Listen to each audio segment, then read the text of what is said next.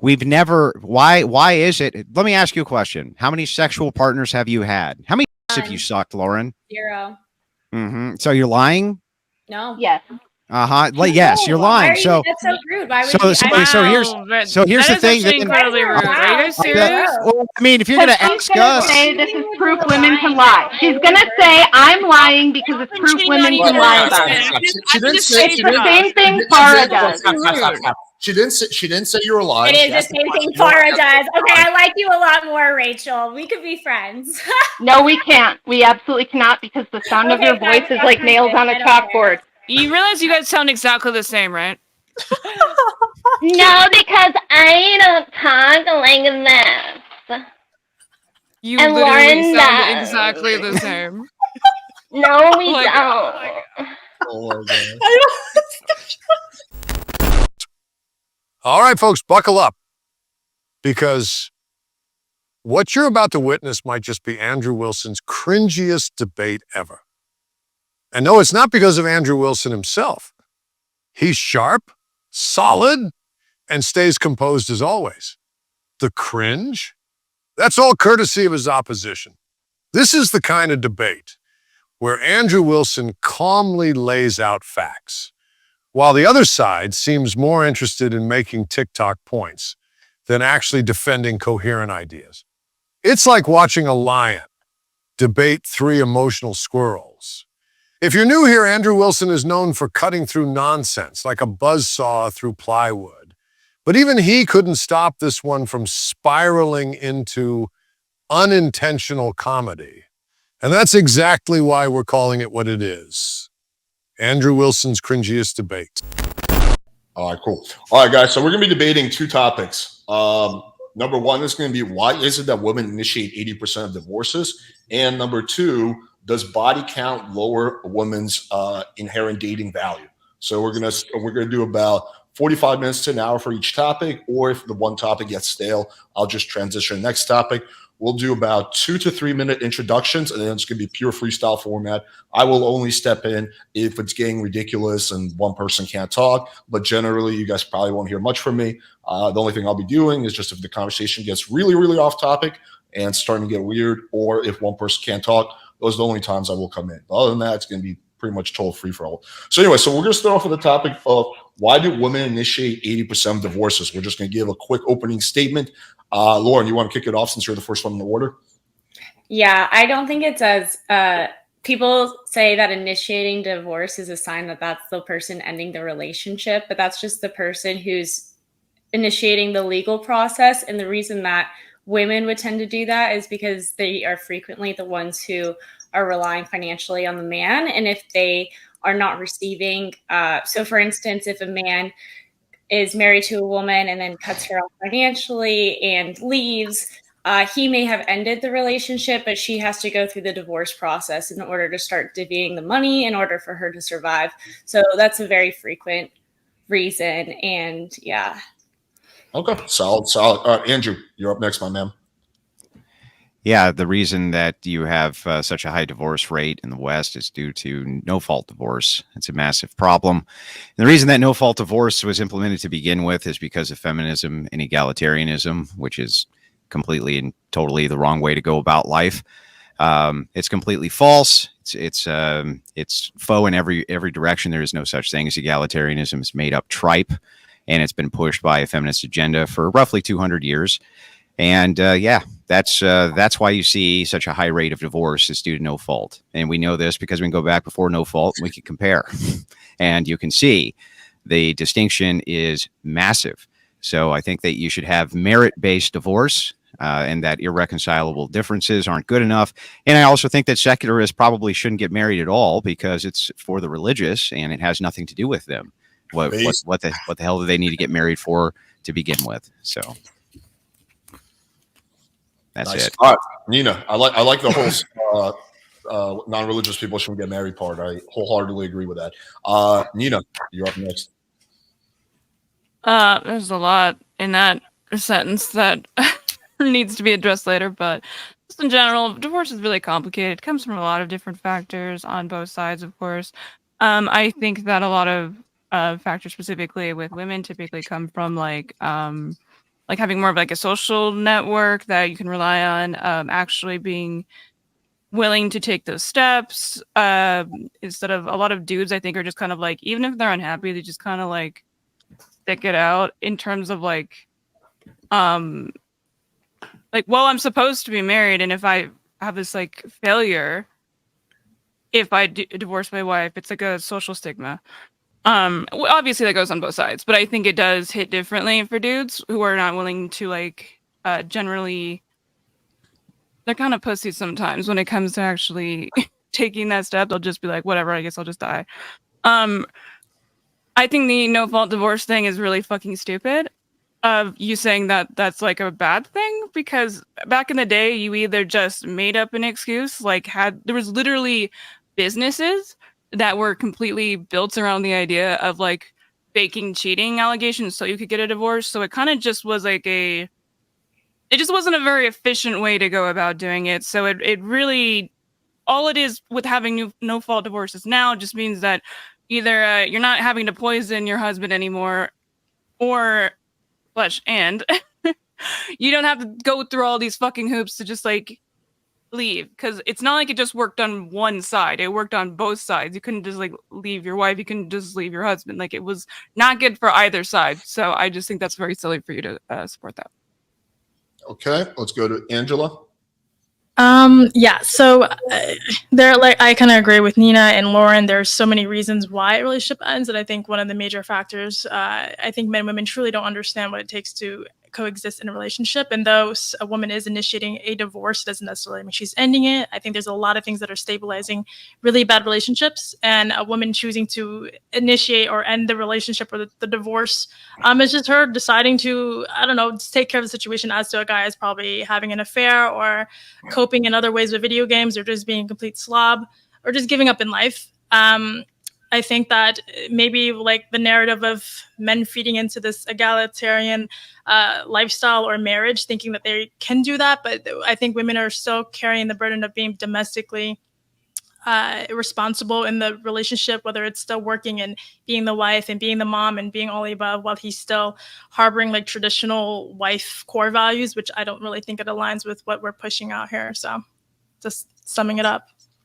All right, cool. So we kind of got everyone's position. So now is the free-for-all portion. Anyone can speak at any time. Kick it off, guys. Hey, Nina, did you say that the only way that men could get it, or women could get out of their evil marriages before no fault divorce, was to poison their husbands? I just want to make sure that we're clear. Did I say that that's the only reason or only way that they could get out? No. Well, you know, you were concerned about the massive non-existent industries that were out trying to prove that, you know, the women were cheating. And I guess that if they couldn't get a divorce, their only option, of course, was to poison their husbands. That seems ridiculous to me, but I'm sure that you have lots of, I think that it's not something that was prevalent. Yeah. Okay. So how would you get out of a divorce, or get out of a marriage back in the day without no fault divorce? Like, if you wanted to leave, you would go do what's called show cause. So you would show a cause, and then the court would grant you the divorce. What was cause back then? Show of cause. What was the cause back then, Andrew? Well, it could be any number of different factors. So infidelity could be one factor. There was all sorts of different factors. It just wasn't irreconcilable differences. I feel like actually had to have a cause. Okay. So a lot of those factors had to do with domestic violence. So you would have that's one factor, yeah. So you had an increased amount of false accusations of domestic violence between partners, because in order to get out of their divorce, they had to have some, or false accusations of cheating. Whereas, and these things could have led to criminal prosecution. No fault divorce hasn't changed that. No fault divorce hasn't changed the ridiculous allegations of cheating. It hasn't changed any of the ridiculous allegations that are levied at people. So the thing is that just saying that there were some isolated cases where they would make these bold claims of lies doesn't mean anything. It's like, well, first of all, the overwhelming amount of divorces right now are due to irreconcilable differences, not due to any other factor. So I don't assume that's something because we have polling data. We have polling data. We have polling data. No, we don't. Yes, we do. So what we have is data that shows that people are filing no-fault divorces. However, you could file for a no-fault divorce, which is much easier than filing for a at-fault divorce and having to show cause, as you talked about earlier. So even if you do have just cause for a show of cause divorce, you would typically just go for a no-fault divorce. So your data is What does that have to do with drastically anything? skewed. That literally has nothing to do with what I'm talking about. So I I'm don't think making a you're comparison and saying that why do you think that people who say now, men and women now, the women are saying we have irreconcilable differences and that's why we're getting divorced? So because it's easier hang than on, having let me to say my finish. husband hits me or my husband Finish. cheats on me or I cheat on my husband. Lauren, calm down. Let me finish my point and I'll let you talk. So you have to make the case then that before the irreconcilable differences, that people were getting divorced before this under some false pretense, which I don't think that they were. I think that they were getting divorced under the pretense of show cause, which they were supposed to be getting divorced under, right? You did something wrong. You did something which was outside of your marital vows. Because remember, you are taking a vow. Do you remember that part, Lauren? If we were to get married, part of our vows would be you would never tell me to calm down again. But we would never get married. I'm happily married. I'm glad that. All right, you should have she made that can't a part possibly of your leave vows. her. But You should have anyway, made that a part of your vows. Don't tell women to calm down. It doesn't help in getting women to calm down. oh no, what are you going to do? Freak out? Oh, that's terrible. But anyway, back to where I was at before I was so rudely interrupted by you, Lauren. I'd like to note that you still haven't actually given me anything here. So what I'm asking you specifically is, what is the problem with no fault divorce other than you want to get a divorce because you just don't like your husband anymore? The reason that I have to issue with no fault divorce is because you have to make, in order to get a divorce, you have to make some sort of an accusation. So you have to either accuse your husband of cheating on you or of hitting you or of doing something. And a lot of this times this would lead to criminal proceedings. So if you feel drastically stuck, it puts you in a very hard, difficult position if you really need to leave. And also, even if you do have just cause, having to gather that evidence. So let's say your husband does abuse you in some manner, I'm not sure, or does cheat on you. You would then have to gather that evidence. And a lot of women don't have the means to hire a PI or to follow their husbands around. Kind of enjoying the gynocentric way that you're looking at this. It's not just the poor woman has to gather the poor woman has to gather evidence. The man also has to gather evidence. The man has to gather evidence for infidelity as well. Has to gather evidence for these things as well. They both have to show cause because they took a vow. So if you don't want to take if you don't want to take a vow, a marriage vow, then why are you getting married? Well, probably for like the legal reasons, you know. So like what? Reasons, oh, like so you can't. reasons, so we can't change the tax system unless people are married. That's ridiculous. That's ridiculous. That I find. Okay, do you find the Constitution ridiculous? You seem like a fervent supporter of the United States and the Constitution. Why would you say that? Based on what? Because earlier you said that people who are not religious shouldn't be married, and it's like funny because we have a first. What does that have to do with the Constitution? Well, we also have a constitutional right to get married. You do. Yeah, Loving v. Virginia. Yeah, that's a constitutional. That's a constitutional right. Which amendment is that? It's what amendment? I don't think it's in the amendment. It's been determined. Oh, so it's not in the Constitution. So it's not in the Constitution, Lauren. Right. It's been determined by the Supreme Court to be a constitutional right. Okay, so it's not in the Constitution, Lauren. Yeah, they can't. The government, the United States, cannot prevent you. It's part of your rights to life, liberty. So is it in the Constitution, Lauren? Can you give me the amendment, Lauren? Do you not understand how Supreme Court precedent works? Yeah, that's precedent. That's precedent. That's precedent. The precedent can be overruled. Right? Lauren, precedent can be overruled. For instance, it was a constitutional right to have an abortion under a case that was recently overturned. So now that's no longer a constitutional right. But because it's precedent. Because it's precedent. Exactly. So you do understand precedent. Yeah, but precedent's not a constitutional right. So if you have a constitutional amendment, you either need to have two. It is. Let me finish, Lauren. You need to either have 2/3 of the states come together to roll the amendment back, or you need to have literally an act. Yeah. Well, if it's not You can have in the other, Constitution, so it's the 10th Amendment. I'm you sorry. said it. You You have said a it's number of in rights. the Constitution. It's not Yes, in the the 10th Constitution. You're Amendment. talking It's about under the case 10th precedent. The 10th That's so Amendment. The 10th Amendment, it says that the rights that aren't given to the federal government go to the prospective states. Lauren, what are you talking about? No, it's the 10th Amendment says that there's a number of rights that are not specifically outlined in the Constitution. And the Like I Supreme just Court said. has determined under Loving v. Virginia and other So cases. which that part of are you disagreeing marriage with? is a constitutional right. People have a constitutional right to choose whom they marry, whether they be interrace and then it was further in Hodges v. Overfeld with gay marriage. So people have the right to choose who they marry. That is a constitutional right. It's not a constitutional right. It's an interpretation by the Supreme Court, and they often get overruled later. Whereas Okay, you can't, the until Supreme they're Court can't overrule later, the amendment. It is a right for anyone in the United States to get married to whom they choose, whether or not they're religious. And I find it odd, even though the First Amendment. So then I can't advocate that there's change. So you're just going to continue to interrupt me and then get upset when I interrupt you. You seem it seems to be impossible to have a conversation with you unless it's the most long-winded diatribe I've ever heard. Try to keep your points more concise. I think it's hard for you to understand big concepts. I get that. I'm trying my hardest. Maybe if you use small words. Okay, I'll try from now on. So, Andrew, are you in favor of a small government? No. Why?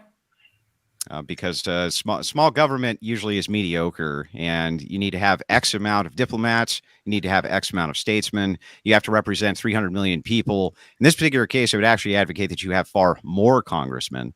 That way you didn't have an electoral state, which was as messed up as ours is. So that's what I would do. I would actually expand the electorate because, having only 2 senators per state is probably not a great idea, just so you know.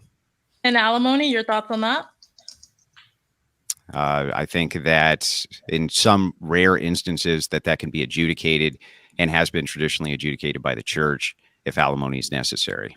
The church? The church, yeah. I don't see why the state needs to become involved in a religious ceremony. Can you give me a reason? Can you give me a reason why secularists need to get married? Any of you? Like, why is that a good idea? Well, I would assume because they love each other. I mean, you can love each other without marriage. It's a religious. Okay, but you might have a sacrament. tradition in your family, like you would want to get married. You mean that came from the religious people in your family? Hold on.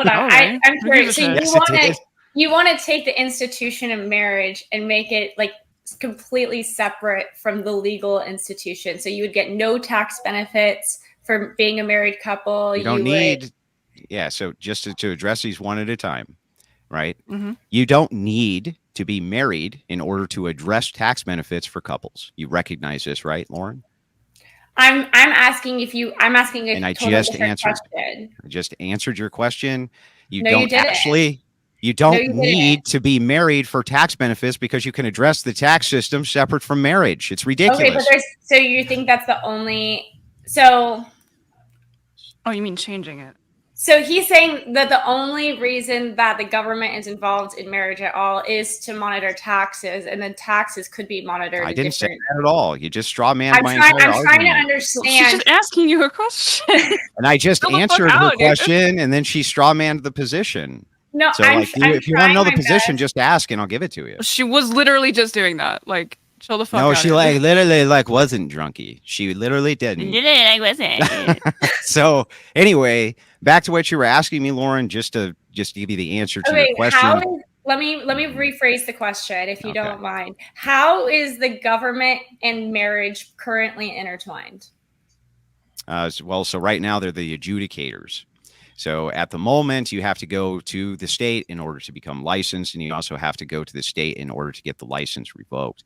So essentially, they operate as a middleman adjudication system between the partnership and the marriage. So I think that can be done by the church, and it doesn't need to be done by the state at all. It's never been necessary, nor is that something which is traditional. That is not a traditional thing which is done. Separated it, right? So if you separated this into like a religious ceremony and you have the states not involved in marriages at all. However, the state would still monitor couples for the purposes of taxation. So what would that look like? And could The couples same thing there? it looks like right now. No, Literally, because it would it's look not like the same marriage. thing it It's looks no like right longer now. a religious thing. It's no longer for the dignity of family. There's Yeah. in legal precedent, a lot of marriage issues have to do with the dignity of families and creating the best society possible for the modern Yeah, it's era. encouraging birth rates, et cetera, et cetera. Yeah, I agree. You're just going to interrupt me every time I talk and then complain if I interrupt you. Okay, well, give me the How does signal this when you're work? done, because it sounds like you're winding down. So It's I'm when just trying I'm to answer your not question. talking.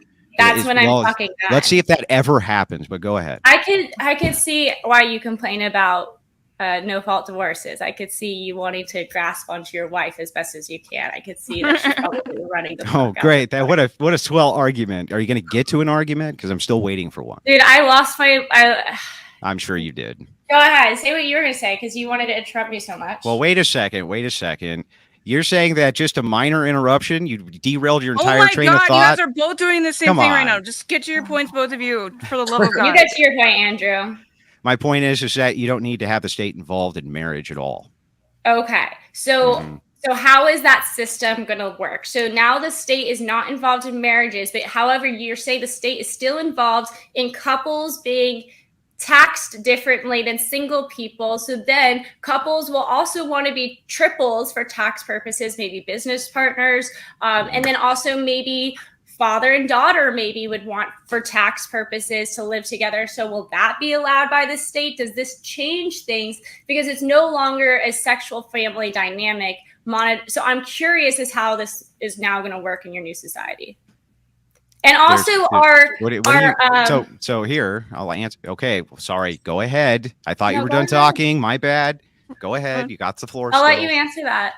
Okay, so first of all you're talking about here is changing one position, which is that the government itself no longer issues marriage licenses. They don't need to do it. For the purposes of taxation, they still are going to track who's cohabitating. They've always tracked who's cohabitating. We have the U.S. Census, which is great at doing this. You have Social Security numbers for your job. And if you want to have tax benefits and tax breaks and things like that, you could maybe engage in what's called a civil union.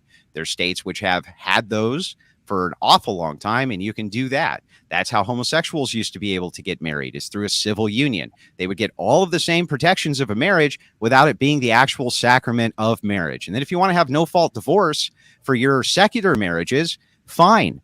But I think that you should probably push for some kind of sacrament or some kind of value to marriage if you want people to remain married. I can demonstrate this by the fact that religious people get divorced less, yet they seem to be happier in their marriages. Do you know the legal distinctions between a civil union and a marriage?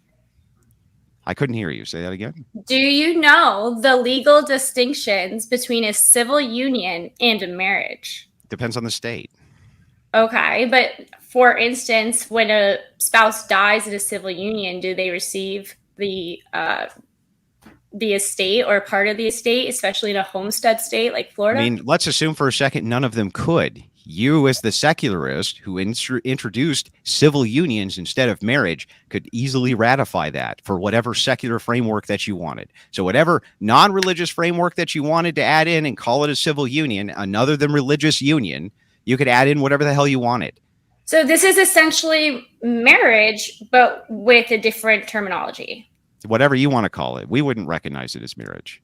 We would recognize you as like people. Why don't churches just have their own ceremony that they don't recognize the state? They do. The state doesn't recognize that ceremony. Don't Catholics not recognize the state divorce anyway? So they already do this. So I'm going to explain this so that you understand. The state itself does not recognize religious marriage by itself. So the state itself still has to issue a license, and you are still subject to the state for the purposes of you being able to get divorced. You understand the distinction there? Well, there's a huge distinction. Yeah, religiously, because if you're Catholic, the priest still won't sanctify your divorce, so you won't be considered divorced. And I know this because my dad's Catholic, and there was issue with my grandma with divorce, whatever, and her Catholics partner. Are really weird about that stuff. I agree. So even though her partner wanted a divorce from his wife to marry my grandma, he couldn't. He had to wait for her to die in order to marry my grandma, even though he was legally divorced, because the church wouldn't recognize it. So that's already your dream world already exists. No, it doesn't. So first of yes, all, the Catholic church has a different Catholic Church of marriage than the state. Stop. State You're missing the point. But the church did it. You're missing the point. The enforcement arm's not the church. The enforcement arm is still the state. So he still had to go. Stop and let me finish. He still had to go and get divorced by the state, right? I mean, if it was just religious. Answer my question. Did he have to go to the state and get divorced? No, because he had to wait for his wife to die, right? You just got them saying that he got divorced, but he couldn't still leave the marriage because the Catholic Church wouldn't let him, right? Right. So now you're asking. Okay, so then he did have to go to the state, and the state did have to give him a divorce. Either way, he had to wait for his wife to die. Because he was adhering to his religious institution, but he still had to go to the state, Lauren, to get a divorce, Lauren.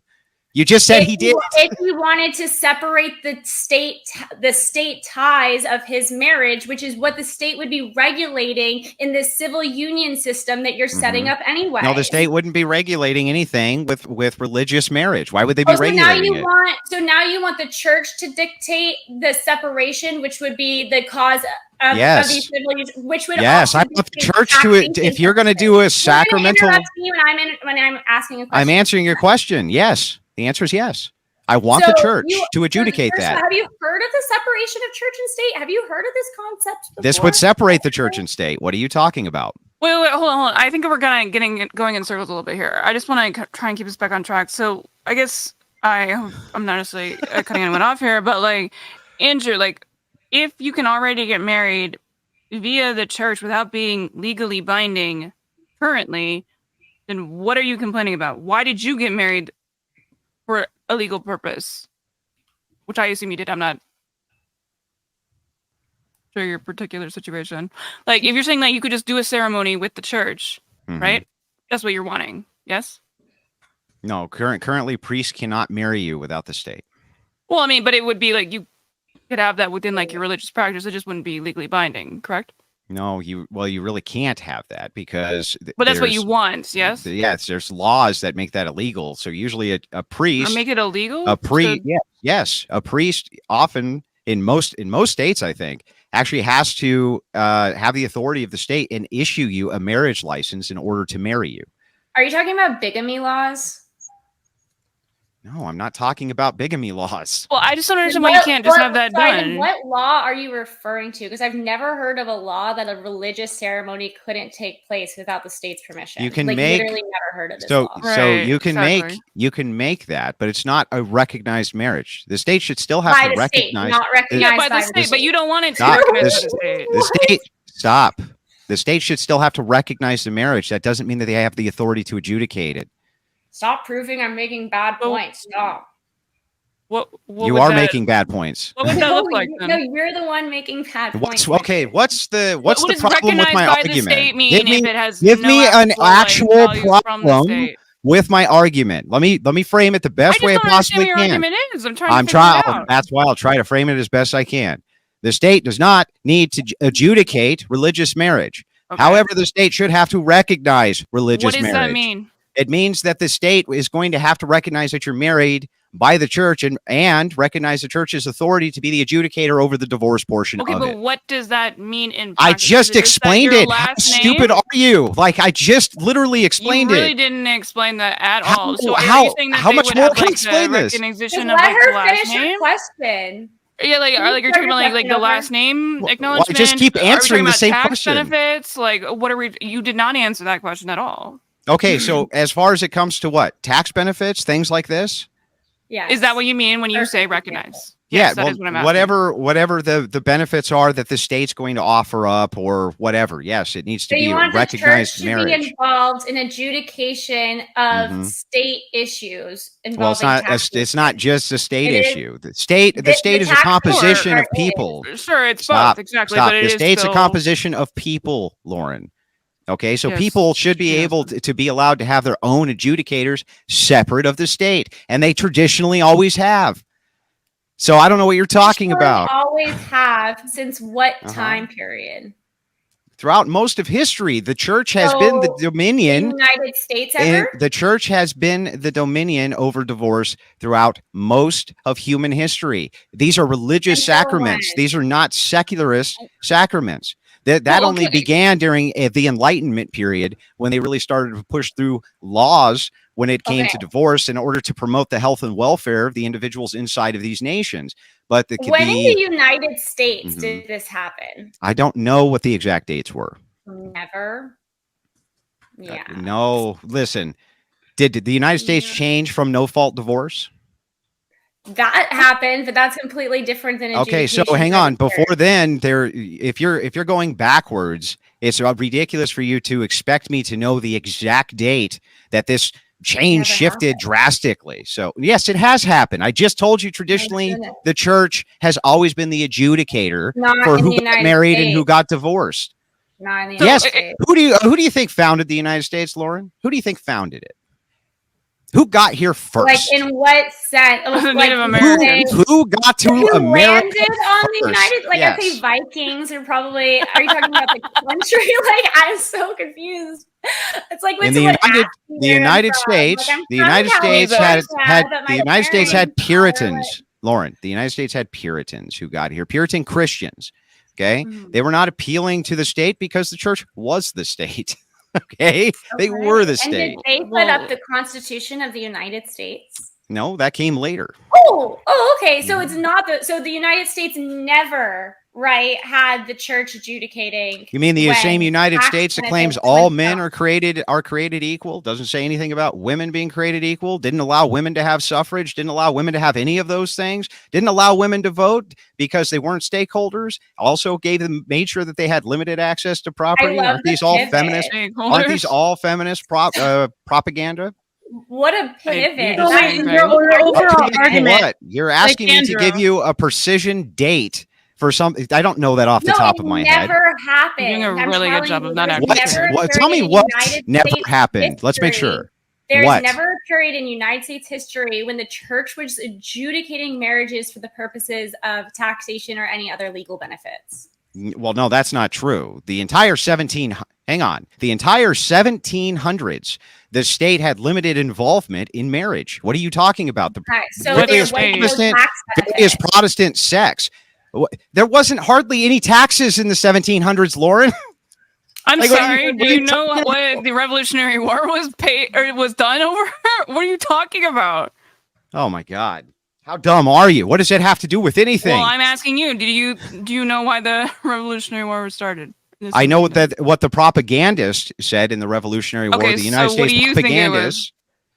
I think that the war, well, regardless of why I think the war was fought, that really has no bearing or merit on any of this. No taxation without representation. That was propaganda. In case you forgot. That was patriot propaganda. Shit, it was patriot propaganda. Yeah, exactly. Didn't mean it didn't happen. You understand? Propaganda doesn't mean that it's a lie. Oh, great. Well, now we have tons of taxation with representation. I mean, wasn't the Tea Party, wasn't like the whole Tea Party thing about the tea being taxed too much? So you're telling us there's no taxes in this entire fucking country was founded I didn't say that. I just said there wasn't very many taxes. And I got to tell you that there wasn't. Literally, the entire reason was because there was too many taxes. The purpose of marriage. No, that wasn't the entire reason for the Revolutionary War. That's insane. You're talking about the Boston Tea Party. And you're talking about patriot propaganda, which happened. The patriot propaganda was necessary for the war effort. Okay, I support my country. I don't appreciate your bullshit here. I'm mad that I'm siding with the liberals. I just want to say that. You made me, Andrew. That's unfortunate. I'm even wearing a conservative shirt. Damn. All right, let's redirect. We covered. No, let's not redirect. I'm not done yet. I want to know. I would like to know, when do you guys think the income tax started?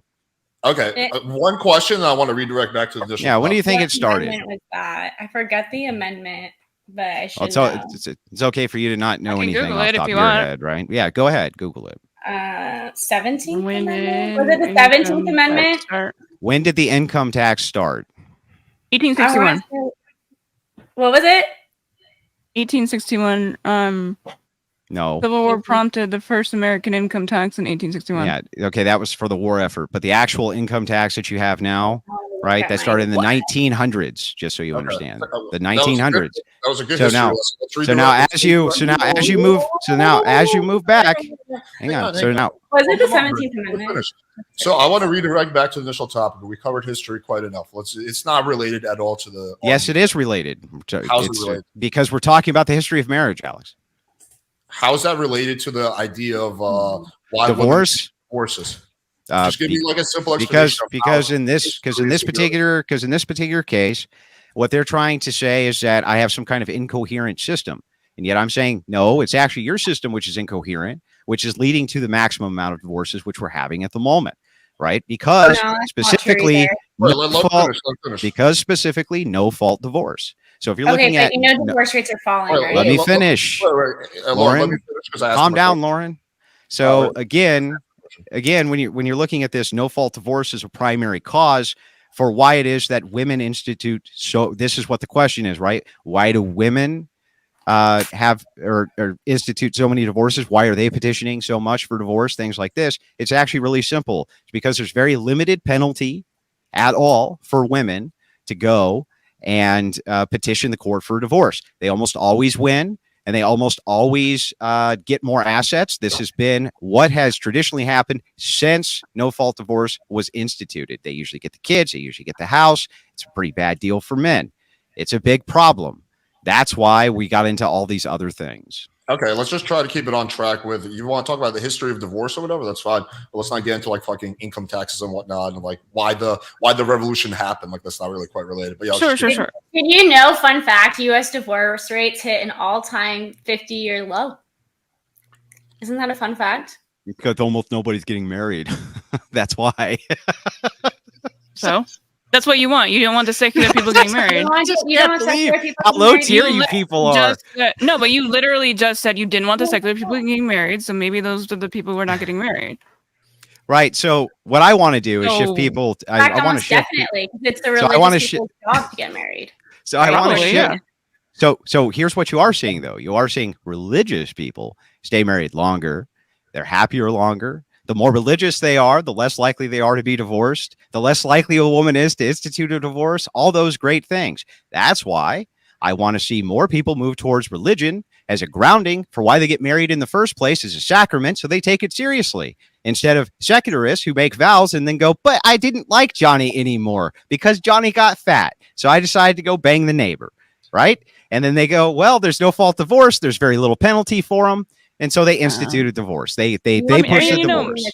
Men and women cheat at the same rates generally, so I don't really understand what that's going with. But do you really think that like you should just not ever have any reason to leave, or like is it do you actually believe in the fault divorces, or are you just saying that to be like annoying about it? Or do you believe that nobody should ever be divorced? I don't know what your position is on this. Do you think I'd like Steven you to clarify. Crowder's wife should have been allowed to divorce him? Great question.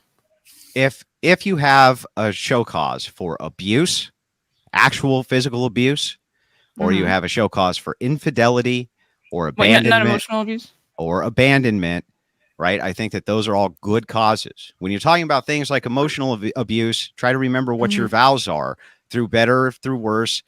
Sometimes in marriage, you're going to have years, not months, not weeks, but years that might be really rough. They might be hard. Marriage is really hard. People shouldn't enter into marriage. They shouldn't enter into marriage unless they're prepared for all those hard times. I don't disagree that marriage is hard. It's scary. I understand like that aspect of it. But like if somebody is abusing you and you have kids, like even if it's emotionally, why do you think that they wouldn't abuse your children? And on second question, I'll let you finish, or I'll let you answer in a second. Yeah, but let me just finish my question real quick. Would you think that it is okay to leave a marriage if your partner, whether it is, man, wife, whatever, is abusing your kids? Do you think that's fair to leave that marriage? Or more than anything, I would even think like maybe it's like your duty that you should for the good of your children. if your partner is abusing your children, should you be able to leave them? Is that what you're asking? I was a two-parter, basically saying like if somebody is going to We'll just do one part at a time. Okay, that's fair. We'll start with the first part. If somebody is going to abuse you, like emotionally or physically, why Physically, do you yes. think that they wouldn't? I'm saying both. Let me Yeah, finish but my I'm not question. saying both. Do you think that they're not going? Well, I need to clarify. Okay. Would you not think that they would do that to your children? If you have a spouse who's physically abusive, I think that Physically they probably or would. emotionally? Yeah. Well, Okay. the problem with emotional abuse is that it's highly subjective, and I don't know exactly Sure. what it means. So I know what physical abuse means, and I think that all of us would agree with what physical abuse is. Well, you think like gaslighting would be like a stop, Nina. Okay. Let me answer. Go ahead. Okay, I think all of Go us ahead, would finish. agree what physical abuse is. I think all of us Sure. would agree what infidelity is. I think all of us would agree what abandonment is. Not sure all of us would agree on what emotional abuse is. Okay, well, I guess I'll like try and clarify then. It's something like somebody who's gaslighting you constantly, or like I mean, like you saw the Steven Crowder stuff, right? Uh-huh. Like, do you think that what he was doing to her was not emotionally abusive? Maybe. So what? Well, So I'm wait, saying, how is that? What do you mean? So what? So what if the kids are witnessing that throughout like a 10-year marriage? Do you think that will affect the way Well, the kids that's will carry on different. through So life? now you're Well, that's talking what we're about. asking. So now you're asking about some elongated pattern of behavior that's like never ending or something like this, rather than an isolated incident. So here's what I'll say, right? As you guys kind of giggle and scoff, which I find amusing. All of you, every single one of you, have You seem to been love mean, women. have been mean to a man, right? Or have had men be mean to you. Every single one of you have had engagements with men, especially whoever you're dating or something like this. I'm where sure the we all guys, have. where the guy's been a shithead or you've been a shithead to the guy. But that didn't mean that you broke up the relationship over that. A marriage is something that's much or should be much more difficult to break up than just some relationship you have with a boyfriend. And the Sure, thing I mean, is I that don't human, I hang on, definitely have let me ended finish, relationships and I'll with turn it over, I promise. But Okay. emotionally, if you're talking about emotional abuse, I think that that's really difficult for us to agree on what that's going to be, because I think a person could maybe even emotionally abuse you for 3 or 4 years and then stop doing it. Marriage is work, or whatever you consider to be emotional abuse, or you, them. Marriage is work. Relationships are work. Relationship dynamics are work. Now, let me ask you this before you guys ask me another question. Who here besides me is married? Raise your hand.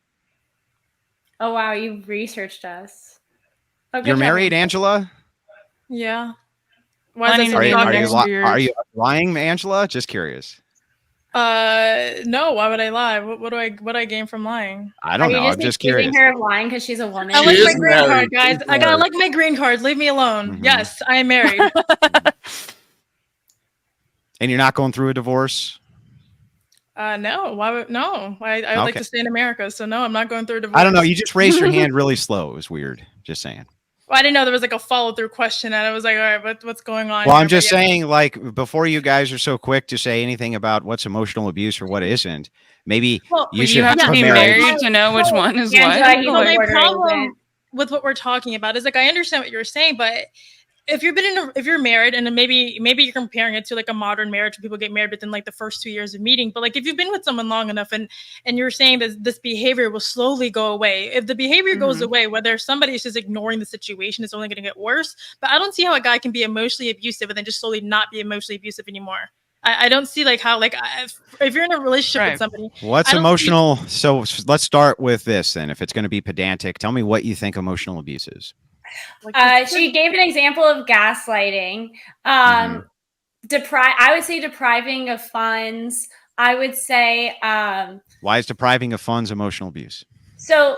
For instance, I know somebody who her husband would go out on trips. I don't care about an anecdote. I care about the argument. Why would depriving somebody? Anecdotes are not an argument. Give me an argument. It's an argument. It's an example. You asked for an example. I didn't ask. I asked specifically for an argument. So what I want to know. I'm going to answer the way that I was going to answer. What I want to know specifically is an argument for why it is that deprivation of funds is emotional abuse. Okay, I'm going to give you an example. Of course. Of how deprivation of funds is emotional abuse. I know someone whose husband would go on trips, and even though they had a newborn baby and she was in college, he would cut off their credit card when he would go on trips. And he wouldn't tell her how long. And sometimes it would be days, sometimes it would be months. She would not know. And so she would just have to survive on the food in her closet, like food that she had in her pantry. Eventually, she would have to go to her mom and ask for food. It was emotionally abusive. Okay, well, I know a couple, and what they do is he deprives her of money because he thinks Hold that on. she spends. Hang on, no, you hold on. I just went through your Did whole that diatribe. answer your question? Just went through your Did entire. that- No, did it that doesn't. answer your I'm giving you a counter example of how it doesn't. So I know everybody in the exact same type of situation, the exact same type of way. Just the opposite is true. Refute it. Okay. Refute. Give me a What do you mean? refutation. Well, What do you asked, mean? So the deprivation of funds and Go ahead. whatever my anecdotal scenario is good. There we go. So now give we're me at an a stalemate. example. Can you give me? I don't understand the exact. I know you don't opposite. understand. yeah, 'cause So you're not he's doing a deprivation of funds, and it's actually good because it works for their marriage instead of she doesn't like it, I guess. You know, whatever the Well, no, I'm anecdote curious. is. What is your anecdote? I'm actually curious. So the Can you anecdote tell? would be that she spent too much. She spends too much money. Because she spends too much money, he cut off the credit card payment. So he deprives her of funds. That's good and healthy for the couple. I've known couples where this has happened to them. Here's an anecdote for you. There you So go. I gave you an Refute it. example of Okay, abuse. well then terrible that's anecdote. probably not. Yeah, well then that's probably not a if it's something that like she has an issue and Well, then no, they it's like actually agree to emotional abuse to together. him, huh? How dare she make it so that that poor guy has to freeze her credit cards? He'd love to share the Like, money yeah, with her. You might be He would right love about to. that. That's fine, but that doesn't discount what her argument was and what What's she her was trying to use argument? as an Her example. argument was an Talking- anecdote, not Do an you argument. remember like Well, it's an eighth grade- example. It's What an year did you anecdote. take geometry, Andrew? Those Like, things are not basic mutually geometry. exclusive. What? I'm wondering what year you took basic. What the fuck does that have to do with the Because we price of struggle tea with and the logic Boston Tea structure. Party? Geometry is. Yeah. I struggle with logic structures because of Yeah. geometry. Well, not because it's not geometry's fault. Okay, Lauren, let me ask you a question. There's Mhm. 3 laws of logic. Can you name them for me? What do you mean 3 laws of logic? So are you saying, like, for instance, if A, then B? Yeah, the That 3 laws. 3 laws of logic. There's only 3. Can you name even one of them? Okay. Yeah, it's like if A, then B, if Oh, I don't remember. Like you would Yeah. have to know this off the top. maybe you of- should have stayed in geometry, I guess. Identity, non-contradiction, excluded middle. Like I You mean, should have stayed in geometry. you're just Lauren. They're you like- realize how dumb that you make yourself look, Andrew, when you Yeah, just I made myself look Yeah. dumb, that's for you know, sure. you can just easily Google. Like you're really gonna think like it makes her look stupid that you're just like, hey, name like you're basically doing the same logical argument of like the That she did. oh yeah, Just- you're a just fan doing of the this same thing band. back to Name her that 3 she did to songs. me. Got Got Name it. 3 songs from the band. Like it's like Then we could just look it B. up. That's what. If Hang on. B, then She. C, So she asked then me. If A, then she- C. So she No, asked I'm me writing when it did you down. when did you fail? When did you fail I got a geometry perfect score for your in logical geometry. argumentation structure? So Yeah, I got a okay, so perfect score in geometry. I went on to get a perfect score on the Alright, ACT alright, math. I alright, went on to get a alright. perfect score in Let's the get back on the GRE rails in here. math, and then I went on to be a math major. What does geometry have to do with the logical structure, Lauren? There's logical Of an structures argument. that you seem to be failing. So, for instance, when I gave the anecdotal example of how I'm going to deprivation the of bathroom while you funds guys are having this. can be, and this is actually one of the logic structures you were just talking about. So maybe you know them off the top of your head, but you don't know how to apply them, which seems to be an issue for you. Oh, If I give an I need example of geometry how for that. deprivation of funds can be abuse, you giving an Mhm. example of how deprivation of funds could not be abuse is not Mhm. discrediting the fact that my example was still an right. example. Both are non sequiturs, Lauren. It That was wasn't my a point. so Yeah, going back yeah, they're to both non sequiturs. going back to your They're not anecdote to arguments. how to cut off the funds, like off of your example for someone who's married, is that what you would do for your marriage if somebody was spending, if your wife was spending too much money just to cut off the funds, just to like teach her a lesson? What would you do? Well, it's not teaching a lesson, but I have children. She has children with me. I think that it's very important that if one of the partners is being irresponsible with money, that it's a duty to, in fact, to cut off funding so that they're no longer irresponsible with money. And I think that oftentimes, especially if you look at consumer spending, women are responsible for upwards of 70 to 80% of all consumer spending. They spend a lot of money. So the thing Oh my is God, that that's still not a oftentimes fair It's a statistic. misleading stat because women spend money on Yeah. a lot of things like household stuff and everything. I more. agree. Listen, So I agree. What I'm saying to you though is that generally speaking, they spend a lot of money. So you're going to often find that when financial disputes come up inside of marriages, it's not usually the man who's overspending. They do, don't get me wrong, it happens, but oftentimes it's a woman who's overspending. And so it falls under the duty and purview of the man to say, no, you can't overspend.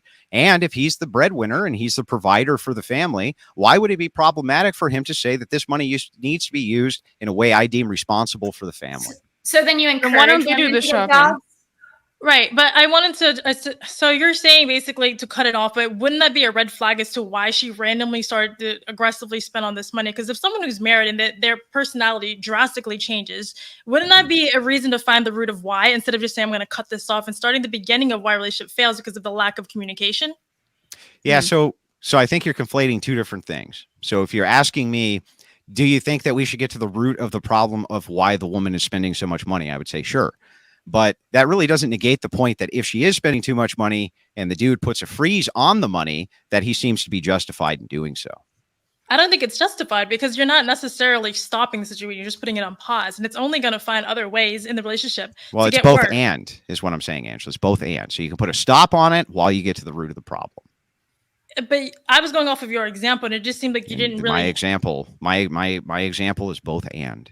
You can do both things at one time. You don't have to do one or the other. You can do both, and then you can do the other thing as well. So again, marriage is work.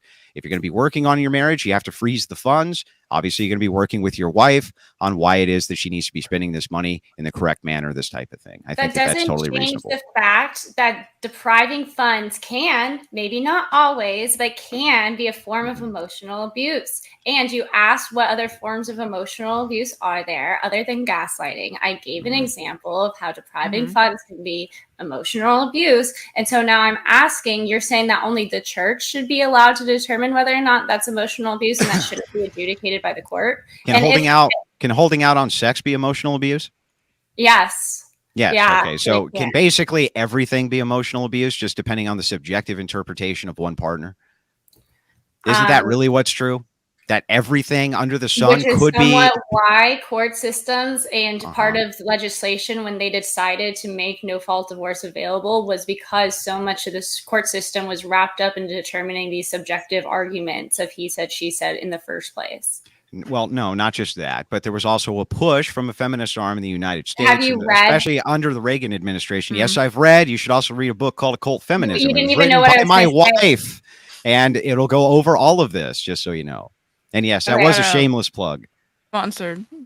Have you read We the love justifications that legislators have made for the reason in which they have implemented no-fault divorces in their state and why other legislators in their various states have still kept some sort of at-fault divorce available for those who want it?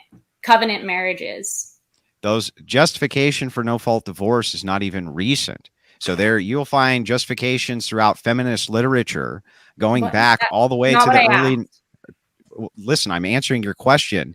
No, you're not. Yes, I am. Let me finish.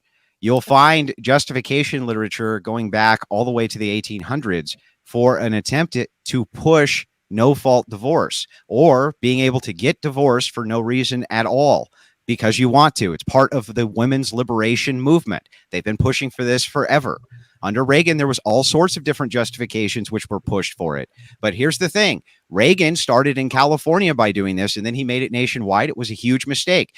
How did civilization survive, Lauren, pre-Reagan instituting no-fault divorce? How? Why didn't everything just blow up? Okay, so I love how you pivot from answering my question and give me another question, but I'm just going to repeat my question. It's like the most thorough way I could have answered it. What the legislators wrote. Which legislator? There's various legislators. Yeah, give me one name. You don't know one name. You asked me a question. If I've read, you like that band? Name 3 names. So under the footnotes of give me one name. Oh, just let her answer the question. Just answer mine. Give me a name, and then I can answer the question. You don't know the name. Why is she even asking me the question? I'll look at it. I'll be the researcher. Which Supreme Court justice wrote that. I couldn't give you the name. I've read Loving v. Virginia. I couldn't give you the name of the Supreme. Do you know the Supreme Court justice who wrote Have that? I read the justifications of the people whose names you don't know? This is big brain stuff, I'm Lauren. asking under the footnotes of all of these laws, for instance, the creation of the covenant law, you could look up why a legislator wrote that into the law, and they give their rationale. And I'm asking, That's nice you, of them. went back, No, I haven't read everything that everybody's ever written, Lauren. Yes. Yeah, then why are you expecting her to have done that? Like, Because because if she applies the standard to me of have you read X, but she can't even tell me the person whose name I should know. It doesn't matter. Like, you're just like, you're the type of person who thinks that you have to know every little aspect of philosophy to understand the actual concepts. A question, like, if you ask me question X, Nina, if you ask me a question, let have me you read look up what was your question? X person has said, and I say, what's X person's name? And you say, I don't know, your credibility goes to zero. No, that's because not people true. forget There's names. It is That's true. very silly. That's very silly. The author's name. There's plenty of things that I've read that I don't know the author's name. And if person's you not really that haven't important. read a lot of things without knowing the author's name, I'd be curious how much you've read in your life, which appears to be Books. Wait, what What's a book? exactly was your question? You know what? I will Google it. I will Google it for you, my guy. If you don't know the name either, like, I don't know. Like, I will Google it for you. What was your question when that you were getting all pissed off and like trying to pivot and distract from her line of thought to answer? You don't remember the question that you're going to Google? You want me to repeat the question? I was looking up something else. By all means. Okay, so the legislators who wrote, like, for instance, Georgia, does Georgia have covenant divorces? Okay. I don't know. The various states in which have covenant divorces, they typically write a treatise as to why they created a covenant divorce, or why they got rid, or why they changed the legislature. I'm wondering if you've read any of these treatises. No. Okay, so you don't know any of the legislators' justifications for getting rid of at-fault divorces. Well, no, that's not what I said. There's more to a legislation process than a treatise. So there's all sorts of political justifications which are done on the national and localized level by several different authors. Oftentimes, legislation like this is not even drafted by the person who writes it. It's drafted by external parties, Lauren. So no, I may have read quite a bit on it, but that doesn't mean I've read an example of a treatise directly. So, okay, if you've read quite a bit on it, can you please give us some of the reasons and why these legislators chose to get rid of at-fault divorces? And where and which legislature? Let's just say New York. Okay, and which legislature? Under who?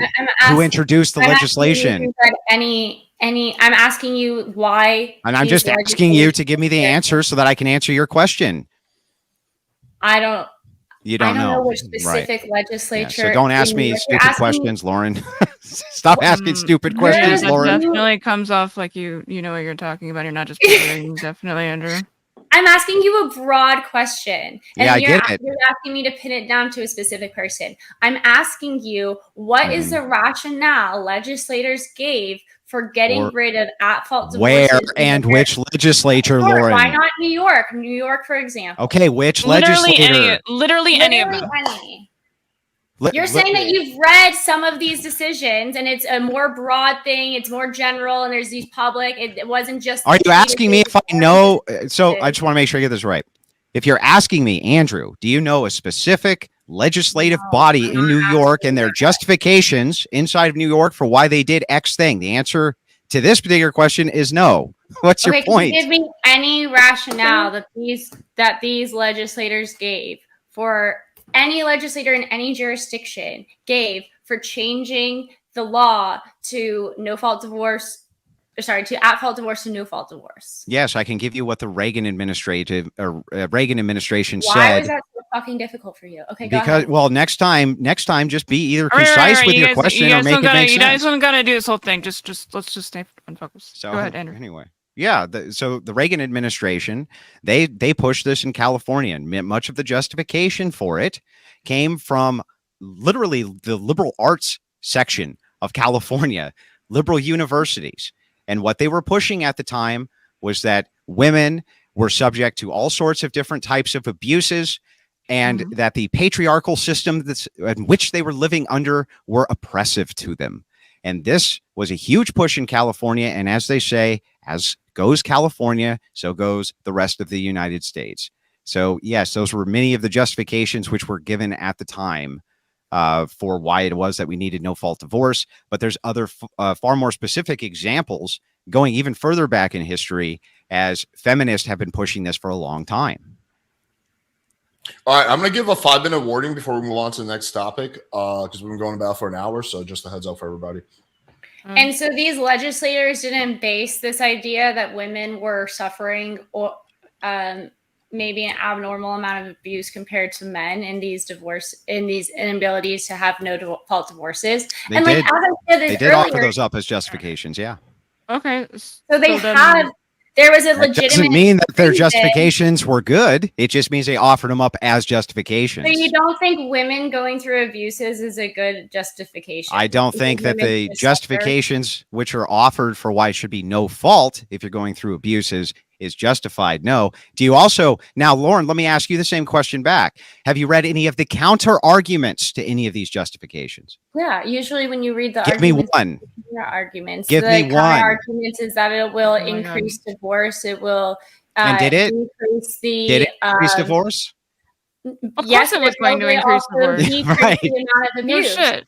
So there was Bennett, the issue that was at hand, which was women being in abusive relationships and not being able to gather the evidence and be able to afford an attorney without their husband finding Right. out, because typically their husband Right. monitored finances. So these women were stuck in these abusive relationships, and now they're capable of getting can out you of tell me abusive who wrote relationships. that? So yeah, there's going to be an increase in so in divorce. California, but over time, there was a decrease in Yeah. divorce.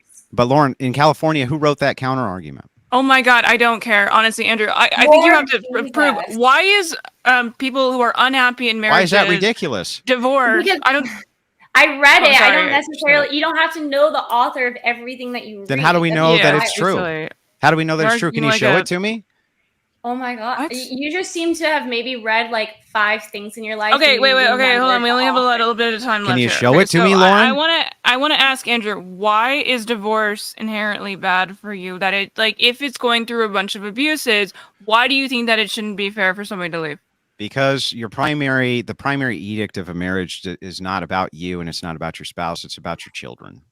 Okay, And so if somebody's continuously hitting you, keeping continuity inside of your family is the most important thing that you can do. The outcomes for children, and you're all consequentialists, I'm sure, the outcomes for children are almost always better if they stay inside of your household. Let me give you an example of how bad this is, Nina. Let's say that you have children in a house filled to the brim with abuse, and you remove the children and hand them over to the state. They're 100 times more likely to be abused by the state than they would have been inside of their abusive home. Great, that's actually a fantastic argument for divorce.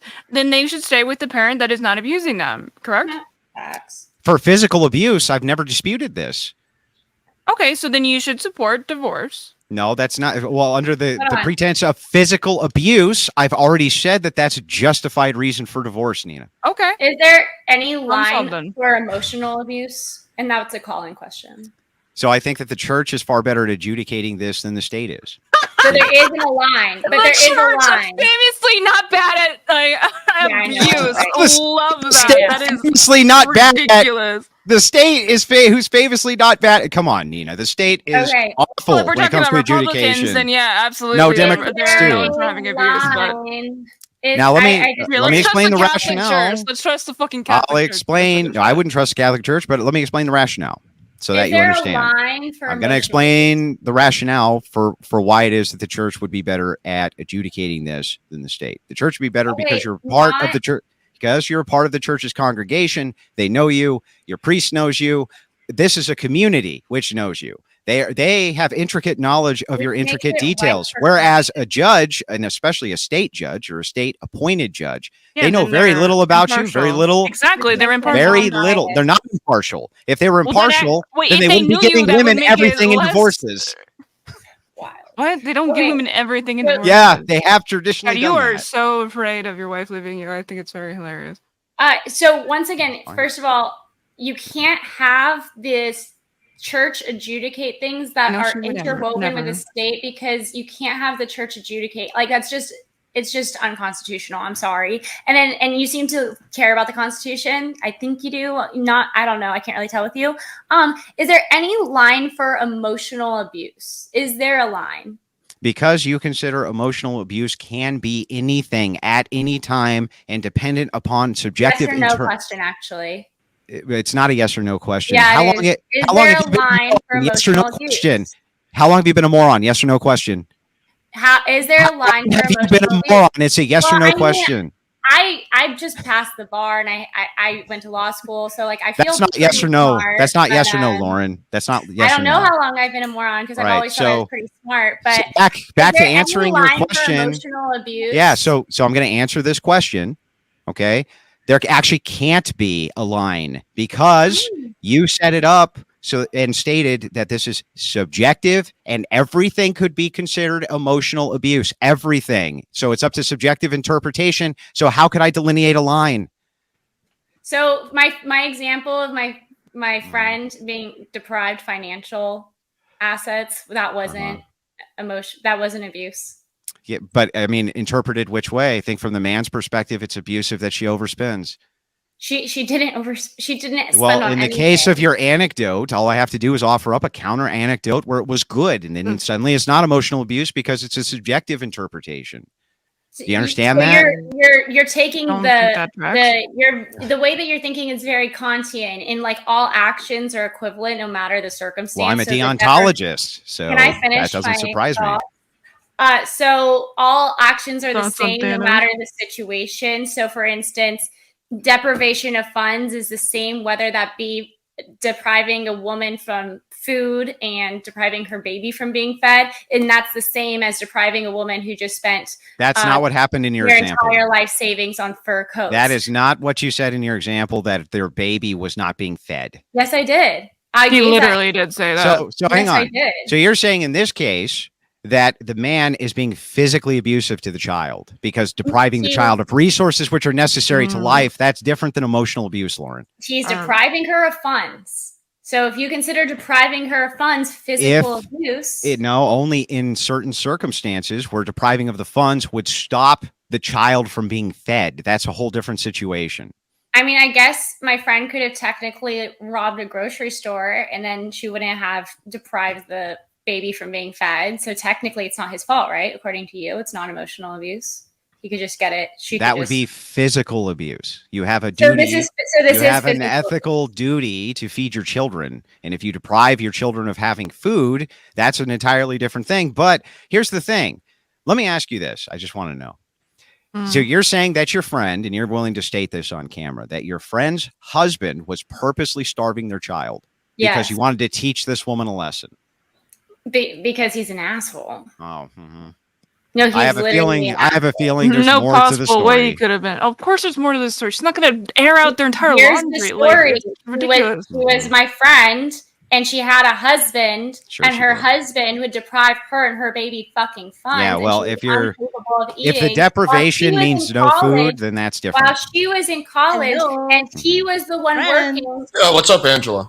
Yeah. Okay. So let's just bring this back because I Lauren, love you, but it's anecdotal. I don't think anyone gets married and just becomes an asshole. I think these things turn into unless you married an asshole, ignore the red flags. She married an asshole. And so that's her problem, and it's unfortunate. So I want to bring it back to Andrew. I don't think people should marry. Yeah, she was just trying to use this as an example.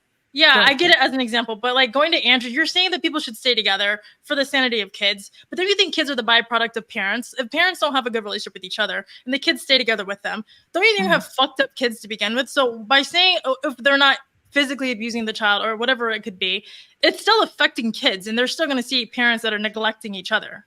So I understand the argument here. The problem with it is that when we see these kind of behavioral elements in society that you would consider to be bad, such as, prostitution, prison, all of these different things, that all of them tend to stem, including homelessness, from a single mother, not from parents who have, or children who have two parents in the household. You just completely ignore. And what I'm saying, no, I'm not completely ignoring it. I'm not Nina. Nobody needs your help, Nina. We don't need your help, Nina. Let us finish our conversation, Nina. Apparently, you just mumble incoherently while drunk again. Are you going to mumble incoherently while drunk? Or are you going to let us finish our conversation? Okay, I don't knock it know if off. that makes any sense, but like, okay, so Okay, obviously here we go, mumbling incoherently. she I can't wait. was arguing about how parents rub off on their children. I think you as a parent know that, correct? Yes, I agree. So that's the basis of her argument. Yeah, what is it? Thank So you, it's a Nina. little Didn't know weird that. yeah, that's So, why I so don't we're understand why talking you're because going we're talking in about some direction here. outcomes. Because we're talking about outcomes, Nina. So is the Yeah, but can outcome you engage is with the her outcome? argument? I am. Is the outcome optimal for the child, even Okay. if they're in a home where the parents don't have an optimal relationship? That's what the real question is. Because otherwise, why would you break up the family? That makes no sense, Nina. Do you understand that? Some people are together and they don't have a healthy relationship together. So Right. just because of divorce doesn't mean you're still not being a mom or a dad. I that's- agree. Right. I agree. Not in every single example, but if we're specifically looking at the outcomes for children who have both parents intact in the home, even if the parents don't have an optimal relationship, the outcomes for the children still tend to end up being better. And the outcomes for children have always been better outside of single motherhood, which has skyrocketed since no-fault divorce. That is not something which is arguable. It's just true. Well, yeah, two parents, but I mean that is true. That having two parents. So marriage is for the more children. It's valuable. not for you to go get your man's credit card and go on a shopping spree. It's for the children. So I have a couple of questions. Would you consider, like, if a woman, for Are they instance, geometry questions? if a woman, for instance, deprived a man from sex for a significant amount of time and cut him off in front of his friends and was like clearly being emotionally abusive towards him, would that be grounds for divorce? No. I think that he has an obligation and a duty Beat the shit out of her. through his religious convictions to work diligently in fixing that marriage first. With the Bible. And then another question: if you are emotionally abusing your partner to the point in which it's causing them physical stress, so for instance, their hair falls out, or they start cutting themselves, or they start doing things that is like physically causing them harm, is that considered physical abuse now? And is that grounds for divorce? You can say whatever you want on my channel. This would depend on if these are correlates or provables. So if you can literally go to court and demonstrate my hair fell out because all this guy does all day long, or you went to the church and demonstrated this, my hair literally fell out of my head because of all of the verbal abuse, and here's the demonstration of this, I think the church would probably grant you a divorce. That would be there is a line ailments. for emotional abuse, because that's pure emotional abuse. So there is a line for emotional abuse. I mean, again, because it's subjective, it's always going to be a subjective interpretation for arbitration for it, which why I think that having a body of a community which you're a part of arbitrate for you is far superior to having strangers in a court who usually side only with one party over the other traditionally. But earlier you said there was no line. I just said that again. So, I literally just said it again. But when you just said there Why aren't you was understanding no line, this? There's a physical. It so doesn't you mean that said it doesn't mean, dude. I don't know why you you said don't if get the this. emotional abuse causes your hair to fall out, then that's enough. But earlier you said No, I didn't say no that. line. I said I think that a church might grant you a divorce under those grounds if you could demonstrate that your hair literally fell out due to the amount of overt verbal abuse that you were getting from the other partner. I don't know how you would demonstrate that, but if you could, I'm sure that they would grant you in that particular instance a divorce. But So you do that think the doesn't church change is the able to fact that ground- these are interpretations, subjective interpretations, which are done of what you consider to be emotional abuse. Do you understand? All right, guys, one minute No, mark. 1 minute mark. I So don't just one more minute understand, for this because topic. Either it's way, and. whether or not it's the church adjudicating it or the state adjudicating it, it's a grounds of divorce being emotional abuse. No, well, no, I Which think you in that previously case said they would make a physical argument that this led to physical ailments which are detrimental to me, and I can demonstrate this through some, crazy over the top means. But when you're talking about emotional abuse in general leads to physical, when you're talking about yes, but here's the thing. So does happy, healthy marriages can lead to physical detriments too. Working 60 hours a week can lead to physical detriments if you're doing it on behalf of your family. All sorts of things can lead to physical detriments of the body. You claiming, hey, it's just emotional abuse which causes these detrimental outcomes is bullshit. And it's nonsense across the board. It's a subjective interpretation that you want to utilize in order to push some sort of, but what if they're abusive in a way that can't be proven? That's all it is. Isn't one of like the biggest factors when it comes to male health detriments in like older age is stress? Yeah, but the stress doesn't necessarily come from abuse of your wife. It often No, of comes course from not. But externalities. stress is not a physical thing. It is a emotional thing that then causes a physical reaction. No, it can also agree be that a is- physical thing. You can put a lot of stress No, on your right, body that's- physically. I hate to interrupt, but I let this run like way longer. It's a juicy debate. We're going to do like a open panel afterwards, so you can revisit this topic. I actually have a few questions I want to ask myself, but I'll wait until the debate is over. So before we move on to the next topic, I do want to ask the panel a question. Initially, I intended this to be pretty balanced, like kind of like more of like a 3-on-3. Would you guys be okay if we invite Rachel, Andrew's wife, on? I want to check with everyone on the panel because I didn't clear with any of you guys beforehand. So if you're not comfortable with that, there's no worries. I would have no objection to that. You cool with it, Nina? Of course, I love Rachel. Okay, cool. I just wanted to be fair. Okay, Andrew, why don't you just send her the link directly? I don't feel like it was unfair, but okay. I'll send her the link. Not that it was unfair, but it was like a 3-on-1. I want to be more balanced, ideally. Yeah, I mean, it was like unfair when it consent. I thought. Listen, Andrew, if you don't want to talk to your wife, I understand. Okay. But, I thought Andrew and I would be more on the same page. I actually kind of expected that too. Well, maybe Lauren, you said your shirt was conservative. It is. It's that show tonight. It's like SNL, but for conservatives, and it's very funny. It makes fun of Andrew Fauci a lot. I don't believe you that it's funny, but okay. It is funny. It is funny. It has my friend Michael Loftus on it. Yeah, it's good shit. All right, Rachel, how long do you need to jump on? If you can make it in like 30 seconds, then we'll wait for you. If not, then we'll. Yeah, I just sent her the link on Discord. The problem is that she doesn't have a camera because I'm using the backup cam, so we may have to move on anyway. She can keep her camera off if she wants to. She just next to you. Fun. That's why no more fun. Send her on her camera budget. We'll get started, and she can join when she joins. Okay. So the next topic that we're talking about is a woman's body count, and the question is: does a woman's body count affect her desirability as a long-term dating and/or marriage partner? Is everyone clear on the proposition? Can you be a little bit more specific about that? You're saying, does it affect? But like, what do you mean? Does it lower her value as a potential partner for long-term dating, specifically, not for hookups? Okay, specifically women, right? Specifically for women, but you can bring it to men. That's the make an analogy. Okay, Lauren, you want to kick it off like last time? No.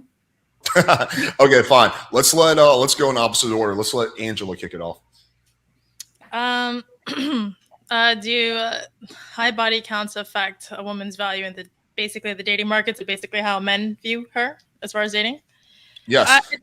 From a subjective and an objective perspective, like meaning like we are talking about men, right? Just to be clear. Right. Yeah. One argument, like for example, you could say that like, some guys could view that as a negative. However, I personally don't think it's a negative, blah, blah, blah, for this reason, right? Sure. Gotcha. More interested in that part rather than, because I think we can all agree that there's going to be some guys that are going to see it as a negative. So that's not even that interesting. It's more of like, what do you think? Do you think it's a negative? Right. So I used to think it was a negative, but due to the fact that 1 in 3 men are virgins or sexless in the past year, I can't say you can be picky with who you get to sleep with. So we can say that it's probably unattractive to them, but I wouldn't say they would turn it down and probably realize like it's not that serious after engaging in a relationship with that girl. And that's my stance on that. Angela, but do you personally think it's a negative? Like, forget about the men. Do you personally think it's like if you're advising your younger brother or someone like that, and he was considering a girl with a higher body count, would that be something you would warn him against, or you don't? I would say high. So if we say high, we're talking about like sex worker high, or just like 10 or 8, 9 high. Like, what is high? Well, that's up to you to interpret it. Yeah. So I mean, I'm gonna go. Boss, I'm a pretty normal person, so I'm a normal person. I would say it's not high. It's not that serious. I don't really know that many sex workers, so I don't think it's that serious. Okay, cool. Let's go to. I think we got Mrs. Andrew Wilson. That's what she calls herself. Miss Not really. Crucible. The Miss Okay. Crucible. patriarchy. The patriarchy wins again. Okay, we'll have you go at the very end, Rachel. Okay, Nina, you're next. I would actually think generally having a high body count is probably like a good thing when it comes to like you're trying to like fuck, because like it seems like somebody who knows what they're doing is probably a better partner when it comes to doing any sort of sex stuff. When it comes to body count in general, that can be indicative of a lot of different things, right? Like if you have problems having a bonding relationship, so therefore you tend to just do casual sex, not that there's anything wrong with that personally, that might, you know, not necessarily be a problem, but it might be, again, indicative of some personality fault. But I don't think that's necessarily the case. I wouldn't say that's the case in most cases. Obviously, as you get older, the time frame is going to shift. I don't really find it at all a problem personally. I don't know why it's a problem. The only time that I really think anyone would think it's a problem if they're just incredibly insecure and it's just about like, oh, I'm not going to be able to be like as good as somebody else and I feel uncomfortable. But I personally think that somebody with experience is probably a pretty good thing if you're trying to fuck them, I assume. I guess where the question goes is like, are we talking about dating or fucking? I don't really We're know if talking those about things dating are or relationships. We're not talking about dating. fucking. Okay. So I think that's, you know, something you can talk about is like, okay, well then why? Like, well then why do you have like have done that? Like maybe you had like a wild spree or whatever, or maybe you were a sex worker for a while, like, or maybe you did porn. I mean, I guess the same thing. But like the reasons why that you might have a high body count are very significantly depending on your life experience, of course. But I don't think it inherently causes any particular issue. Personally, like the idea of like the loose pussy is obviously complete bullshit. Because then it's like if you're gonna say that, then if you've had a kid, then like what? Like you shouldn't like fuck your wife anymore if they have a kid. Like that would just be like crazy. Like to think that like lowers her value because she had a kid. That's ridiculous. Okay. And I just think that it is a very insecure point of view to have, to think that like because a woman has fucked a bunch of other people, like they are for some reason less than. I don't know. I've never heard a good argument for it, so I'm interested to see what everyone else's opinion Okay. is. Andrew, you're up next. The answer is yes, and that every single body which is added to the count lowers the value on the marketplace of the woman every single time, at least from the perspective of the man. And the man is the one who ultimately ends up with the woman. And generally speaking, seemingly high quality men seem to want women who have had less sexual partners or no sexual partners. That seems to be optimal. Okay. Lauren, you're up next. Okay, so I try to look up the statistics, and it seems like as I forget what year it was, but early on, women who had 10 bodies or more had lower rates of divorce, according to these stats. However, I do have to say there was a mathematical, and also as time progressed, it seems to be more evened out. So it doesn't really seem to matter if you have high body count, low body count. In fact, women with two people, as I think it was like one or two people as their body count, had a very high rate for divorce in comparison. However, the mathematical issue that I found with the data that I looked up was it looked at all of the women who got divorced and then pulled them based off how many body counts they had, and then broke up that 100% of divorced into the women. And now that women have more bodies on average, that's going to change what percentage of women are going to be part of the populace. But anyway, so it's hard to look at the math, but as I'm looking at the math, it does not indicate that women with high body counts actually have genuinely higher rates of divorce. I've also noticed that the people, because I've been in these red pill spaces, the people who talk most about wanting these women with low body counts seem to be attracted to women who do OnlyFans modeling or women who have had promiscuous past. So I don't think these men are being extremely genuine. And also, I have been on several first dates in my life, even though I'm not married. And I've never been asked on like these dates what my body count is. And so I don't really know when in most relationships that conversation happens, or if it ever does happen in most relationships. So I don't even know how men can view women as lesser or better unless they're just guessing her past promiscuity based off, like, I don't know, her face. Like, I don't know where men are going to get that information. And also women lie. So how would you even know? Like, what? And then also, I don't know if this low body count thing is working out for people like Steven Crowder, for instance. His wife had an extremely low body count. Allegedly, she was a flipping virgin. Look how that's going for him. Now he's a single father of twins. And yeah, I'll leave it there. Let me just quickly clarify, Lauren. Are you talking about the study from Institute of Family Studies? Is that the one, or are you talking about a different one? Let me see. I had it up. Yeah. Yes. Okay, so that study, yeah, I did a whole video on that. So that study is interesting. So basically, I'm not trying to get involved in debate, but this is what the study shows. It shows that divorce, I guess, whatever percentage for virgins is really low. Then it goes up when you go to 1, 2. Then it dips by a little bit, and then when you get past like 9 or 10, it starts going up again. So it's like 0, 1, Well, 2. it's because it has to do with the age range 3, that typically those things happen. 3, and then 9. So just to clarify for the chat. All right, Rachel could go next. So sorry, I was logging on. I really wanted to do the no fault one. Darn it! Maybe we'll revisit that after that. Not that Andrew needs my help, but I thought maybe I could break up the woman prattle a little bit with something less retarded. Mm-hmm. So we're talking about body counts and if it matters in the context of marriage. Is that the thing? The debate proposition is, does a girl's body count lower her desirability to be a successful long-term dating or marriage partner? Desirability, like, is from the man's point of view? No, it's more, I'm looking at it from your perspective. So meaning, like, you have a younger brother and he's like, hey, I'm dating this girl, but her body count is like 40. Do you think I should marry her? That, from your perspective, do you think that lowers your value to be a good long-term partner? That's kind of the paradigm we're looking at through. Yeah. Yeah, absolutely it does. And I would say the reasoning for that is a couple of things. Number one, the higher your body count is, the more likely you are to have been on birth control, which alters mate selection. The more likely you are to have an STD. We have about a quarter of women now having STDs. It's higher in some populations.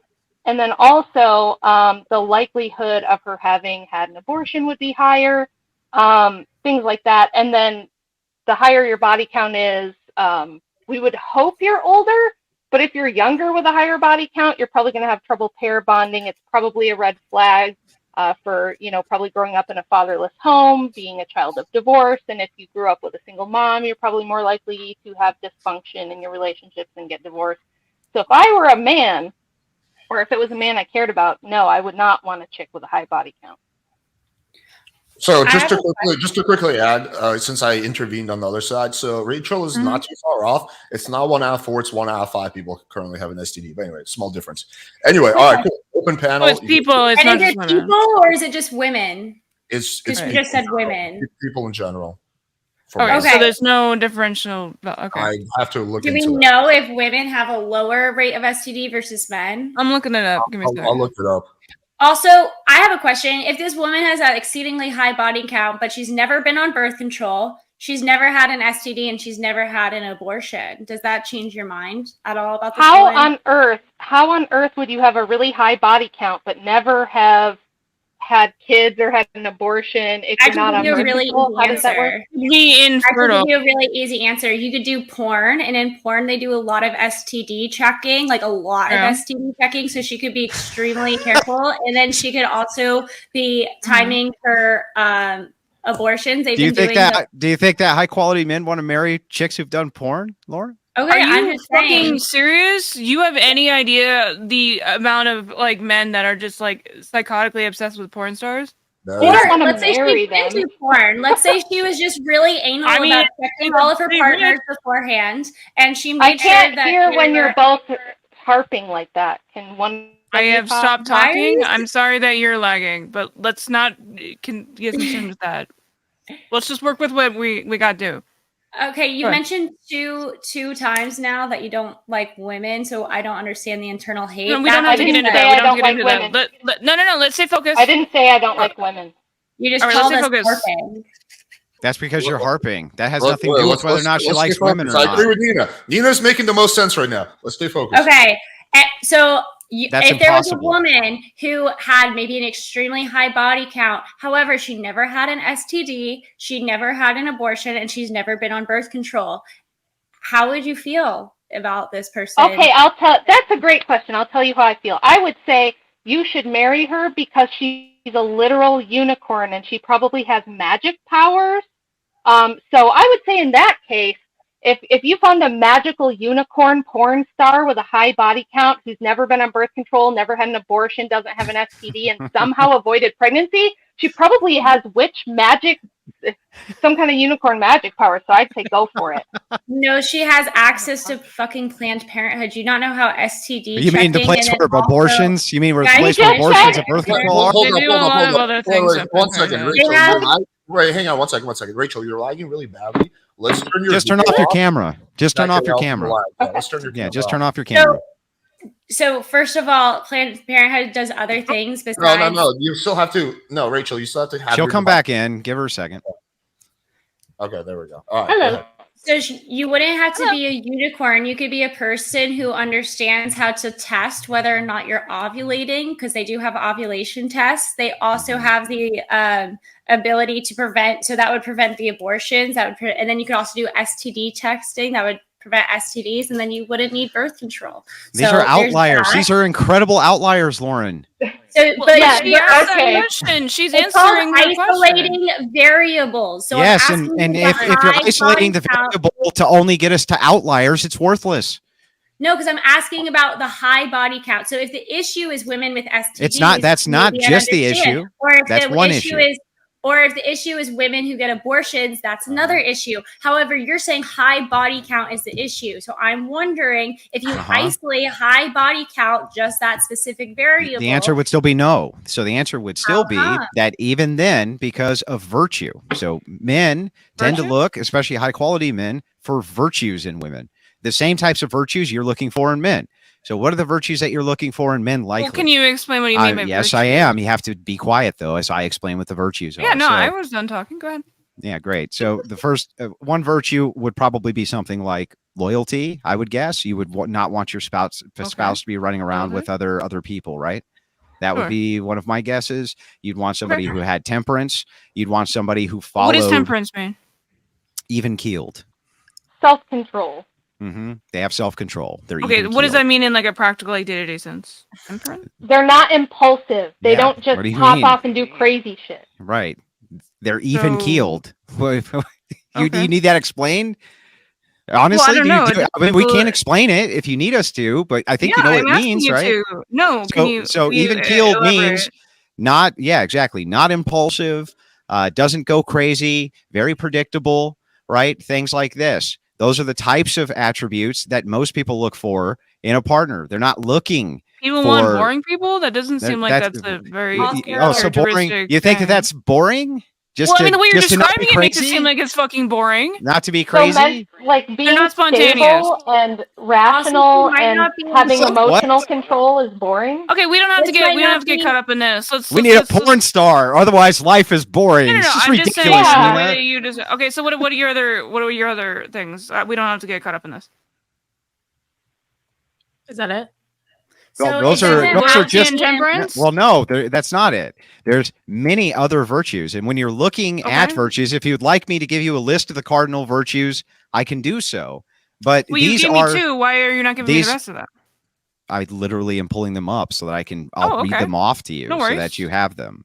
So Right. you could be a non-impulsive person. In fact, it would take a pretty non-impulsive person to wait for STD testing and to do ovulation tests and to make sure that you're wearing a like. Yes, if but you don't chastity care is for the also a birth- virtue. So why do you always interrupt me? Well, Okay. because I wasn't He done. was talking. First of all, I was talking. You interrupted me. Oh my god, you guys but- keep doing this.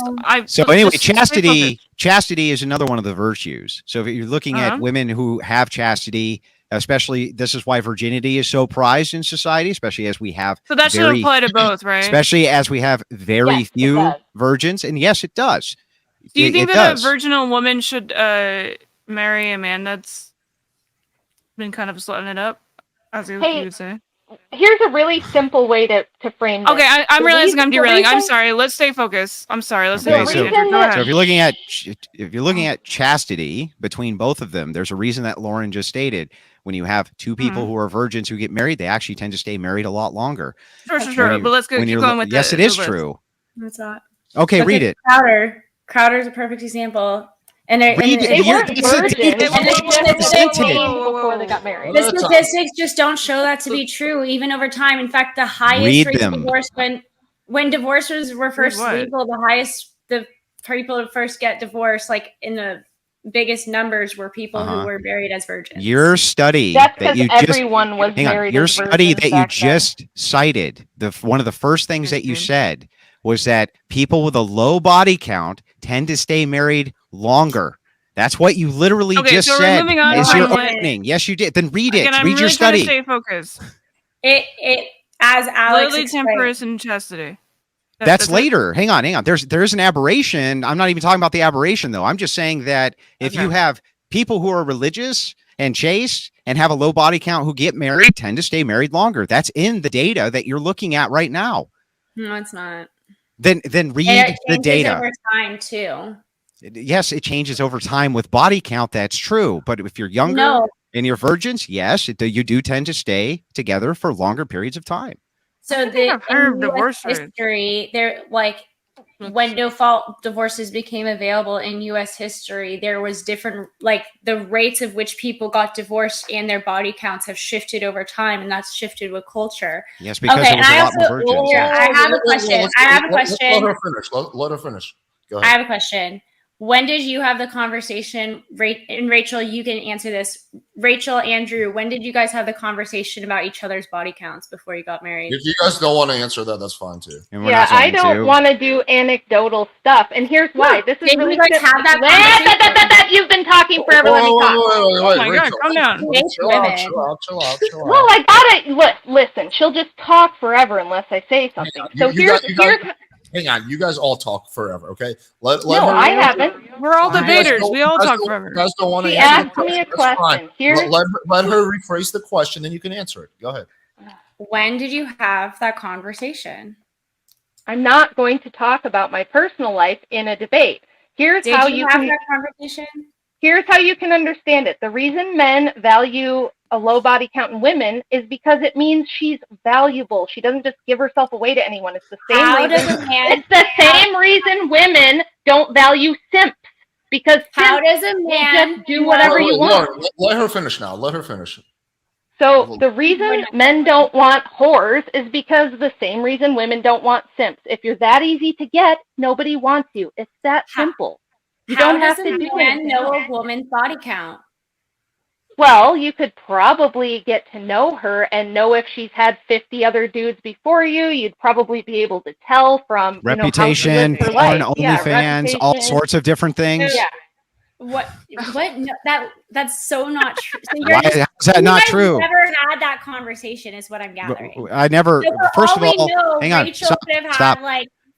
We've never. Why is it? Let me ask you a question. How many sexual partners have you had? How many dicks have you sucked, Lauren? 0. Mm-hmm. So you're lying? No. Yes. Yes, you're lying. So that's so rude. Why would here's the thing. Incredibly rude. Are you guys serious? Well, I mean, if you're gonna ask us, say this is proof women can lie. She's gonna say I'm lying because it's proof women can lie about it. She didn't say it's the same thing Farah does. She didn't say you were lying. It is the same thing Farah does. Okay, I like you a lot more, Rachel. We could be friends. No, we can't. We absolutely cannot, because the sound of your voice is like nails on a chalkboard. You realize you guys sound exactly the same, right? No, because I don't talk like this. You literally sound exactly the same. No, we don't. Oh my God. Are you serious right now? Nina, I can do a Nina impression. Do you want to hear my Nina impression? Yes, I would love to. I love you that. Andrew, what do you You know who you remind me of? That's pretty Do good. an Alex impression I next. I want support to hear that. it. Yeah, Alex, can you an Alex impression? No, but let's I get can. I do a really good Alex impression. Oh, Yeah, go for Andy it. does. Yeah, this is Alex. Wait, Playing I know with- who you playing- remind playing me with of. fire You're like channel. the embodiment of just pearly things. Oh, yeah, right? he's gonna do like the drinking out of this. I do the side thing, although I feel like you got my voice wrong. You gotta do like an insanely deep voice. What's up, guys? This is Alex from Playing with Fire. Just finished fucking 20 hoes. No, I know you want to sound. I know you want to sound like that, but you All right, don't. Alex, You always sound like welcome to my- slightly welcome to my confused. Like, channel. hey, this is Alex, and today I'm going to teach you how to get a chick's phone number sometimes, and it works deep enough, almost Andrew. 80% of the time. I Sometimes. assure you, Andrew, I am definitely not confused. All right, let's get back to the initial proposition. Okay. Yeah, she reminds me of just pearly things, like almost to a T. But anyway, I don't think that you would be able to know a woman's body count unless she told it to you and she was honest. So your whole thing about valuing a woman based off her body count. And then also you mentioned pair bonding, which is like the weakest. There's literally no science. There's correlation, causation, which you should know is not justifiable in the scientific mind. But It's just as justifiable as your definition of emotional abuse, which is nonsense. bro, what? Like, Bro. one was a scientific. You're trying to say pair bonding is a scientific thing that happens due to No, I'm saying it's if You're you just can bring marrying up emotional everything. abuse, you have no more support for emotional abuse than I would for pair bonding. No, because emotional abuse is a thing. Now you can argue about what level of emotional abuse is justified for a divorce. That's a subjective issue. But you're saying pair bonding. Well, it wasn't 5 minutes does ago. exist, and pair bonding is a true thing. Whereas pair bonding implies that there's some sort of a chemical issue that in which you have sex. with too No, many it could be. partners It doesn't have to be and chemical. emotional as well. It doesn't have to be. Yeah, it doesn't have to be chemical. It's I an didn't say emotional it was status as chemical. well. Yeah. Which is where it that's where doesn't virtues matter come what in. you said. You said pair bonding. Pair Yeah. bonding. That is the That's discussion. not strictly chemical.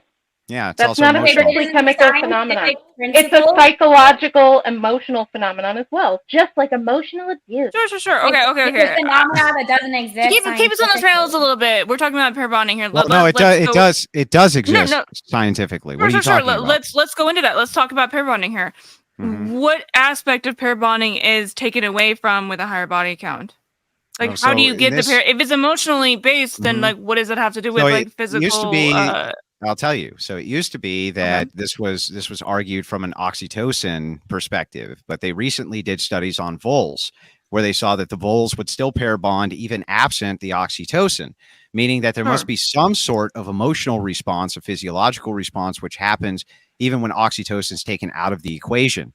So what Rachel is saying to you is, even if this is not purely chemical due to the science, and I can send you the Vole study if you want to see it. I know because I prepped for this debate on pair bonding tomorrow on this channel, right? Okay.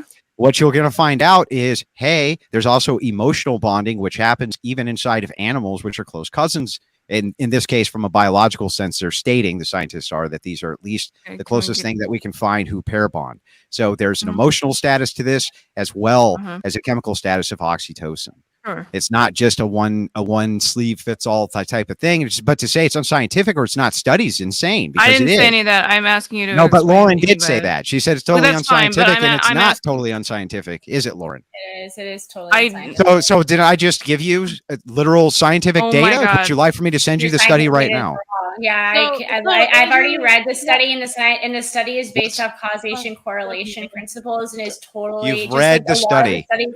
What's Yeah. the Can you link the animal? study? What's the Like, can animal you- again in the study? What animal are they studying? Andrew, you said Shut you up, have the Shut study. up, Nina. Isn't it a What is vole? the Can you just animal link the they're study? studying? Isn't it a vole? Let us finish our conversation. You don't have to play Captain Save-A-Ho every It's 5 a minutes. vole. Now, Lauren, Me? why did they use voles in the study? Because they're similar to You think it? humans in terms Voles of. are similar to humans. I don't, in terms of chemical, and also because they're cheap rodent type animals used in a lot of studies. So you don't know why they were used I specifically? mean, like, what do we use? They pigs for use things? voles in a lot of scientific studies. Why did they use voles for this scientific I study don't know. that Can you read? just answer the question instead of asking her Stop random playing questions? his that Captain clearly Shut up, doesn't Nina. know? Shut up, Nina. Why? Answer- One at a time. You One like at the a time. fucking One study at a Answer- time. motherfucker? Answer Like the to say. question. One at I a want- time. One at a I time. want the question answered, Nina, not your prattling. damn it. Lauren, why I did just they wanted use to look it voles? up while you're Stop doing this. talking, Nina. Lauren, Nina, Why answer don't my you give me the question. answer? Why don't you give me the answer? No, I want you to answer because you read the I don't study. know. You just got done saying. Yeah, I don't know Why why. did they use I don't remember voles? what? Why did they use voles? I don't know. I don't recall. Right, you don't know. You don't know the primary So why did they reason use for the study voles? which you cited because I they don't pair know. I bond for assume life. you know it Because then. they pair bond for life. That's why. But so Okay. you're, hold on, that doesn't make any The sense. most important So hold critical on, part of the study. that literally makes no sense. So you're saying that they did a scientific study to prove pair bonding existed, Because they have and the then same they IQ used an Andrew animal has. in which they knew that pair bonded. That would be so circular. That It's makes not literally circular. no Let me sense. tell you why. Because they were looking at the oxytocin Can we please portion link the here. study? And the oxytocin, when they pulled the oxytocin out of the animal, they still pair bonded. So they're trying to equate this to humans to say maybe it's not oxytocin or a chemical reaction that leads to the pair bonding of human beings. Your argument is circular, and that's not necessarily. It's a the study. reason goals, and It's a even if it's said in the study, study not that my one of argument. the Motherfucker. reasons, the likely reason that they actually use the vole is because it's the most common animal used in No, it's science. because they pair bond for life. That's why. And they wanted to see if they would continue Yeah, to okay. pair It's bond not because like I after was they like removed, a after scientist they or removed the anything, like, oxytocin. Yes, that's why it literally says in the study, that's why they used them. They You say a lot of lunatic. things in studies. Holy but shit, you're either- crazy. You're a crazy chick. Andrew, We have maybe, the maybe, scientific studies wait, that wait, we Citizen don't or understand. citizen? hang on. Andrew, maybe you can link the study in the private chat just so they can take a look at it. Yeah, Also, I would. Angela has been trying to speak for like 20 minutes, so let's just let her get away. Sorry. Go ahead, you're good. So wait, so you guys are saying people with high body counts basically aren't relationship material. What is a high body count to you? Question. Are you asking me? Yeah, I think she's asking Yeah, you. so for me, I think that it's actually easier to reduce it to this, to just say that every additional person that a woman has slept with in the eyes of men likely lowers her value to most men.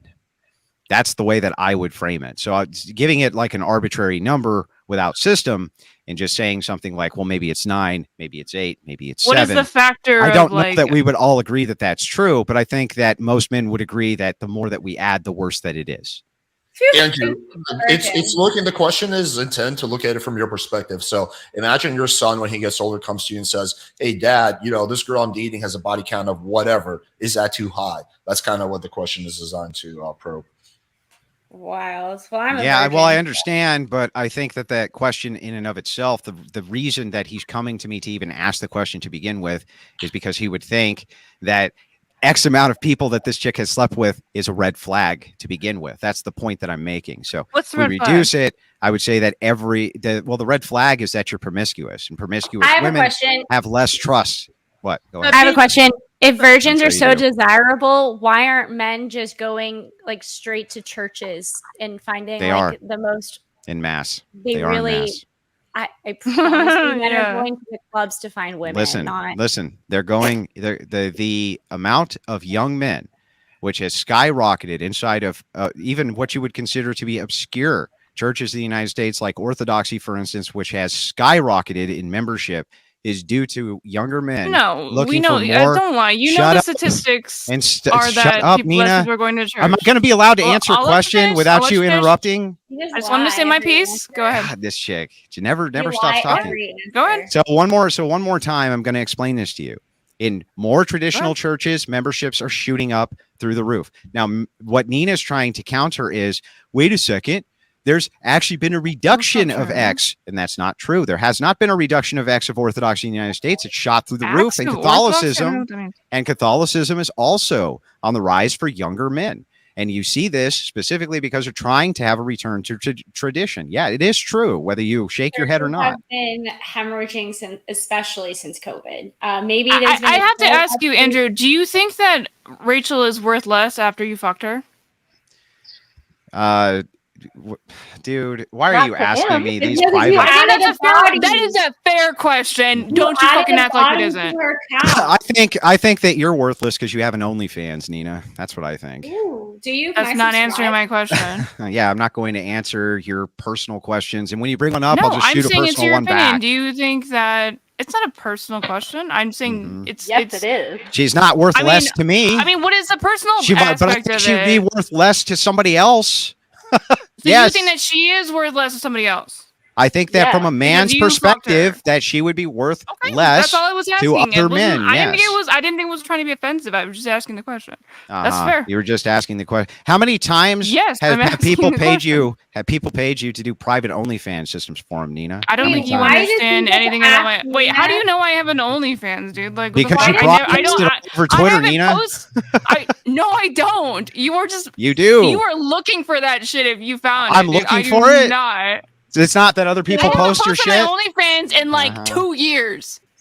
As much as I love, as much as why I, does Nina as get much asked as a I personal love- question, but then Andrew and Rachel can't answer a basic question? Which I is did what answer they it. have- He did which is answer the when question. they To be had the fair. conversation Did answer of it. each other's bodies count. Yeah, Okay. again, well, I'll answer that question, Lauren. I think it's fair as soon as you tell me how many dicks you sucked. 0. And you're not lying about this. And how would I Not determine? lying. Never and- sucked a dick. And how would I determine that you're not lying? Exactly, Andrew. See, So your point- I your told point- you.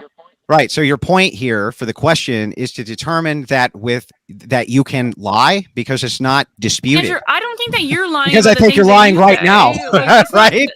Like, this is kind of bad faith here. You want to really understand that. Like, It's a she's bad faith like, I think that question. we're living we're having a conversation where I trust what you're saying, like, and I assume everyone else does. Why do you think that she's lying?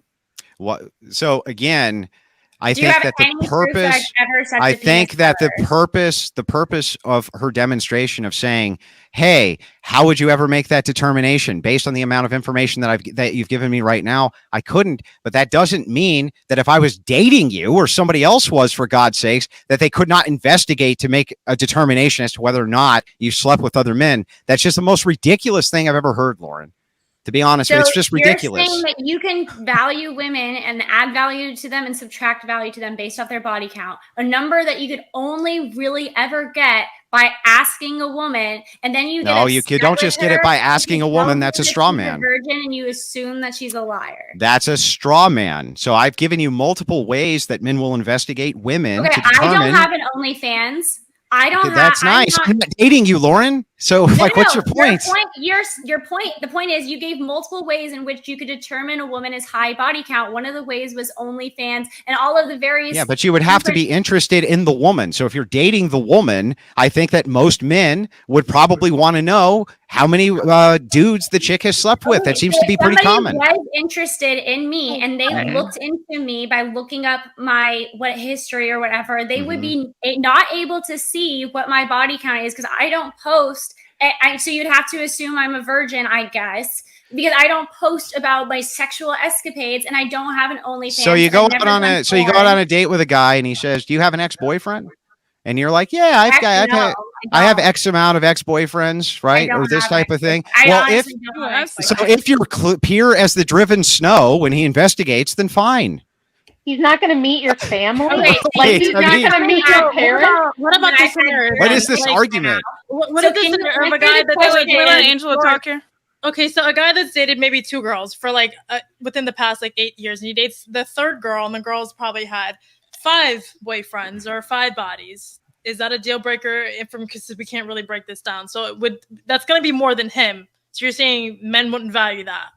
So I don't think that it's necessarily a deal breaker, right? I think that all I'm saying is that if the man is presented, let's say all things equal across the board. Let me just ask you guys this question. All things equal across the board. So it's the same guy basically, and same exact woman essentially, okay? They have the choice. They can pick the same version of this woman who's fucked 5 dudes or the same version of this woman who's fucked no dudes. Which woman do you think that they would pick, all things equal? Well, I mean, would you not want somebody with experience? Like, I would think they'd answer probably my want somebody in the question. middle. Just answer the question. Don't ask me a question. Answer me a question. I think many men would go for the non-virgin. I do. I genuinely do. I think Yeah. maybe a You majority. think that I'll give you a point that maybe Worst cope I've ever heard in my life. would choose the virgin. So let me ask You know Alex. what? You know what? So let me ask Really Alex the same fucking question. piece of shit cope, Andrew. It's when you ask us a question and when we answered honestly, you say that we're. You didn't coping. answer. You asked me a That's question. like you were coping.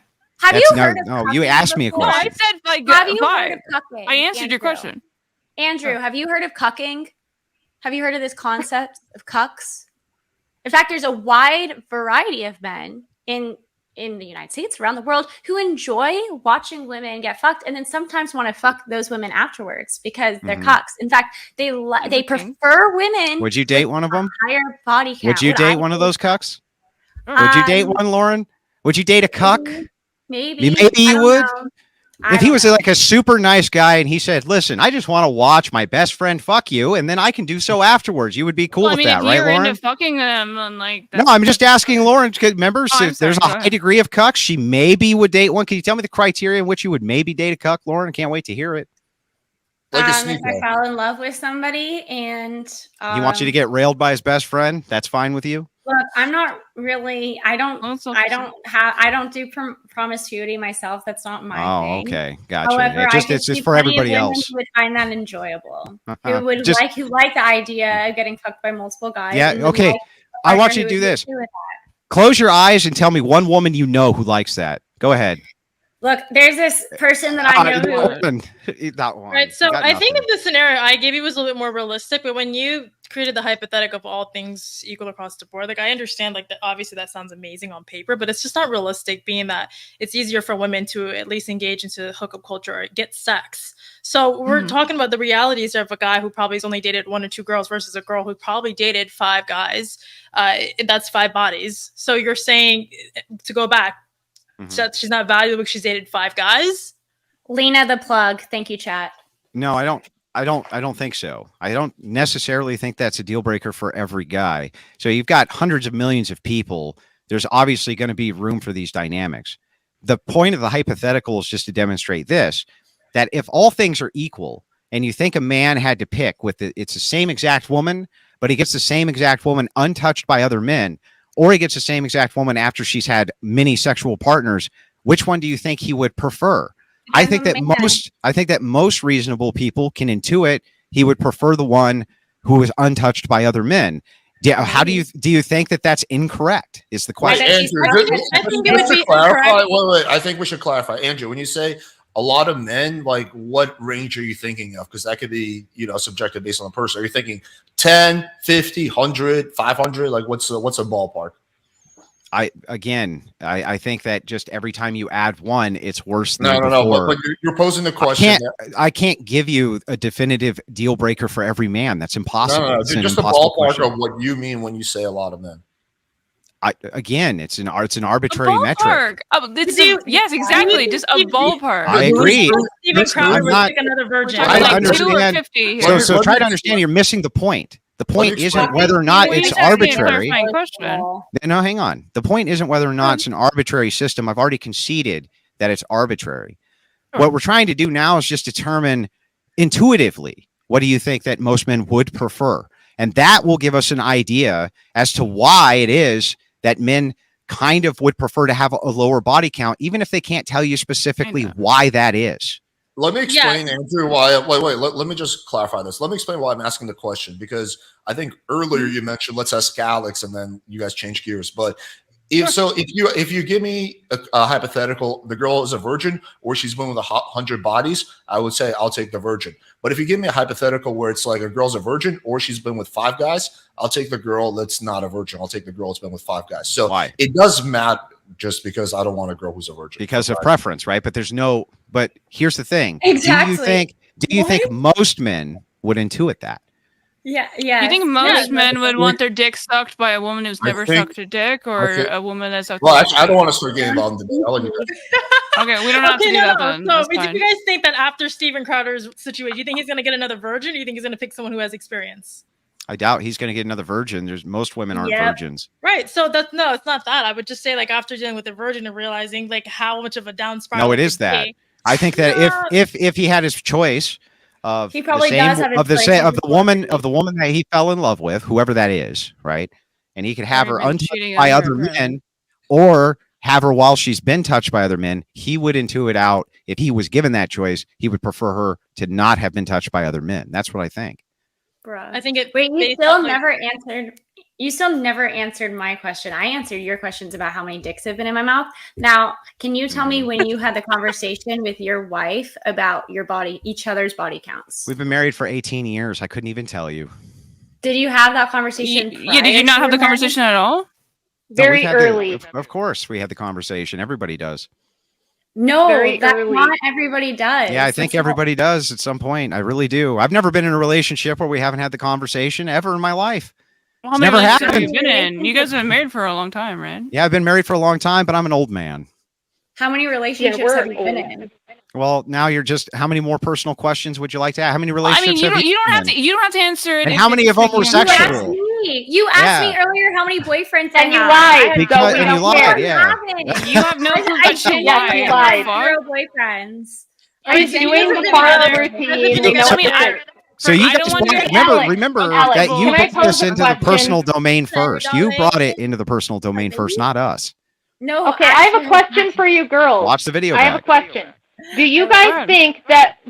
think that body count affects the reliability of a man's like assurance of his paternity of his children? In other words, if he marries a woman who slept with 25 guys versus a woman who slept with 3 guys, who do you think he's going to be more secure in the paternity of his children with? And do you It think depends. that? Wait, hold on, So hold if on. I think if she slept with 25 What? guys, like over the course of years, paternity- but only slept with him 9 months before the baby came out, It's just gonna versus change a the girl hypothetical. who slept with 3 different dudes Right. around 9 months the baby so came wait. out. No, Then I no, think no. the guy- I mean, you're looking for a woman to marry who you want to Okay. have children with, okay? Okay. And girl A has slept with 25 guys, and girl B Sure. has slept with 3 guys. Okay. And the guy is going, I feel like with girl B, I can be more certain that the children are going to be mine. I feel like she's probably not going to, like... So you're Do quitting you body guys count to think that's cheating? true or no? I'm yeah, I don't asking think if that's you true. guys think that it's related. You're saying, I actually would be more concerned with the person who has lower body count. I guess if I had to pick, I think that's a silly argument. But if I had Yeah, to pick, but you're I also a would be- prostitute, so I mean, bro, that's see, this Look, is, you're like, oh, I'm She Lauren's is. the Based one off who of came up with what? personal shit How? first. You've How? been If you- attacking Nina for drinking. if since you the have moment if you we have an fucking OnlyFans, started. you're a prostitute. I'm sorry. And you've been attacking her for her OnlyFans. It's not an attack. Do you want Rachel You in a have, like, fucking a- hijab or It's some an shit? Like, attack. what do you mean? Like, He's just mad because you stopped posting Nina. and Why? he was like, "You're Why number are you? one." Andrew, you Wait, hang on. Why are understand you that I upset only that she's a did- prostitute? Andrew, A do you prostitute understand is that I only did prostitute. lewds? Do you understand I only did lewds, right? I didn't What's a say you could put on lewd? Instagram. So it's What's a not- lewd? You don't know you don't understand what a lewd photo is. No, I what's was a never lewd? naked in any of my photos that I put on OnlyFans. you were just selling your flesh for money, right? No. I just She was taking pictures What do of you mean? myself No. and Yes, posting that's them. yes. I'm selling my flesh. posted pictures Do of you think- herself. So are you? Do you think that You're the doing the exact same do you thing. You understand think- how capitalism Hang works, on, hang on. motherfucker? Stop, Are stop. you serious? stop? Are you saying that you did not post pictures to your OnlyFans that you Mhm. thought were going to make men sexually gratify themselves? Is that what you're really claiming? Not really. Not really. What? It I was just more for posted some women. pictures I thought I looked cool in. And I thought I looked hot, like whatever. Like it Oh, was right. just And like how many bikini females? photos. How many females were buying those pictures? Does it matter? What do Yeah, you it really think that matters. it would matter? Yeah, Yeah, because Lauren- the Lauren men was are buying all buying my them shit. because men want to see the pictures, and that's why So they're that makes buying them. me...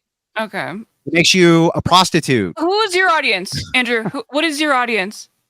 What is the demographic of your audience? 96% male. Same. Really seems like you're being a little bit of a whore then, huh? For the male gaze? No. Yeah. How does that follow? Oh, facts, Nina. Oh, Facts. yeah, Seems it's like the only brutal. people that want Doesn't to even watch you are follow. dudes. Wow, these two Are are they- so do- smart. Do you think I'm that they're just so actually impressed. pleasuring themselves to be Nina? What the hell? Are you, what kind of I argument mean, is you this? think that they don't? You're a handsome You- guy. They Yeah. probably You are selling. You're selling pictures of yourself, lewds or nudes or whatever, because and men are buying them because it's sexually gratifying. You know that that's why it's being done That's prostitution. I don't know why you'd be upset with me for pointing that out. I'm not. I just think it's really silly. That's yeah. I think you're being Well, a little bit of a you silly guys Billy. both seem pretty upset 5 seconds ago, even though I didn't say anything you wrong. Can tell this is the face of someone who's really upset. Yeah, we're so upset. We're going around calling people drunkards and whores and stuff, and talking about. I didn't call her a whore. I said she was a prostitute. I mean, if because I'm a she whore, is. you are, and you're a prostitute too. It's online fucking, like, you're selling your entire, like, people will Persona. watch your show because they like you. It's your persona, exactly. So They it's don't like, go to watch you're a him in whore his too. bikini, though. So ridiculous. Wait. Yeah, then You why don't don't think you that turn off there's- your camera? You honestly think that there aren't some people who probably jerk off to fucking Rachel? Like, are you serious right now? Yeah, but I'm her pretty object- sure there's not. But here's the thing. Here's the thing, Rachel, Nina. stop it. Don't sell Nina, yourself short. Nina, I'm an old lady. even if that's true, that's not the Stop, you're purpose of pretty. what she's attempting to do, and that is the purpose of what you're attempting to do. That's the distinction between intent, which I'm is not. what makes I you a literally- prostitute. Again, Andrew, I have not posted on that shit in 2 years. All it was Okay, was so you lewds. were a prostitute. I don't advertise it at all. If you want to call me that, I guess you can, but I feel like it's very silly and it's like much of a cope on your end. Okay, Look so at I'll correct. Andrew's You're as much of a Hang on, whore I'll as I am. I'll correct. Sexy. Former prostitute. My bad. Yeah, The that fact fair? that Still you're a whore. coming to these ad hominem attacks just shows that you're. Oh yeah, not we really started strong. those. We started those, not you did. guys. You did start those. I with mean, I Nina. mean, When? when did I say anything bad? I love Rachel. I love you. You know, we're besties. So like, I don't When understand you what the whole I've purpose of been you kind guys. of bitchy, but Nina hasn't been bitchy at all. The, and you've been the attacking purpose her, and the right? attempt of trying to dive Okay. into our personal life and personal dynamics. we is just asked a question and we No, said it if you were wasn't- uncomfortable, you don't have to answer it. Yeah, and and here's you the thing. Nina first on her personal shit. No, I didn't. Yeah, over her. You drinking. literally called me a I whore. had not asked anybody on this panel a personal question until one was asked of us. Promise, you can play the video back. So somebody else asks a personal question, and then you can ask a personal question of anybody else on the panel. It doesn't really. Yeah, I seem mean, that here's track. if it's good for the goose, it's good for the gander. If you're going to dive All right, into, let's get back on the body count and get off the Okay. Sure. personal. So, Man, but I will say Nina has always been pretty respectful to me, so I'm not That's going to true. go that hard at No, I love you, Rachel. Thanks, Nina. I love you too. Oh, that But was a anyways, very, that was a very so- touching moment. it was. So do you guys think that a chick can have a sky-high body count and it just has no effect on her ability to be a good mother and a good wife? It just totally Yes. doesn't matter. I think you need to prove why that would become a problem. I think there can be issues, like you pointed out, like earlier, about like maybe she has an STD, or maybe she's done. Like, I personally don't think I would need to see the data again about abortions and the ability to have further children, because I've heard mixed issues on that. So if not having an abortion in the past is important to you, and also I'm pro-life, so that could be important to me as well. Oh, statistically, Lauren, on that one, just to really quick. I'm sorry if I'm like derailing a little bit. It's generally the statistics are the same of having a child, if not less. So yes, there are a more health risk when you have an abortion, but it's the same that you would if you were to carry out a pregnancy. So Okay, kind of a wash on that one. So I understand that part, but those are just, you're saying it's statistically more likely to happen if she has a high body count. But if you're isolating the variable of high body count, I don't necessarily think that would prevent her from being a good mother. And I also think that there are things that you could benefit from having a high, like you have a benefit of experience and of maybe warning your kids about the dangers of promiscuity. And so there's be beneficial, actually. You know, I always think that's a really bizarre argument, because I'm just wondering what y'all are doing in the bedroom that you think you need to go through like 20 or 30 dudes to figure it out. It's pretty simple. There's only a few parts and they can only be put together in so many ways. Like, Well, why you do you don't need be to... very creative then. I don't understand your. How never mind. Okay. Can you explain your argument there, specify Rachel? because, like, She's I saying that know, you I'm just- only put Oh, a I'm sorry, dick in go the look. vagina. no, Rachel, it's like, so you're saying these extremes example, like a really high body count, and this is why I hate these conversations, because it's like Yeah. I'm think I'm pretty normal, so I'm gonna say just an average body count, whatever an average girl is. But if we're talking about like sex workers or like people that are like in the porn industry, I'm assuming they're always gonna date somebody that they work with or in the same industry. They're never just gonna go date like a regular average guy who isn't exposed to this lifestyle or maybe like having multiple partners. So Well, I just go ahead. Okay. So, well, I'm sorry, I didn't mean to cut you off. Actually, That's a pretty Angela's good been point, actually. Angela's been decent the entire panel, but Angela, I just did want to point this out though.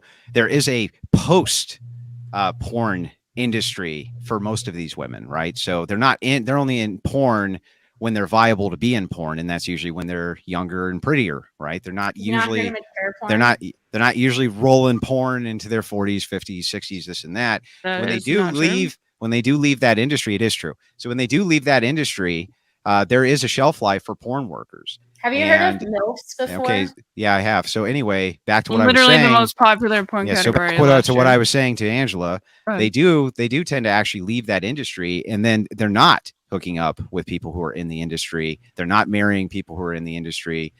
Things like this. So most porn workers are not people you've ever heard of anyway. And the shelf life for people who enter into pornography is very, very low. It's not something that they do usually long term. I love how you just say things as if they're facts, but then don't bring. Do you want to see? Yeah, you're actually wrong about that. Like, asked me, there's a lot of. See the shelf life of a porn worker? Yeah, I'd like to see the data on that. And Ron, Jeremy, and how long has Riley Reid? You can't bring up exceptions and claim they're the rule. How insane are you, lady? Oh, if you're saying on average, then sure. But you're yes, you're on not average. Saying, we're talking about averages. You're saying that you are not saying on averages. That By the is way, it's 3 to 4 years. 3 to 4 years. Directly. It's 3 to 4 years. Sure, yeah, because the industry is hard. It's a fucked up industry.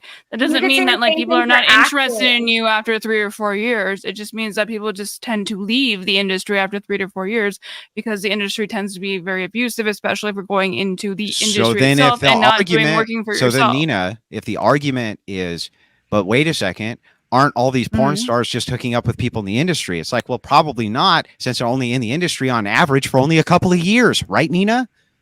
Okay, but if they're in that industry for that particular amount of time, like, they're basically doing like on a daily basis fucking somebody else because that's their job. Like, I mean, like, it doesn't really matter how long they stay in it. Thank you for the non sequitur, but can you contend with my argument now? Well, you're talking about sex workers, correct? Yeah. So what I said was the argument to me was this, Andrew. Most of the time, these people are hooking up with other people inside of the industry. And it's like, well, not really, because they have a limited shelf life inside of that industry. So most of them are going to be hooking up with normies, right? It's not a limited shelf life. No, not at all. If you go into work every day, right? Like, I don't know if you're retired or if you're still working in the job you work in, but like, you go to work every day and you do your work. These people are sex workers, so they go into their work and they probably fuck somebody every day. That means if you go in like how many days a year do you think you work? Probably 300 days, I would guess. Something. Okay, so then they probably are fucking 300. You know, maybe some crossover of different people, but they're probably fucking. I don't think 300 it's that high, people. But I'll humor it. Not necessarily saying that's the same person. And I'm sure there's some crossover, but like, yeah, okay, so they probably got 300 body count, you know, give or take some crossover with the same people, whatever. So what is that, or not like a professional aspect to the fact that they have a high body count? It would be a professional aspect that they have a high body count. Okay, so then why are you acting like that's not? Maybe I'm unsure what your argument was? Clearly, even though I just restated it twice for you. Okay, do it a third time. Okay, so here was the argument to me one more time. The argument was, gee, Andy and Rachel, most of the time inside of these industries, these porn industries. Wait, people call you Andy? Can I call you Andy? Yeah. So anyway, so you don't want to hear the argument? No, I'm just sorry. I don't want to hear the argument. Just no, I just thought it was, I've never heard you refer to yourself as Andy before. I just thought it was. I'm sorry. I didn't mean to derail. Go ahead. All people, hang on. Let me make this clear. Let me make this clear on the Andy thing. Anybody who has never engaged in prostitution can always call me Andy. Okay. Wow, what a dick. She was nice to you too. Oh, stop! I'm not offended by it. At all. No, you don't know the dynamic of it, but anyway, so back to where we were at. The question that was posed about porn was, are they dating inside of their own industry? It's like, maybe they are while they're in the industry. That's probably every industry everybody works in. They probably mostly date or pull out of their employee pool or whatever. But the shelf life is very limited, and you are going to have to contend with the fact that you were in porn at some point with whoever the normie is that you end up with. And most of them are going to end up with normies if they end up with anybody, because they have a shelf life. That's the point, Nina. Okay, first of all, they don't have a shelf life. It's just like so for acting, I would imagine that the average person who acts is also around 3 to 4 years, because you have so many people trying it for like maybe a few months or a year and then quitting. And so that's going to bring the statistical average down, as opposed to people who genuinely take this on as a career. And I'd imagine the average person who genuinely takes this on career only needs to do it for maybe a decade, maybe decade and a half or two. And every then career has a shelf life. Every single career has a shelf life, but I don't think that the porn industry, like, I think it has a shelf life, because you just got through saying that, and then you refuted your own argument 5 seconds later and said every industry has a shelf life. Talk over me, because you don't make any sense, and your arguments literally make no sense. I just showed you a performative contradiction you just made inside of 3 sentences. I didn't even. You said porn stars have no shelf life, and then you go on to say in every industry everybody has a shelf life. They both can't be true at the same time. Learn geometry. Lord Jesus. I didn't say porn stars themselves have porn stars themselves, just like any other industry, like any other person, like an engineer doesn't have a shelf life, but people in general believe after a certain amount of time, because mathematically that's just, you're going to have a number of averages eventually. That's just how it works. Like a shelf life. That's not a shelf life. I don't think you understand shelf life. Not only is it a shelf life, it's a perfect example. So it's like milk, right? You just never let me milk has an expiration. Yeah, but here's the thing. Even though it has an expiration date, it can be utilized after the expiration date and still not be bad, or sometimes it'll sour before the expiration date. So what we do is we look at the expiration date when generally it goes bad and when generally it doesn't, and we say this is the shelf life of the milk, just like we do with careers, Lauren. Right. So engineers don't go bad after a certain amount of time, but they still do. Have their bodies break down. Not only do their bodies break down, but their minds break down, and they do have an average shelf life of work. Yes, they do. That's I don't know where literally anybody has an average shelf life of work. I have said that. Yes. And she agreed. She agreed with that statement 2 minutes ago. Let's move on then. It means nothing. Yeah. So I have a question that gets more to the point of this. Can I kind of try to put it back on track? So rather than talking about porn stars, why don't we ask what would make, so if you have a girl who sleeps with a different guy every weekend, what do you think is making her do that would not be problematic for a man who is considering, a relationship with her? It's what's behind. Like, maybe she has been lonely. She's been searching for a guy. Hold on. Potentially she's dating these guys. And if you're saying it's every weekend, maybe she is just really incapable of keeping a guy down and is not realizing that she should wait in a relationship in order to secure the man's interest for long. Well, I guess then I'd have to flip that argument in a way where it's like, okay, so what if a dude's doing that? Like, what? I think it's just kind of a human condition to maybe fuck around a little bit. But is there a difference between a man doing it and a woman doing it?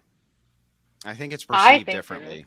I think it's what is a man? Well, wait, Rachel, can you answer that question? Or maybe you can ask Andrew or Alex here. Well, Andrew and I actually disagree on this a little bit. Andrew and I disagree on this a little bit because he thinks, I do think male chastity is important from a religious perspective because, if you're Christian and you're trying to achieve theosis, it's important in that way. But I think just in a secular psychological sense, I think that men have a biological imperative to spread the seed far and wide, and I think that women have a biological imperative to secure resources and security because as the childbearers, we are tied down with any infant we have for about 2 years because we're nursing, we're kind of disabled. Sure. Child, right? So I think it's not as big a deal for a guy to have a higher body count. Now, would I want some guy who just bangs everything that moves? No, because that's just gross and germy and like shows that he has no respect for himself. But I do think that with a woman, it is more important because we're the gatekeepers of sex and we are the selectors of who gets to pass their genetics on. That is true. Okay. So, but then I have to ask you again the entire questions again in the reverse. Where is it an issue for you if Andrew had, had multiple partner? I mean, again, you don't have to answer so you think uncomfortable. Like, I'm just asking an example. You don't have to say directly him, but like you're obviously you're currently already married, but like, would that be an issue for you if hypothetically? Andrew, when he was young, was quite the panty dropper, and there was always bitches chasing after him. So it didn't bother me. If anything, it was like it kind of let me know that he's high value because all the women around were after him constantly. So he was fairly selective, but he wasn't. I mean, to me, it was like, okay, this is a guy worth chasing after. That's how I see it. I know that's like incredibly based, and most women won't agree. Did you kidnap him? That's how I personally feel. No, Andrew, I just had to blink twice. I was just constantly having to like fight off, skanks all the time. Why were you fighting? So he was attracted to skanks, and you had to fight them off. Huh? So there were skanks that he was hanging out with. No, so there was just always no. It was like so he's a successful guy. He had a very good job, and so in his place of work, he would have a rule that he would not eat lunch with anyone who was a woman. He wouldn't be alone in any capacity with anyone who was a woman because they could see that he was good looking and had a really good job and probably made good money. And these girls were like, working the lower level jobs, so they would kind of chase after him. It was just like, it's what women do. Women are hypergamous, and if they see a guy who they think is a good provider, who is a high value guy, they're going to go after him, right? So occasionally, have you done that, Rachel? Me? Well, I think that I secured a guy that's probably just slightly out of my league. Yes. You've never met a guy that makes more money than Andrew? No. Well, I've never been able to date a guy who's more successful than Andrew. No. What if you have the option to? Shouldn't you, by nature, do it then? No, because I've already picked him, and we already have a full family. Oh, but you're hypergamous by nature. No, it would actually. So my chances now at 43 years old. First of all, statistically, if I were to divorce Andrew, my shot but if you had the chance. But I wouldn't statistically have the. But chance. if you did. Yeah, no, but absolutely not. Because I'm kind of missing. You're missing an important point here, Andrew, shut up. Which is that part they of just the want nature. To hear what. Yeah, part of the nature. Part of the nature of this thing is that the value structure is a Christian value structure, and human beings are always fighting their nature, male or female. Just as males get tempted often by females who often try to put them in compromising positions or things like that. Wait, so is it just always going to be this? Is it just always going to be like? When's the last time X happened to you? So what does this have to do with anything? So you settled for Andrew because he was the guy who made the most that you felt like. Well, I mean, nobody settled for you, so. People have tried to. People have proposed. Yeah, but don't worry. Every single year, that'll get a little bit harder than last year, sweetheart. Andrew and Rachel, you guys come to my wedding? I have my options. Don't worry about me, sweetie. So even though I get what Rachel's this example of Andy being a high value man, how many high value men do we have walking around that women have access to? So saying that men having high body counts aren't actually an issue, I don't see how that's actually like relevant to like the mass majority of men. Right.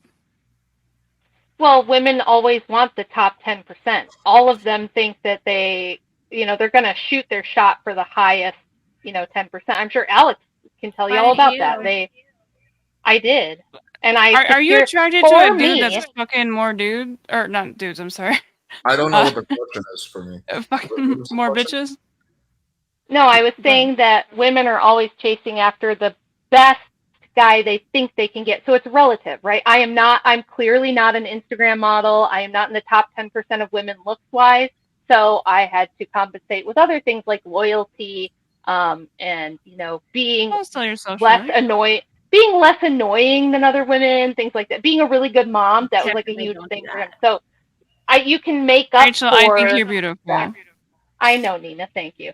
But I'm realistic, and I have eyeballs, and I'm 43 years old now. So, like, was I hotter when I was younger? Totally. Well, Yes, I think. Yeah, Okay, but even though let you're saying, let me try to answer Rachel's question. So I do think that women generally want to look for the best possible partner. I think men are exactly like that too. I think human beings in general look for the best possible partner they can get. But I do think one big thing the rebel community misses is the concept of like investment. So if you're like in a relationship, like if you're in a relationship with a girl and she's happy and you're happy, she's not going to just like break up with you because a higher value guy comes along. So investment counterbalances, I guess, hypergamy. But yeah, that's just kind of my take. Anyway, if her I would model agree was with that. genuine, though, then you would find what you would consider like the most high value men in society, typically marrying 18-year-old virgin OnlyFans models. But if you look at the high value men in our society, like Zuckerberg, Gates, Musk, they don't tend Musk continually gets married to new people, but they tend to go for women who are in their 30s or even their 40s. Hold on. Oh, Bloomberg. Who was the other one that I was thinking of? Like all the wealthiest men in the world tend to date older women and sometimes previously divorced women. So, yeah, that if your model doesn't actually apply to reality, and then I'm also actually it does. Rachel, and I'm also finding a lot of the times the people who push these models, for instance, the red pill communities, for instance, Sneeko, Zerka, Myron, all of these men date women with extremely high body counts who have done OnlyFans, and are not 18. And so the men who are pushing these ideologies are not even attracted to the woman they say that all men should be attracted to. Absolutely. Okay, but this is the thing that you're kind of missing with that. So, like when you're talking about people like Zerka is literally insane. God bless him and everything. Don't talk shit about my boy. He is crazy though. You're right. Yeah, he is crazy. But I don't think there's anything. I'm not hating on him. I think he's pretty funny. But I mean, these guys are living like a rock star life. So they're not looking for wives and moms. They're not settling down at all. When you do look at men who marry and they're high status, so like Robert De Niro has a far younger girlfriend right now. Leonardo DiCaprio he like chucks girls to the curb once they hit like 23. And he gets a younger one, no matter how old he gets. He doesn't want to turn her into a wife. Right. Yes, exactly. The high value men that marry other women tend to marry women who are in their early 30s, maybe late 30s, and are frequently once divorced. Wait, what happened to Andrew? He died when I told him to date. Rachel killed him. His computer crashed. He's getting it back up. He just bought all the stuff to build a new one, but the one he has right now is band-aided together at the moment. Okay, let's do like 5 more minutes of this topic, and then we'll move on to the after panel post show. Okay, keep going. It's all ladies now, except for me. Go ahead, Rachel. I mean, you have kids. I know, right? Like you have like 4 or 5? 5, yeah. 5. Do you think it's irresponsible for is it both of them? I don't remember, Robert De Niro or one of them. They're like incredibly old and like they're gonna die before their kids ever know them, right? Do you feel that that's a little irresponsible for them to be having children at the age that they're at? I would say it's probably not ideal. I don't know if you would say irresponsible. I mean, it's not ideal. I think the statistics are super duper clear about fathers in the home being like a serious. Yeah, like if they're gonna die, it's kind of like the same thing, right? Yeah, I think it's probably not ideal. No, I mean, I don't know if it's like morally wrong, or maybe you could argue it's irresponsible. I mean, wouldn't you argue that it's the same, where it's like if we don't have the fathers in the home, like if they die because they're old, like doesn't that seem like the same level of irresponsibility? Yeah, but I think that men having children in their 70s and stuff is like really rare. So I'm not super concerned about that. Right, but you think do you think it's immoral though? Like I kind of think it's kind of fucked up personally. I mean, if it happens accidentally, it happens accidentally, sure, whatever. But I think it was not that in this particular situation. Well, I don't know, but we were supposed to be talking about like how men should feel about sure. women's body counts, and my point was like, okay, if you're choosing a potential mother for your children, do you want a woman who's got like, you know, a super high body count? Because especially nowadays, if she is What an does that take away? OnlyFans model, because if she's an OnlyFans model, especially if it's public, okay. But what if she's not? She just fucked a lot of people. She just like had like a crazy summer where she went all out. I think divorce is risky enough for men these days without adding to the fact this woman clearly has like pretty low standards. I don't see what that related to divorce. See, I'll explain it. You're saying about like I'll explain it. If you want to know, I'll explain it. Go ahead. If a woman has a super high body count, she clearly grants access very easily, right? The bar for access has to be low. That's not true. Andy wasn't wanting to say like what was a high body count. What would you consider a high body count? Well, it depends, because I think that if you don't get married by the time you're 30, like your odds of getting married at all drop off a cliff. And if you get to 30 and you're not a virgin, you're probably having a decent amount of partners. Maybe not, but if you're not, it depends on why. I'm just asking more of a number. I love how this is not based on like. Yeah, like what are you basing this on? Like, do you have like a number? Really be, because there's too many, as you said earlier, there's too many variables, right? So it depends on the age of the person. It depends on. Have you heard of isolating variables? Have you heard of that concept? Yes, I know what isolated variables. Right. But like, I'm just asking you for a number. What do you think is? What would you think? Like, I mean, like, I don't want to delve too much into your personal life. I know you're saying that you don't want to talk about this, so I don't make you uncomfortable. Virginity is ideal, and the less the better. I think if it's, I would probably, but this is the thing, right? It's arbitrary. No matter what. It's going to be somewhat arbitrary no matter. I have to ask you, I have that, hold on, just really quick, Alex. Rachel, okay. You're right, it is arbitrary, but the question is, like according to your standards, right? So it is. I do think it's important to give at least a ballpark, because what could be a really high body count for you is. I'll try to ballpark it. Yeah, just ballpark. So if to use the example that Alex put out, if my son came to me and my son is 22 and he's dating a girl his same age, I would say under 5 would be good. If she's 22, because hopefully she hasn't been. For a second. No, like under 5 bodies if she's 22 years old would probably be good. But yeah, there's like factors. So again, if you get to like 30 and you only have 5, that's pretty good. You know, say you've been sexually active for 12 years, you've only done it with 5 guys, that's only 1 guy every 2+ years. If you are 18 and you've got a body count of 12, that's a problem. I guess I kind of wonder, like, do we add the aspect of, like, how much are you fucking the same person? Like, if you're, like, with one person, you're fucking, like, every single day, like... It's different bodies. So that's the thing, is, like, how many different men are you granting access to? Well, what's the difference? You're riding the carousel. It's a big difference, because it's indicative of your ability to hold together a relationship. It's indicative of your ability to grant access to just whoever, right? So if you're the kind of girl, Rachel, have you never wanted to just like home fuck every night? Yeah, well, my husband, yeah.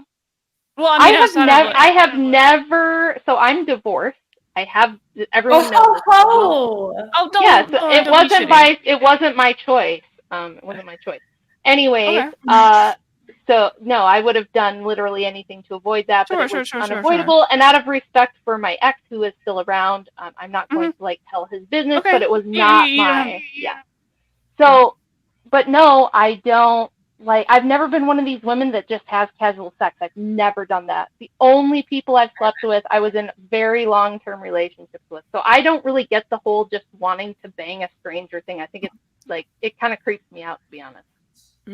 Well, why do you not understand that? Like, you just never wanted to fuck everyone, or have you always been with somebody? I've only been single for like 6 months of my adult life. Okay, well, that makes a lot of sense. I've always just been in a long-term relationship. I've only ever been like in a really long-term, like marriages, basically. So. Okay, but what if Andrew got hit by a car and he died? That would probably be horrible, it of course. Well, let's hope. hope. It would probably be it for me, unless some fantastic, amazing person came along. But I'm 43. I've always. But you wouldn't just want to like just fuck somebody just like to get your rocks off or whatever? Maybe, but like I have values that don't allow me to just do Well, I mean, that. he's dead. You're not betraying him. He's dead. Literally death till you Right, part type but of thing. in my religion, I'm an Orthodox Christian, so we don't just randomly bang people. Like it would have to be. It's supposed to be within the sacrament of marriage only. So at this point in my life, as an Orthodox Christian who's had plenty of married sex, no, I don't just have this insatiable urge to just like collect dicks. Okay. We are kind of getting near the end. I do have quite a few questions I actually want to ask, God. mainly Miss Wilson, but I'll give like the 2-minute thing. So if you guys have any points you want to make, Maybe Andrew could just come and hang out with you or something, so to make it easier. I think he's getting it back up. I think. So I'm gonna go to say, being that Lauren is a virgin, LOL, and then Nina has had an OnlyFans, so you're very Angela, I'm a virgin too. I've never had sex. Plenty of virgins. I have heard that from Alex. Me and my girlfriend, we don't have sex. We just look at each other. They just watch dishes together. Like edging, but partner form. Very hot, very sexy. I'm into Love that for you. And going back to this, because my memory is getting blah as we get later. So Go ahead. I personally don't engage into hookup culture. I don't agree with it, but I know plenty of people do it. That it goes with like a certain lifestyle, and I think it's normal for them. So you don't agree with hookup culture? Excuse me? You said you don't agree with hookup culture? I don't agree with participating in it. Like, it's not my thing. Gotcha. Yeah. Okay, gotcha. But I can understand for, I guess, like the generation we're in, sure. and also depending on like being in Miami, meeting people who are active online streamers and sex workers. It's really normal. And I think that there's this huge disconnect of people that watch this type of content, not understanding. Tom, you're funny. Anyways, yeah, so listening to this conversation, I can understand, like, I think there's a huge disconnect when we talk about body counts, because Rachel said here that 5 is like normal up to like 30. Somebody else that I talked to that's part of like the incel community would say that's too fucking high. Nina saying it's normal to be engaging in hookup culture. Somebody else say it's not. So it's just, again, it goes back to saying, like, who exactly are we talking to? We're saying, is a high body count too high? And it just really depends on who the hell we're talking to. Because as somebody who works in a nail salon, I gotta say, like, there's a bunch of old farts in there that are happy to date these twats on the bimbos and the yachts, and they're completely fine after they're divorced. They're fine. Those girls are rocking their fucking life off in the hookup culture, and it doesn't really matter. So if we're talking about the young guys who don't have a choice, but if you're asking them, hey, would you want a girl who hasn't had bodies, a girl who has 20, 50 bodies? He's going to choose, obviously, the no bodies, because if you're not getting any bodies, you're going to make sure you secure the one who isn't fucking everybody. I think that we're not really narrowing down who we're talking about, and it's just too broad for me to, like... But if you just want to get your dick sucked, you're going to go with the one with the most bodies, because, like... Yeah, if you just want your dick sucked... They're going to know what they want, you know? Yeah, but I think like if these guys are trying to secure, hopefully, a long-lasting, I don't know, a body that continuously come around whenever he wants, this has to be somebody who's like stable enough to want to be sleeping with. I will say this: I did poll the chat, and I asked which would you prefer, a virgin or a girl with 5 sexual partners. 73% said a virgin. Alex, can you W for Alex's chat. Let's go. And that just proves our point that there's a large portion. In fact, you said about 30% of your chat said that they less than 30. So 73% said they want a virgin, and 27% wanted a non-virgin. And you're saying all then men. What would the average be, Lauren? Can you ask the same question with a blowjob? And also, you can't. I think the answer. You know the answers are gonna be different. Okay, I'll do it for you, Nina. I'll do it for you.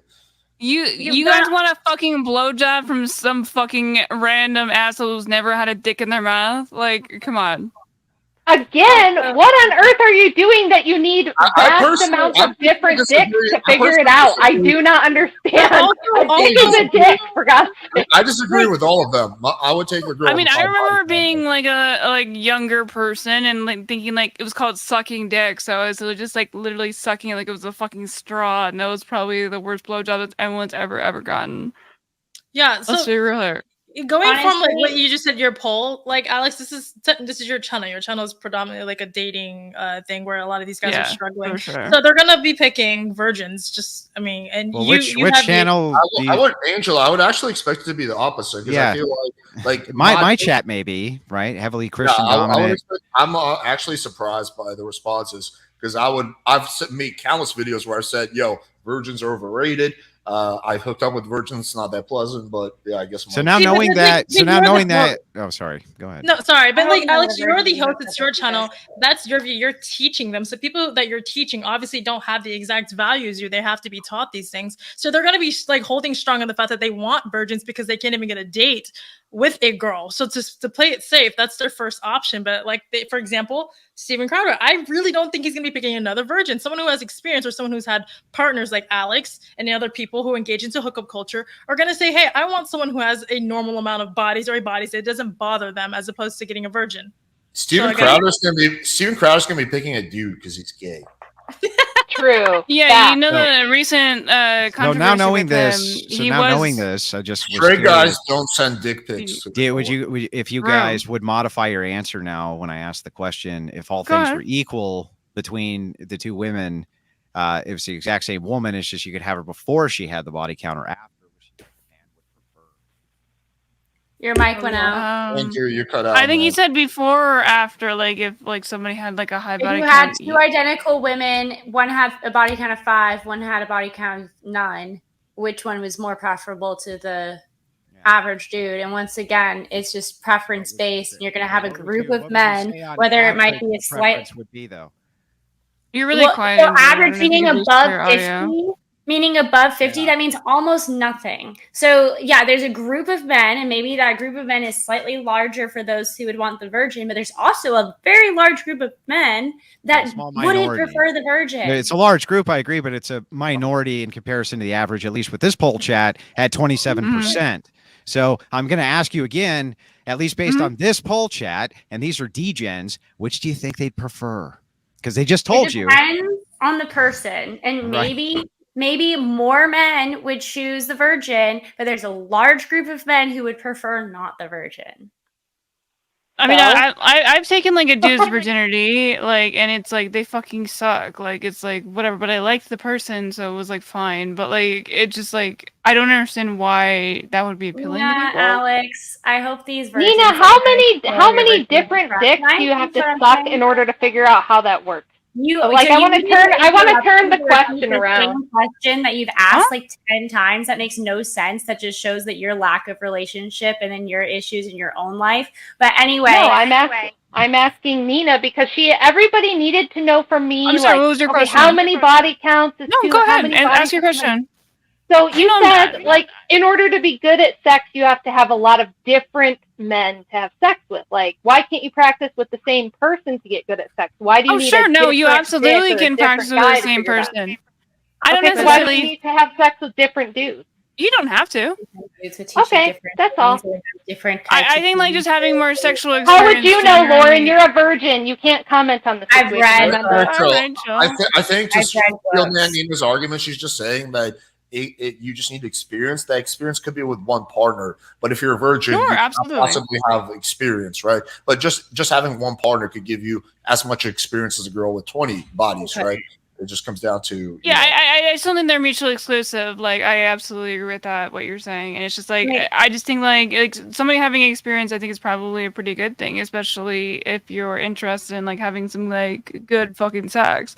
Like if you're talking about a relationship, then the body count shouldn't matter, right? Like this seems immaterial if we're just talking about having a relationship with somebody. I don't think the relationship aspect of this or body count, I guess, to keep with the premise, should at all impact what type of relationship you can have. But if we're talking about sex, like I think that it would actually kind of be a little bit of a buff there because they probably know what the fuck they're doing. But to Steelman, then the other side, sure. The debate is kind of ending, so I feel like I can get involved a little bit more. Nina, I was just curious though.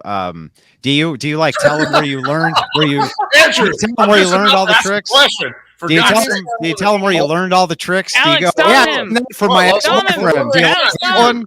Andrew, let me ask the question, then you can answer the question. Okay, so the question, Steelman, what Rachel is saying is that a girl with a high body count, doesn't that signal that she might have other characteristics that are incompatible for a long-term relationship. Like she could be very novelty driven. Like she could be afraid of commitment. Like she could have some emotional trauma. So maybe it's not directly the body count that's making her less suitable for a long-term partner. It's all the other things that are associated with it.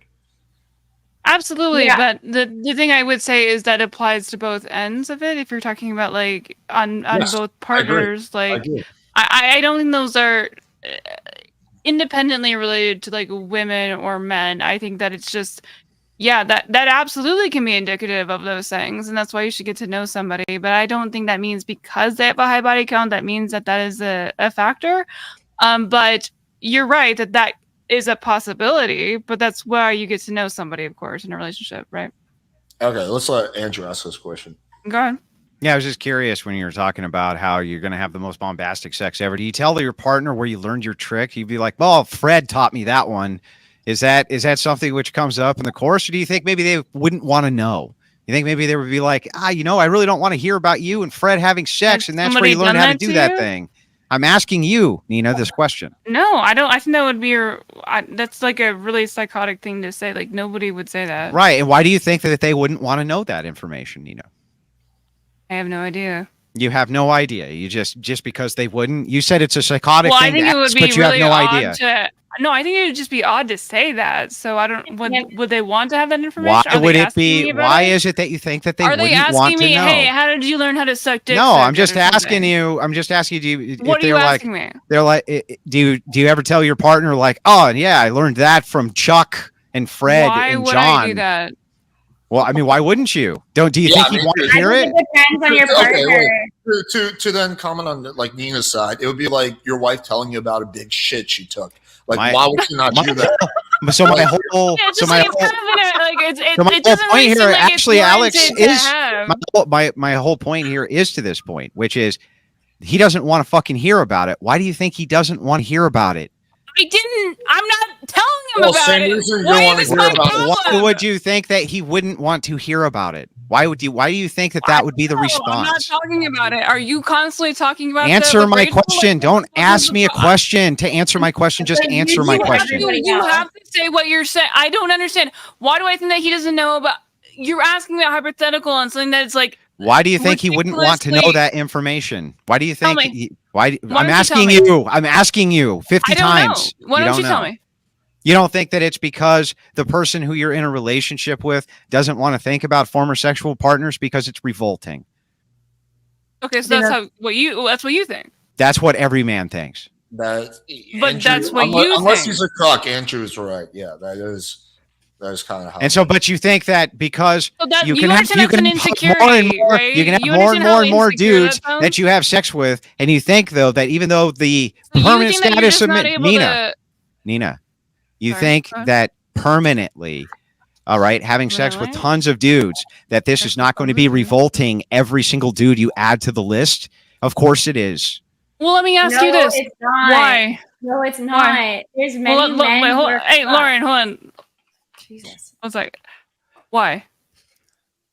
For the same reason that if you were to volunteer whatever the sexual intercourse you had with another man was to the man you're currently engaged to in some way, whether it's maybe even if it's a fling, they probably don't want to hear that because it's revolting to them to think that somebody else is banging their chick. It's revolting to almost every man. Well, they're not currently banging their chick, so why is it when it comes to the past? What's the issue? Well, so this obviously is they're with you at the moment. This is what's intuitive, right? They don't want to hear about it because their intuition tells them this is revolting. So if men's intuition's telling them it's revolting, you've been with other men. I don't even want to think about the fact that you've been with other men. That's a bad thing that you've been with other men. It probably lowers your value to most men.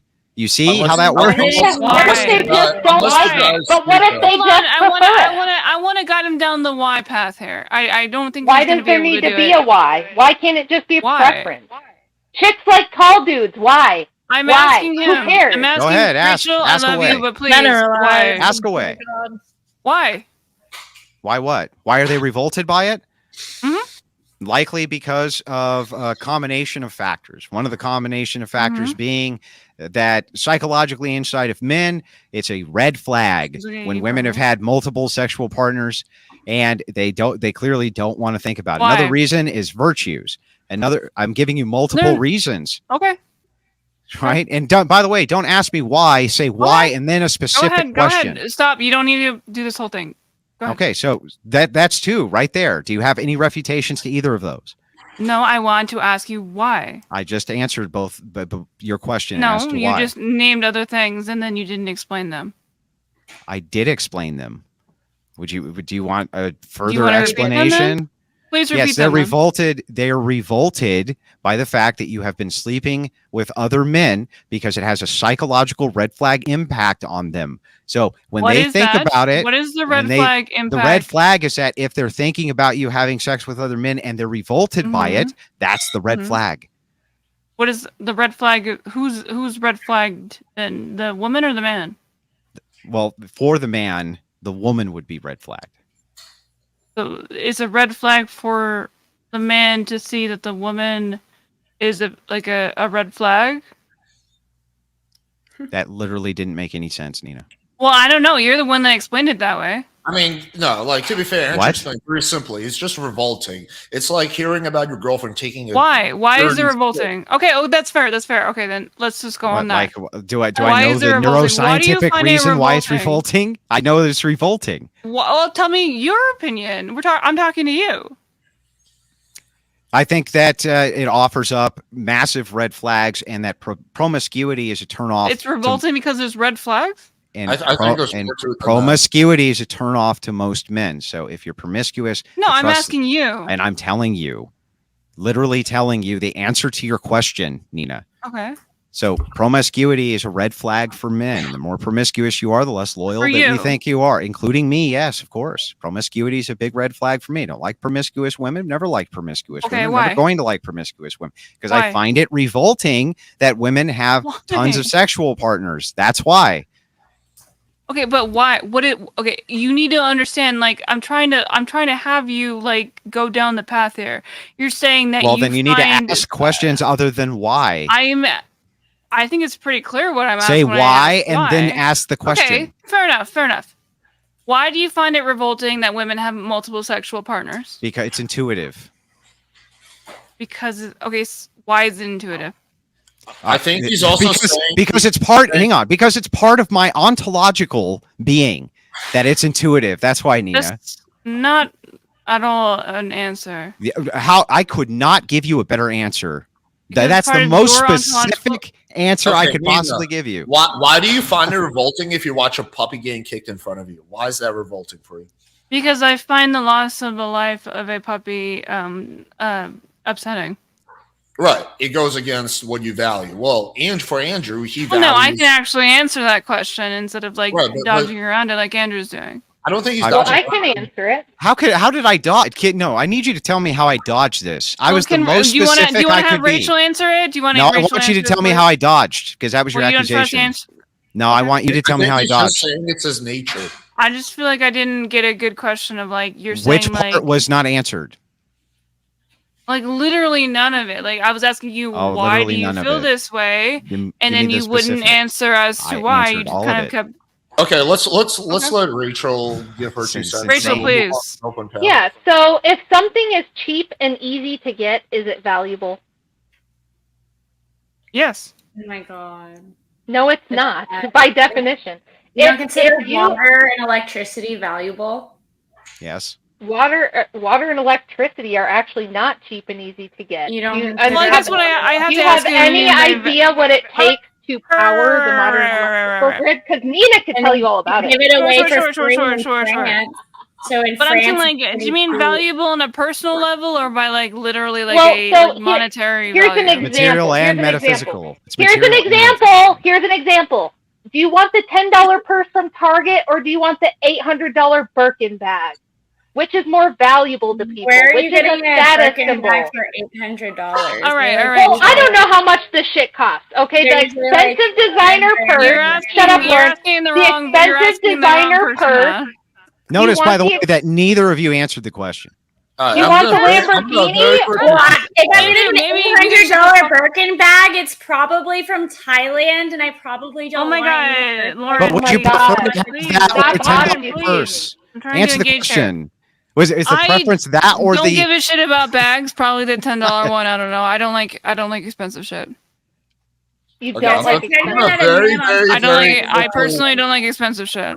I'm gonna very quickly steal man Andrew and Rachel's position. I think. Well, I want Rachel to have her whole point though. Like, My whole point is that if something is cheap and easy to get, it goes down in value. And if it is in high demand and difficult to get, it goes up in value. That's Correct. how things work. I think those are additional reasons, but I think the crux of it is that for Andrew and I think Rachel, having sex comes with a certain level of emotional exclusivity and just exclusivity in general. So for them, it's like they're having sex with people they care about in their worldview. And so to imagine your partner that you care about, that you see a future with, that you might get married to or are married to, talking about having sex with another person is just repugnant and repulsive because they envision that person to be sexually exclusive with them, and they're being reminded. It's like kind of like a slap in the face, like, oh yeah, well I fucked this guy. So I yes, think that's but Alex, why? human nature, I guess, in your world. Yeah, but well, why? I imagine you would have like hang an on, emotional connection to that hang on, person. Alex. But why though? Are you trying to mean the fact that I asked you why I and you can't couldn't play the answer? train of wise with Yeah. you when I'm steel manning you. Wait, why? Because Why do you love Andrew, your wife? I know you pretty well, but I don't know you that You're gonna well. make fun of me for Why? that? Like, Well, I don't know. If Like, we met advertisement, like a year ago. We've never met in real life. But this was an extremely well done advertisement that did really well and sold a lot of cars for a used BMW. And you can't read it, but it shows a very pretty girl. And then the tagline is, "You know you're not the first, but do you care?" And it's a used car advertisement that does very well because men get the concept that you might not care if she's the first if she's that fucking hot. That's So not she why it might did be- well. an It didn't do interesting well. argument? It didn't do well because this chick is being marketed as being pre-fucked. It did well because it's funny, and so therefore it's memorable. That's Okay, why it did Okay, well. but why is it funny. funny? It's funny because it's true. You wouldn't care. Yes, it's if she was funny. first, No. it's valuable That's not, content. the ultimate irony is what Well, makes it hilarious, right? Is that it's ironic. It's ironically not true because you do care. No, you don't, because it's for You used do. cars. So you don't I know. care. We're if getting it's into first. this. That's You what were makes it getting funny into is the irony. That's No, it's literally what not. makes it funny is the irony. Yes, it is. You seem like Yo, an real- unfunny real- person, wait, so it would make sense that you wouldn't get the joke. But All right. I just real- think like I just think This is we keep why it on men the are rails objectively here. funnier Hang on. than women. Women don't understand Angela humor. is also Funny because married it's here. a I'm joke. curious on her opinion Wait, on this particular wait, subject. before we do that, let me just introduce one piece of data to this. So I did the poll you asked me for, Anita, and you were actually correct. The results were pretty different. So for a blowjob, would you prefer a virgin? 52% said a virgin, and 48% said a girl with a 5 body count. So the results on that were slightly different. Yeah. slightly. Yeah, everybody knows that men will just pump and dump hoes, and they marry girls who are have a higher bar for access. And no matter how much these girls want to cope, no matter how much these girls want to cope, Yeah, no according matter to data how too. much these girls want to cope, men don't like hoes except for to use them I and throw think them men away like like hoes Kleenex. quite a bit. They To do. use them and throw them away like Kleenex, not Sure. to wipe them. True. You're coping pretty hard and not bringing data. I mean, like men. I You mean, haven't people presented people any for that data. exact reason. I You have. literally have not presented any data. I Where? data are you Where is looking the for? data? Where is brought it? up For what? two What do we studies. look I up? brought up the divorce rates. and Where one, are they? Show me all the hoes getting wiped up faster than girls You who want aren't me to look hoes. up Alex, can hoes you getting post that wiped study up? that I brought up earlier? I'm gonna look up that mentioned? exact word. Where are they? Which study you want? The The one Institute of where Family you said Studies? you did the video on it about how it dips, and you. Yeah. Lauren is trying to tell us water isn't wet. She's I insisting water I isn't can wet. look through the video Ridiculous. right I never now. said water isn't wet, but that's okay. Can you You're show trying us? to tell us that men want hoes. You're trying to tell us men would rather marry hose, then they That- would it's not ridiculous. hose. Let me and ask that's you. Let me ask silly. you guys. Honestly, it is ridiculous. Rachel, your husband was calling me a whore because I have a OnlyFans. No, that I wasn't calling you a have not whore. I posted. said you engaged in You literally prostitution. specifically called me a whore directly. No, that I would don't know that would why mean you're a gonna- hooker. I said prostitute. Sure, whatever. Does it really matter? It Doesn't matters care. because one's engaging in sex and the other one's prostituting It themselves. matters to him because he's autistic, so that he matters on his diction. Well, I'm very Yeah, it's autistic, autistic. so like, It's I don't autism. matter about this I'm distinction. not I'm trying sorry. to- Listen, I'm sorry. Intelligence upsets you. Hey, okay, It's a I'm just problem. asking the question. I'm asking How Rachel. long before Do you Lauren think calls it's- says that you have a small dick, or that you just We want to don't- fuck her, and if you we don't all want to have fuck small her, that you're dicks and gay? big pussies or whatever. Yeah, I get it. Anyways, moving on. Do you think that it's unfair for your husband to say? I said, if you want me to Sorry, repeat, I Nina. said I probably do think he's gay based off what the woman looks like who he married. We're all gay. It's okay. Gotcha. It's fine. We I live in would a be gay so world. hurt. I would be so hurt if I wasn't already married and We're had just- 5 kids and had a successful Am I life, and having you're a debuff 29 and right now? alone because Not nobody married can twice. stand the sound of your voice. You've been married how many times? You guys both literally sound the No, exact she's same. saying I've been married twice. She's Wait, really so mad what, for twice something. as many Lauren, times as I will Lauren? debate you one-on-one. Rachel, we Lauren, love you, Lauren, you Lauren, should we love debate you. me one-on-one, and I will end you. I will completely terminate your online career in one It's debate. that seems kind of like a threat. Maybe you should be careful about that. I Got can't her. hear you because you sound I like said the only thing that you can end is your first marriage. Well, you And can't the only end your thing first marriage, that so you can end is your first marriage. you can't Angela, even do stop you the want to first get marriage. married to me and we Yeah. could just fuck off? I didn't. But anyways, what were you So saying? Rachel I'm started a gonna- marriage and ended one. I'm You haven't even gonna got to the starting remain point. Ultimate catfight. Your Okay. husband left you. I don't even She's know mad what the because the lawyer fuck is is too happening. stupid to argue. Don't ever hire this person to be your lawyer. Holy shit, she can't argue her way out of a paper What is it that bag. you do for a Yeah. living? What's your educational background? Well, I'm a best-selling author. Best selling. Does that Yeah. count? Yeah. I have a best-selling book, yes. It was on Tucker Carlson. Yeah, she Yeah. was on Tucker Carlson as well. What about you, though? When are you going But to start my- that first marriage? Before he got fired. What's your book? My most important accomplishment is raising 5 fabulous human beings. What's your book called? It's called Occult It's called- Feminism. What's your book called? Occult Feminist. Well, I was a math Yeah. major, not a literary person. Right, so you haven't written a book. You haven't done anything of note. You're Yeah. not married. Andrew, have you written You're an imbecile. You can't argue. You think that argument structure has to Oh do my with God. geometry? I mean, She doesn't I know the literally 3 can't do basic this laws shit. of logic. Geometry. Geometry and argument structure. I love it. All right. Listen, y'all are all smart people. Let's move on to the after panel. Everyone can make a I 15, 20 completely second forgot what I was going to say. closing statement if they want to or not. Lauren, we'll I start would off love with- to. Okay. You can kick it I- off. You can let Lauren, you can let Lauren Go go ahead, first. no, you go ahead. You start. Yes, Lauren's Googling my book so she can find some troll reviews and try to talk some shit, but that's fine. Everybody can see what happened here, and what happened is giant coke from Lauren about, men actually would rather marry girls who are kind of hoes. There's no data proving that body counts matter. I wish I would have gotten to argue no-fault divorce with her because she was wrong about a lot of stuff there. That's kind of my jam. It's my specialty. She was asking about my educational background, and this is I'd love to what know I your do for a living. educational So. background. Hey. What is it? But What is your educational background? what Lauren has done here is just devolve into total. This is what happens anytime that I debate a woman for the first time. They have absolute emotional breakdown. They resort to name calling, Alright, personal attack. She doesn't have any arguments. Her closing. So. Yeah, it's my closing. You can just shut your mouth. But she's not used to being.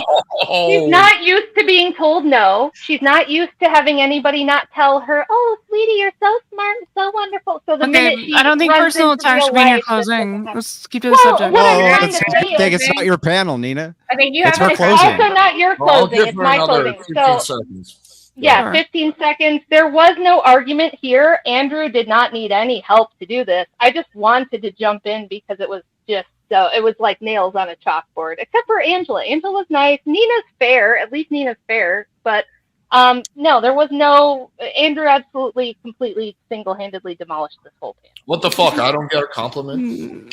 Alex, you were a great moderator. Oh, It's thank you. adorable you Doesn't saying that, and I do understand love you, Rachel. But He doesn't even understand I think Lauren support. had some I solid need points. validation Thank every you. 20 minutes so I can feel good. Okay, let's Alex, move. you're great. We love you. Fair. Let's go to Angela, and then we'll go, and Andrew will wrap it up. Okay, Angela.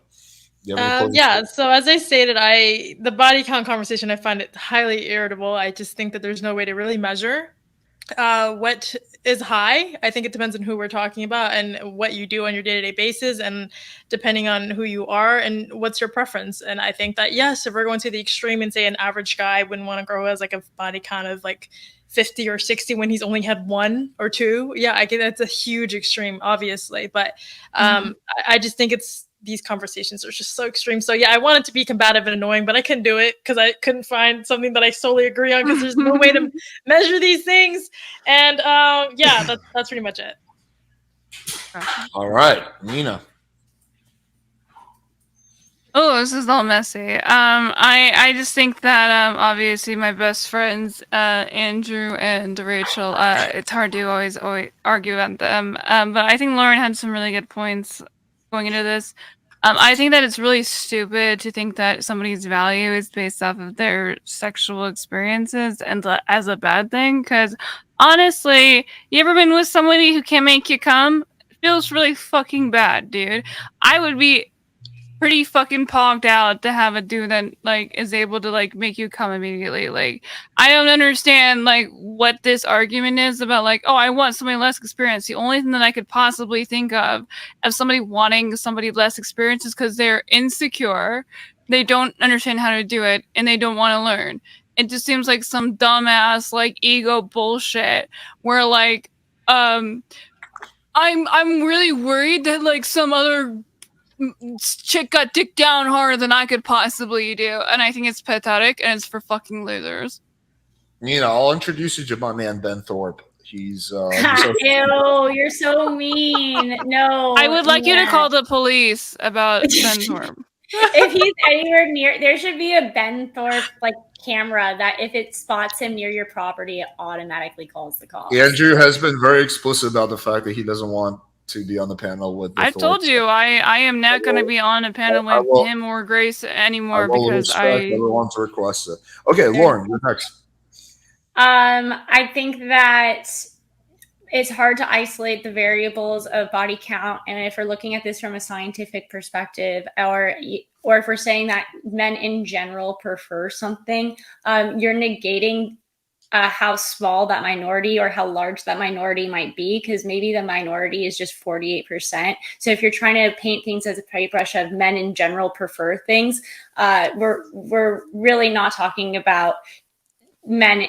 We're excluding a large portion of men, and we're not talking about the reality of the world that we live in. Furthermore, the people that push the propaganda and the ideology that men only want virgins are not the ones who end up dating virgins. Even Andrew on this panel has married somebody who has previously been married and had her husband leave her for whatever reason. So he's not choosing a virgin in his life, and yet he's saying that men prefer virgins. So the men who propagate this propaganda don't even live to their own values, and he's a perfect example.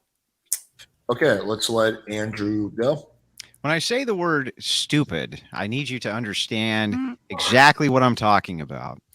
Take this moron above me who claims that my argument was that I wanted to have a virgin, which wasn't my argument, but rather that if you were to go to most men, including me, and say, would you prefer the same woman with less bodies or more bodies?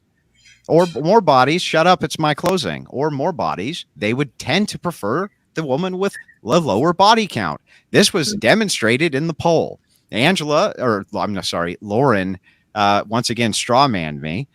Done at this entire panel, has no idea what she's talking about. Now, Nina, I don't, we're always going to go back and forth because she's a blood sport debater and so am I. We've been throwing hands for a long time online, and we're going to keep on doing it. It's brutal blood sports. We've done it on the Crucible for a long time, and it's going to continue to happen.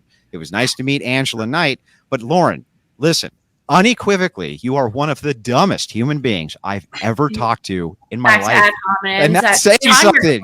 What is the dumbest I've ever talked to? It is, even though it's very personal, it is his closing statement. And when you said geometry, I couldn't make good argument structures based on when I was in school. I went and took geometry classes. That was literally the dumbest thing anybody has ever said to me in my life. There has never been a thing which has been said to me which was dumber than that. So what was your score in geometry then? Okay, Lauren, since he went after you personally, I will give you a quick response. Go ahead, Lauren. What was your score in geometry then? Oh my God, I can't believe you just doubled down. I can't believe that you just doubled down. I don't think you did very well because I don't think you're good at logic structure. I'll say I did dog shit in geometry. I like a C. Math is for nerds. All right. Anyway, let's move on to the after panel and read a few super chats. Appreciate everyone for the support. Salute to the chat panel. Thank you. If there is a super chat that's very demeaning to one of the guests, I will not read it, but I still appreciate you guys donating. If it's to me, you can read it. Men are generally virtuous and forgiving. Would you single woman on panel be open to turning to Christianity, repenting for your sins? Question for the girls, I guess. That's a retard fucking statement. Yeah, you think that Christianity is like what, like female positive for women? Like, fuck you. You're an idiot. All right. Oh wow. I don't understand if this person. You ever read the Bible, dude? If this person genuinely wants women to be prevented from like expressing themselves sexually, then why isn't he promoting all women become Muslim and cover themselves in tarps? Why Christianity? Why stop there? Why allow us to show our hair? Why? Wait a second. Why is that the argument? Why is that problematic? He's saying that we need to repent for our. I have nothing against Christianity, but he's saying that like in order to be virtuous and like non-promiscuous and Christianity wouldn't be the most extreme. I guess to have why a serious. Why would that be the requirement, though, Lauren? Yeah, but hijab ruins the sexiness of a woman. Come on. I don't understand how that would be. Why is being a Muslim the standard for virtues? I don't understand.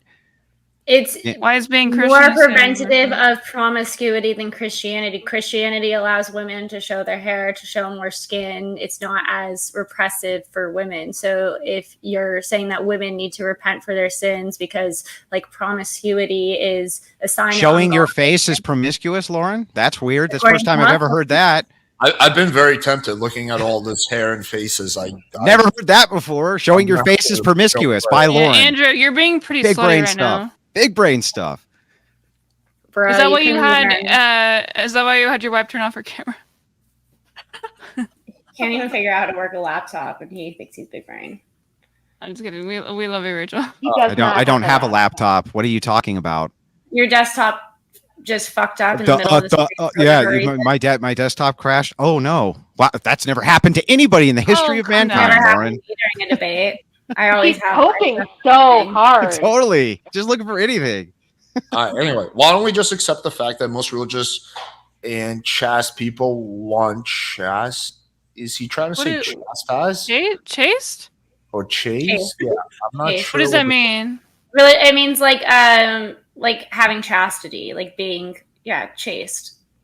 Oh, it means is it religious? So she gave the definition by using the word in the definition. Well, people understand the word chastity as having like no promiscuity, keeping to yourself, keeping tight. It comes, but like having like a chastity belt is. I don't think anyone's disputing that religious people want. Yeah, if you want to date another religious person, right? That's kind of what they're asking. They're like, if it's a religious person, chaste means reserved. It means reserved. That's what it is. I mean, that seems fine. I don't have a problem with that. Having chastity, exactly. No, I don't think anyone's. No, see how I didn't put the word in the definition, and you did. A lot of times, if you go to oh my god, dictionary, if you go to a dictionary and you look up jumping, it'll tell you the verb form of jump. So apparently, you've never opened a dictionary. Does the dictionary say the dictionary means to jump? Yeah. Does it say jump? Jump means to jump. Is that what it says? If you open the dictionary and you look up jumping, it'll say it means to the verb form of Oh, jump. you mean a reference So to the way deafening I in? use A reference to deafening in? Yeah, I know. But the definition, which is what I You're said. making her dumber. Will it reference a deafening in? I I'm love how shocked. you just keep calling me dumb because I'm higher educated than both of you, and you guys can't handle it. Rachel, Well, And that's the standard. You paid money for a certificate. I I think that's why she's so mad. She paid all that money for a certificate to tell her she's smart, and it was a lie. scholarships. Man, that education's All it's really right, serving you. I can tell she's so educated. I am. I have a law She's degree. dumping me. I don't Rachel, even will you know. come to my wedding? I have a degree in psychology. Are you getting married, Nina? Oh, like Hopefully there's soon. management and then psychology. Yeah, I'll come. Oh, Nina fun. and Circa are taking it to the next level. Okay, let's bring on people Stop. from. Yeah, imagine being a Christian and calling someone dumb and going for I don't need to Literally, imagine like, it. I did it multiple times. Shut the fuck up! Go ahead. Jeez, Nina, you seem upset. Why don't you calm down? Well, you're being rude to Alex. The church fathers called people morons. Alex and is having the imbeciles. time of his life, Nina. Relax. Well, I wouldn't say rude time to of my life, everyone. but it's been He's a just a really rude good person. discussion.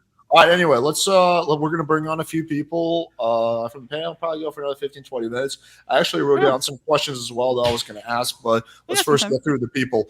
Okay, Ashley, how's it going? Hey, how's it going? I just want to say, I love you, Ashley. Angela, how are you doing?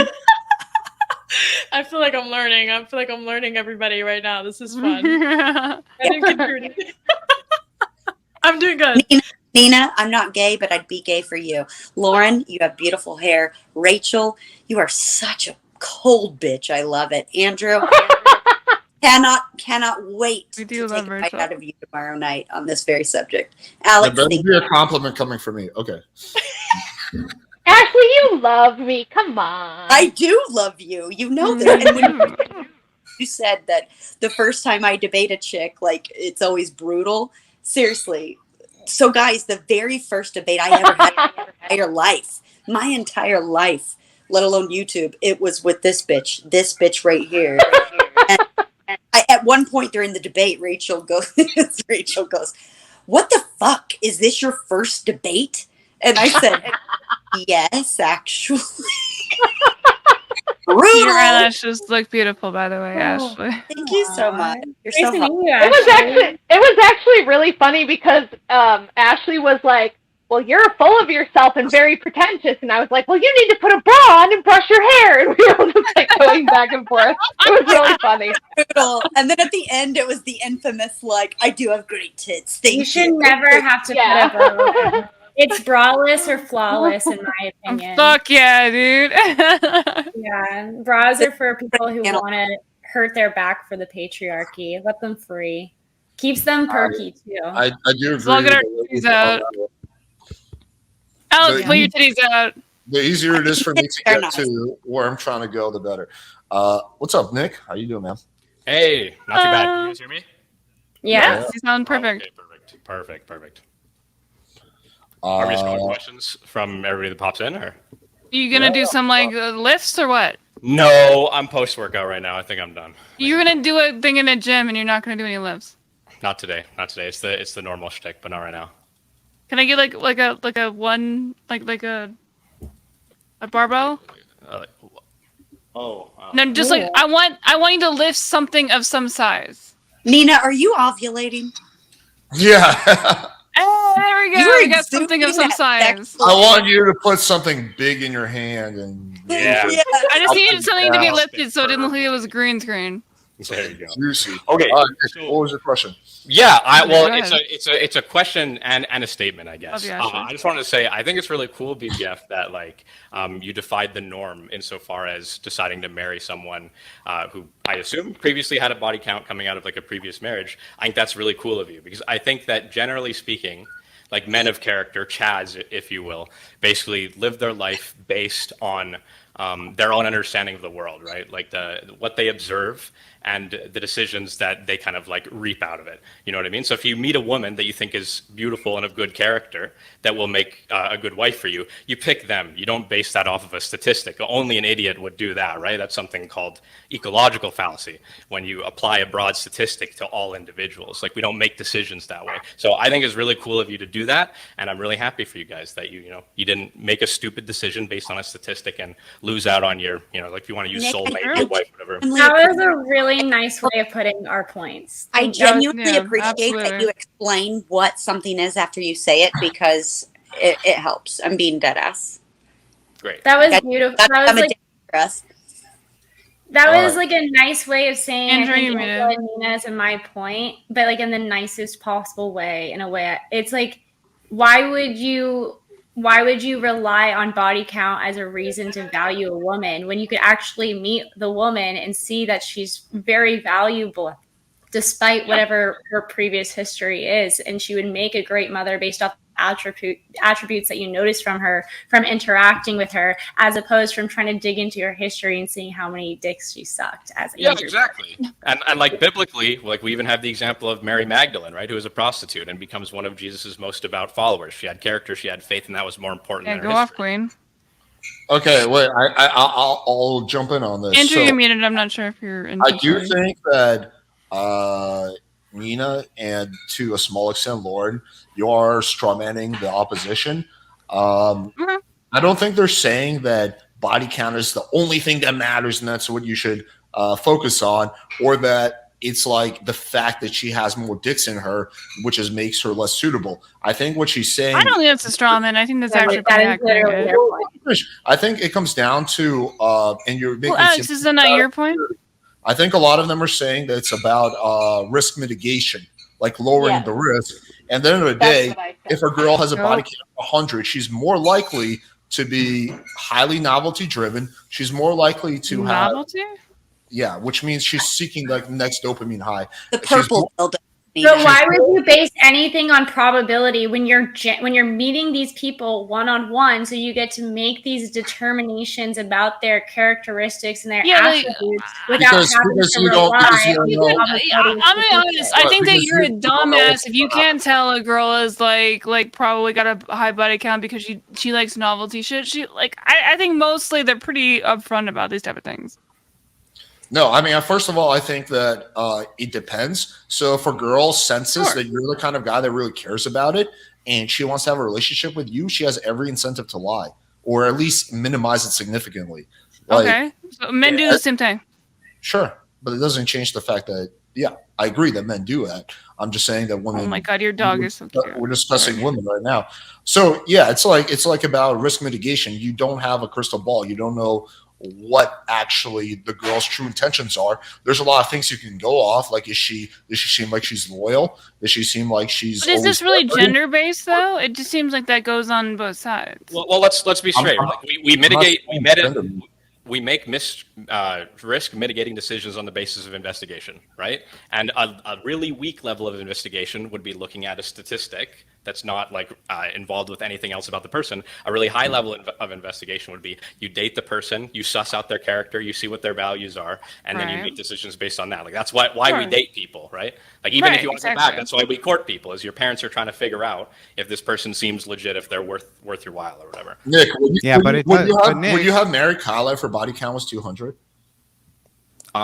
If her body count was 200, now I'll be nuanced about it. So if her body count was if her body count was 200 and she had some kind of like figurative, not literal, come to Jesus moment, and she was like, I think I was kind of like chasing like crazy whims back then, and I was engaging in behavior that like wasn't super safe for me, but I've kind of changed. I've seen the importance in like delaying gratification. Then I'd be like, all right, yeah, you learned something from your walk on this earth, and I think you're probably better for it.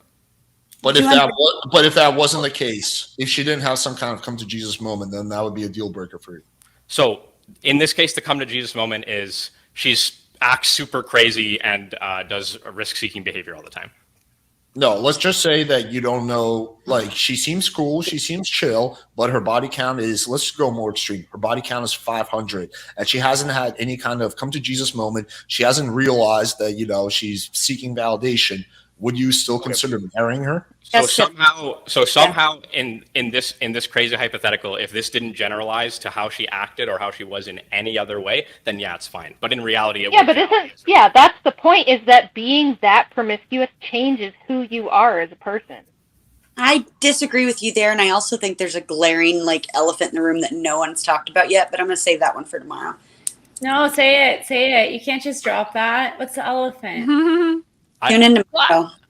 Okay, I just don't understand what the issue is. What is the issue? I feel like nobody's done a good example of what the issue is. Like, why does body count matter? Okay, the reason it matters potentially is because it's correlated with a whole other behaviors that are not suitable for a long-term partner, like for example being highly novelty-driven, like having validation-seeking issues, like for example having some emotional issues. There's a whole girls generally don't fuck 2,000 dudes unless they have some issues. Unless somebody who has been raped shouldn't be able to have a good relationship with somebody because they have trauma. Nina, that's a total. No one gets raped. Analogous. No, hold on. Let me cook. Let me cook here. Of course, you would make an exception for rape. I'm not saying the girl has to be a virgin. Okay, but it's obviously a situation where it's something that is different and is a trauma aspect of it, where they're obviously more vulnerable to a particular situation. Do you think that that's like a situation that because it's more difficult, that's like a problem, or what? Wait, Nina, do you mean why I can't debate women? Wait, but because they were raped and they had that trauma, they were more susceptible to sleeping with more men after that experience over and over, and that's why their body count? Or just because they were raped in general? I just wanted to clarify. I'm just saying they have a particular drama, and then maybe that yes, I think basically what Ashley was saying is exactly what I was getting at, where it was just maybe they were now less they were violated, maybe that was their first experience, unfortunately as it is, and then they just were trying to reclaim their own sexuality by why are you guys just trying to base all of your arguments on the wildest outliers? What? Well, I'm just asking questions. We don't. I know, but it's a terrible tactic for making an argument. I'm asking you guys. You have not made the best arguments tonight. It's a fair hypothetical. We don't get personal. I hypotheticals of what would you guys think of this particular? No, it's a fair hypothetical. Yeah. So if the girl got raped, which is highly unfortunate and tragic, and then that kicked off her going out and fucking 300, 400 people, then yes, even though it sucks, I would be really weary of getting into a serious relationship with her unless she has addressed that issue, which is causing her to go out. Well, I assume she would have been telling you about this. Yeah, so the important thing here, right, is that it would be as a result of the underlying psychology, not the fact of the body, right? So if you're I've always said that. Yeah. If you got raped 1,000 times and have a body count of 1,000, but it affects your psychology in no way, if we want to do all the crazy hypotheticals, right? Then it's okay, we're not going to make presumably a determination on the basis of that. What we would say is maybe oh my God, how did you get raped 1,000 times? That's crazy. It's how does this even happen? Where the fuck are you hanging? Where the fuck are you partying? Exactly, right? But that's the point. It's the underlying things, not the fact of the body count that matters. I think we all realize this. Yeah, I agree. Well, I don't know if Rachel and Andrew would agree, but I do agree with that. But at the end of the day, you're making a decision with limited information, because at the end of the day, you don't know how your girlfriend or your future wife truly feels. So there's certain things that you have to make a decision by. There's an exception for every rule. Are there some girls who have a high body count who can make great partners? I'm sure there are, right? But again, you're working on limited information, and if your choice is Andrew wouldn't answer this question, so maybe you would, Alex. What is a high body count? To me, I would say that a high body count, it depends on the age also, but if we're saying my age, well, you're 30, the same age as I am, so yes, 30s, I would say when we get past, I would say past 15, 20 gets up there, past 50 is high. You're aware people are in 50 or 15? Past 50 is high, past 15, 20, it's getting up there. You're aware people are in back chat? Huh? Alex, people are in back chat. I guess there's some other people in the. There's actually no one there. Oh, So well, there was somebody who wanted to lock come down up. what but he we were thinks waiting. my body So count. if it'd be cool, I want to like pin Andrew just a little bit here. Is that, Yeah, is go that ahead. okay? All right. So, You're muted. Andrew, I You know. might want to get a little closer to your mic. Okay. I'll put you guys next to each other so you can really pin him. There we go. Yeah, great. I need to get. I might need to get boosted. My mic's just really quiet. No, you sound perfect now. Oh, I'll turn you up. Nina, you. okay, you're so remote. Andrew, I know you said later on in the debate that merely what you were doing was displaying the fact that if all things were equal, if we had a perfect like ontological clone of a woman and everything was the same except one had a low body count or was a virgin and one had a high body count, you said like that was all that you were saying, that most men would pick the low body count or the virgin, correct? Am I understanding that? Yeah, I think on average that's true. Yeah. But you weren't implying that throughout the entirety of the discussion, right? You were implying more than that throughout the majority of the discussion. What do you think I was implying? Because I think you were using a lot of loaded language around topics of sexuality. I don't care about your opinion. Tell me what it was. Bro, you're the worst person to talk to. Conversations are kind of like subjective, right? So it's about the interpretation of the audience, and you're a pretty skilled rhetorician. So I don't think you were unaware of the implications that you were making, that everyone I don't care about your opinion. What's the argument that you have a problem with? I'm pointing out the fact that at the end, you said your conclusion was different than the implication of your argument was throughout the entire conversation. So I made you feel bad. Got it. You don't actually have an argument. Do you have an argument or not, Nick? I don't have an argument. I'm criticizing your argument. I'm presenting like a counterfactual. Okay, well, give me the counter argument then, not how you feel. I don't have a counter argument. I'm criticizing your argument. You just don't like criticism, Andrew? On the basis that your conclusion was not commensurate with what you were saying throughout the debate. That sounds like an argument. Wait, that sounds like an argument. So you're saying that my conclusion was not consistent with the rest of what I said in the debate. Can you demonstrate that for us real quick? What I'm trying to demonstrate essentially is bad faith, not an error in the argument. Oh, it's bad faith. Got it. So you can't tell me how or what I said, which was inconsistent. It's just bad faith. How long do you have, Andrew, for bad faith? I just explained, right? So it's like the conclusion that you said you were merely making is juxtaposed to the implication of the arguments that you had throughout the panel, right? You mean the implication that you drew from it, not anything that was actually said. The implication that the entire audience drew, and that everyone would draw from the entire conversation. How do you know that the entire because he intuited it. It's his feelings, literally. He's telling me that he felt like I meant to say more than I actually said. That's his actual declarative statement here. Big brain stuff, Nick. Yep. Brilliant. You had certain things in your arguments, then you didn't back it up in your closing. That's yeah. It was a bait and switch, right? If you want to be technical, it's a Mott and Bailey. So was that bad faith of you? If you know that you're making a Mott and Bailey, that's bad faith because you're. What was the Mott and Bailey?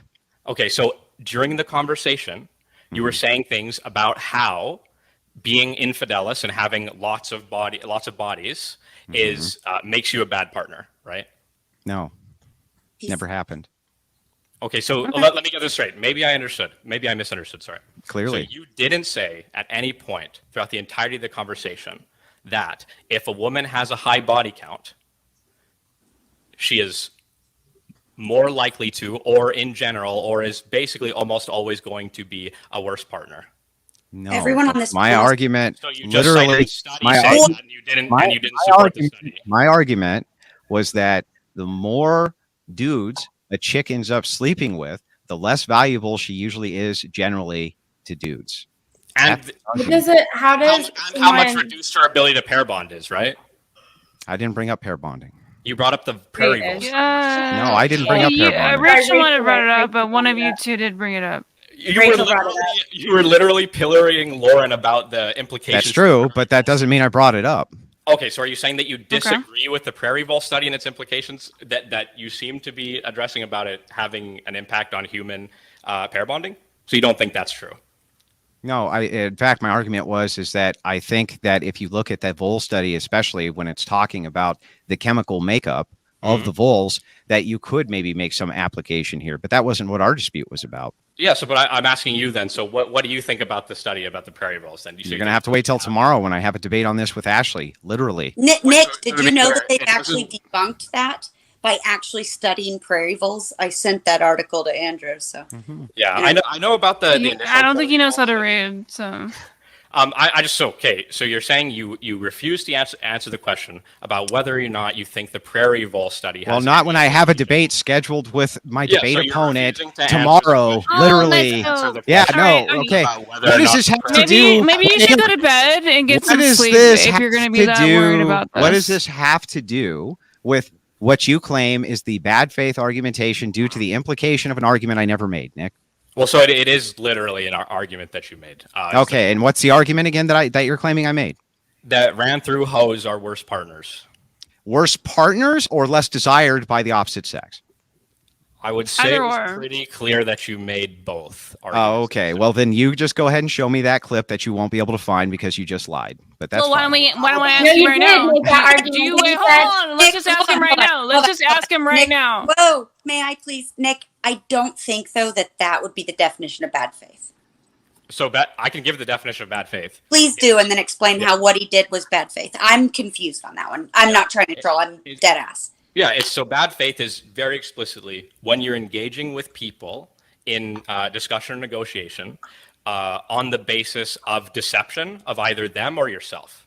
That's what bad faith is. So if for example, if you can make an argument throughout a debate, right, that is very big in scope, and then at the end of the debate you say, and so simply, only this tiny little conclusion, right? I'll give a good example. What I thought was really bad faith was when Nina was talking about her best friends and she said Rachel and Andrew, but she didn't mention me. That was really bad faith. And she should be ashamed of herself. I am Alex? ashamed of myself. You guys all are all my Alex, best I'm friends. super sorry, but I gotta go. Thank you so much for having me on. Everybody catch me on InfoWars 4th hour of Alex Jones tomorrow. Oh, damn. All right, love you, Rachel. Bye. I'll ask Andrew. We love you. Have a good night, We Rachel. love you. All right, Nick, do you have any more questions for Andrew? Fucking feisty. Andrew, my brother in Christ, I have no enemies, and I love you, and I wish that you would change your ways and stop lying to people all the time. Can you give me the any lies that I've given to people? Can you go ahead and do that for me, Nick? Okay. Or are you just slandering?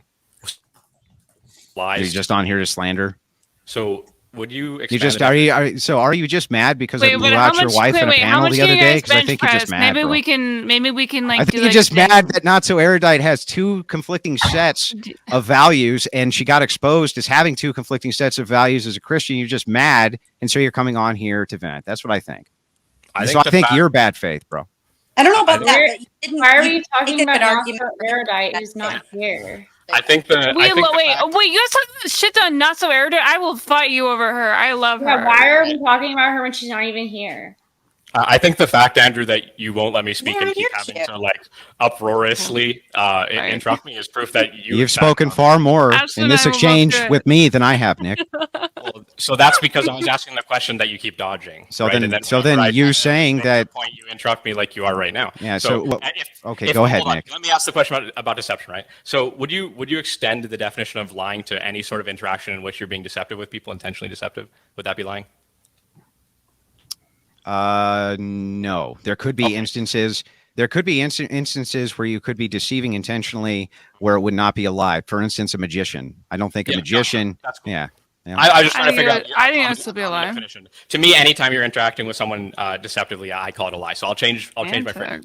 You're not a liar. You're deceptive. So what I was going to say. Okay. Oh man, with all the gish galloping, I can't even remember what I was going to say anymore. Of course you can't. Yeah, that you were. I remember what your point was, that you were saying that. I would say that that's mostly true. I would agree, like mostly with that, Nick, because I was talking with Nick. But Nick, I was just literally giving him an olive branch and saying I think that mostly that's probably correct. That if you intend to deceive, it's a lie. I could just think of like a couple examples where it seems gray. Cool. So we have a basically similar definition of lying or deception. I'll just use deception since it seems less muddy. So, would you agree that it's deceptive when you're arguing with someone on the basis of, I don't know, say example, how to formulate logical arguments or coherent statements or something like that, right? How to take inferences and create conclusions out of them. And rather than engaging with the inference and the conclusions, you just say, "Can you explain the 3 laws of logic?" What if the person, hang on, what if the person's previous, hang on, no, you hold on. Let me answer his question. Okay, fair enough. Sorry. So then answer this for me, Nick. If the previous statement, which led to that, was in and of itself bad faith, where they say, "When's the last time you took X? When's the last time you took X studies?" Right? So then, hang on. So hang on. It's not. So then you retort. You're saying that that I'm in the wrong for explaining that that's not actually how logic works. It's not based on geometry. I never said logic was based on geometry, but geometry, the class, has an entire section which is about logic-based propositions. So if you did poorly in your geometry class, it's probably because you struggle with logic structures. Yeah. Okay. And the fact that you don't get that concept is probably because you struggle with logic concepts. But really quick, Nick, I am curious though, because you were explaining, like, would you say this is bad faith? Would you say this is deceitful or lying, which seem to all be tied into that, right? But and I'm sorry, but I'm just an arguer. I love to play devil's advocate. But did you not come on a panel for the specific reason to try to, like, kind of paint Andrew into a corner and kind of attack him, maybe through some deceptive measure? Like, because my opinion, like, I thought you were coming on the panel, like, engage in the whole conversation, maybe bring something more to things, but, like, it seems like you had an agenda from the moment you got here, and you were being very deceptive and coy about the way you went about it until Andrew kind of forced you to admit the real reason why you're here. So by your own definition of bad faith, I felt like you were kind of being bad faith, and it was just confusing to me. Again, being bad faith is your definition. I don't really understand it. I'm sorry. Yeah, it's actually a really important thing to look up on, like, Wikipedia to understand exactly what bad faith means. So, me coming in, Wikipedia the shit out of it. Wow, I'm not sorry. I'm not trying to condescend to you. I was just saying it's, like, really. It was a little bit. Thank you for acknowledging that. It's fine. Go ahead. I'm sorry that you felt it was condescending. So you admitted that it was first. That was condescending in itself. Let's let Nick finish. Come on, though. You know what you're doing with your language there. That's fair. Go ahead. Okay. So anyway, what I was saying is, so it wouldn't be bad faith because there is no deception. What I did is I came onto the panel, and when I wanted to pin Andrew on things, I said, "Hey, would it be okay for me to pin Andrew on some things?" Right. So it's like if I came in and I was just like, "Hey guys, I'm just here to be like buddy kumbaya, man. I'm just like." I thought you said, "Would it be okay if I asked some questions?" Actually, that's literally what you said, though. No, I specifically said, "Can I pin him on something?" And then Alex moved me up and be like, "Here, in this way you can pin him more directly." So yeah, I said specifically pin him on some things. Anyway. Oh, after you had asked. No, I meant when you first came on, though, and you were like, "Hey guys, can I ask some questions?" And then you were kind of being coy. And do you remember, like, in the beginning, and you were asking questions, and Andrew was finally like, "What are you getting at? Like, get to the point. Obviously, you have an agenda." In my opinion, coming into a situation having an agenda or a preconceived, you know what an agenda is, right? Like, yeah. So for an agenda to be bad faith, having an agenda and not getting straight to the point when you come into a situation, that could also be seen as maybe a little bad faith. So I don't think it's deceptive to come in and say that I want to pin Andrew on some stuff, and then to say that I think your argument is bad faith. I don't know. That's what I. That's not what I thought was deceptive or bad faith about your behavior. Yeah, but can you bench press more than all of us? You were on this soapbox about. I'm doing 240 now, so I don't know. Yeah, that's more than me. So yeah, Alex has me beat. I'm having fun. Sorry. That's cool. I got TRT and Deca, so kind of on the field game. On mute. Sorry, guys. I'm on one. It's okay. It's cool, Ashley. Again, sorry that you felt that I came off condescending to you. It wasn't my intention. I apologize. Holy fuck. Where were we? Andrew. Can you bench press more than Angela? To be fair, Nick, you're the only reason why I know what condescending means. And that's the truth. You went on a whole ass rant about it. And I learned the difference between, like, being mean and being condescending, which is how I knew you were condescending just now, to give you some credit. Nick, do you have any more questions for Andrew before we move on to the next thing? I think it's just going to devolve into more mumbo jumbo. Anyway, I want to talk to Ben Thorpe, Alex. I'm the maybe I'm the only one. No, my God. Do you think you can bench press Andrew? Nick, you want me to set up a debate? He's been begging me for the last week to set up a debate. Nick, do you think you could bench press Andrew? This is a very serious question. I think I could bench press. If you're willing to do it, I'm down to set up. Get my Nick. Yeah, get my you could bench press Andrew. Andrew's probably over like 230. What do you weigh, Andrew? If you don't mind me don't asking. make it weird, okay? Don't make it weird, Nina. I'm just curious. I don't think I could bench press Andrew. Nina wants to see some sweat. I weigh 185 pounds. Yeah, Nick. Get my number. Yo, Nick, get my number from Kyla and text me and we'll set it up. Okay. Cool. Okay. Let's fucking go. I'll just try to put a pin in it super fast. Andrew, I think that when you engage in a conversation, acting as though you have grand implications to your argument, saying things such as, women who are ran through have an inability to pair bond, referencing the study about prairie voles, right? And I've heard you talk about these things multiple times before. This isn't the only time, not even just in this single panel. Hey, Michael Jackson, you want to shut the fuck up?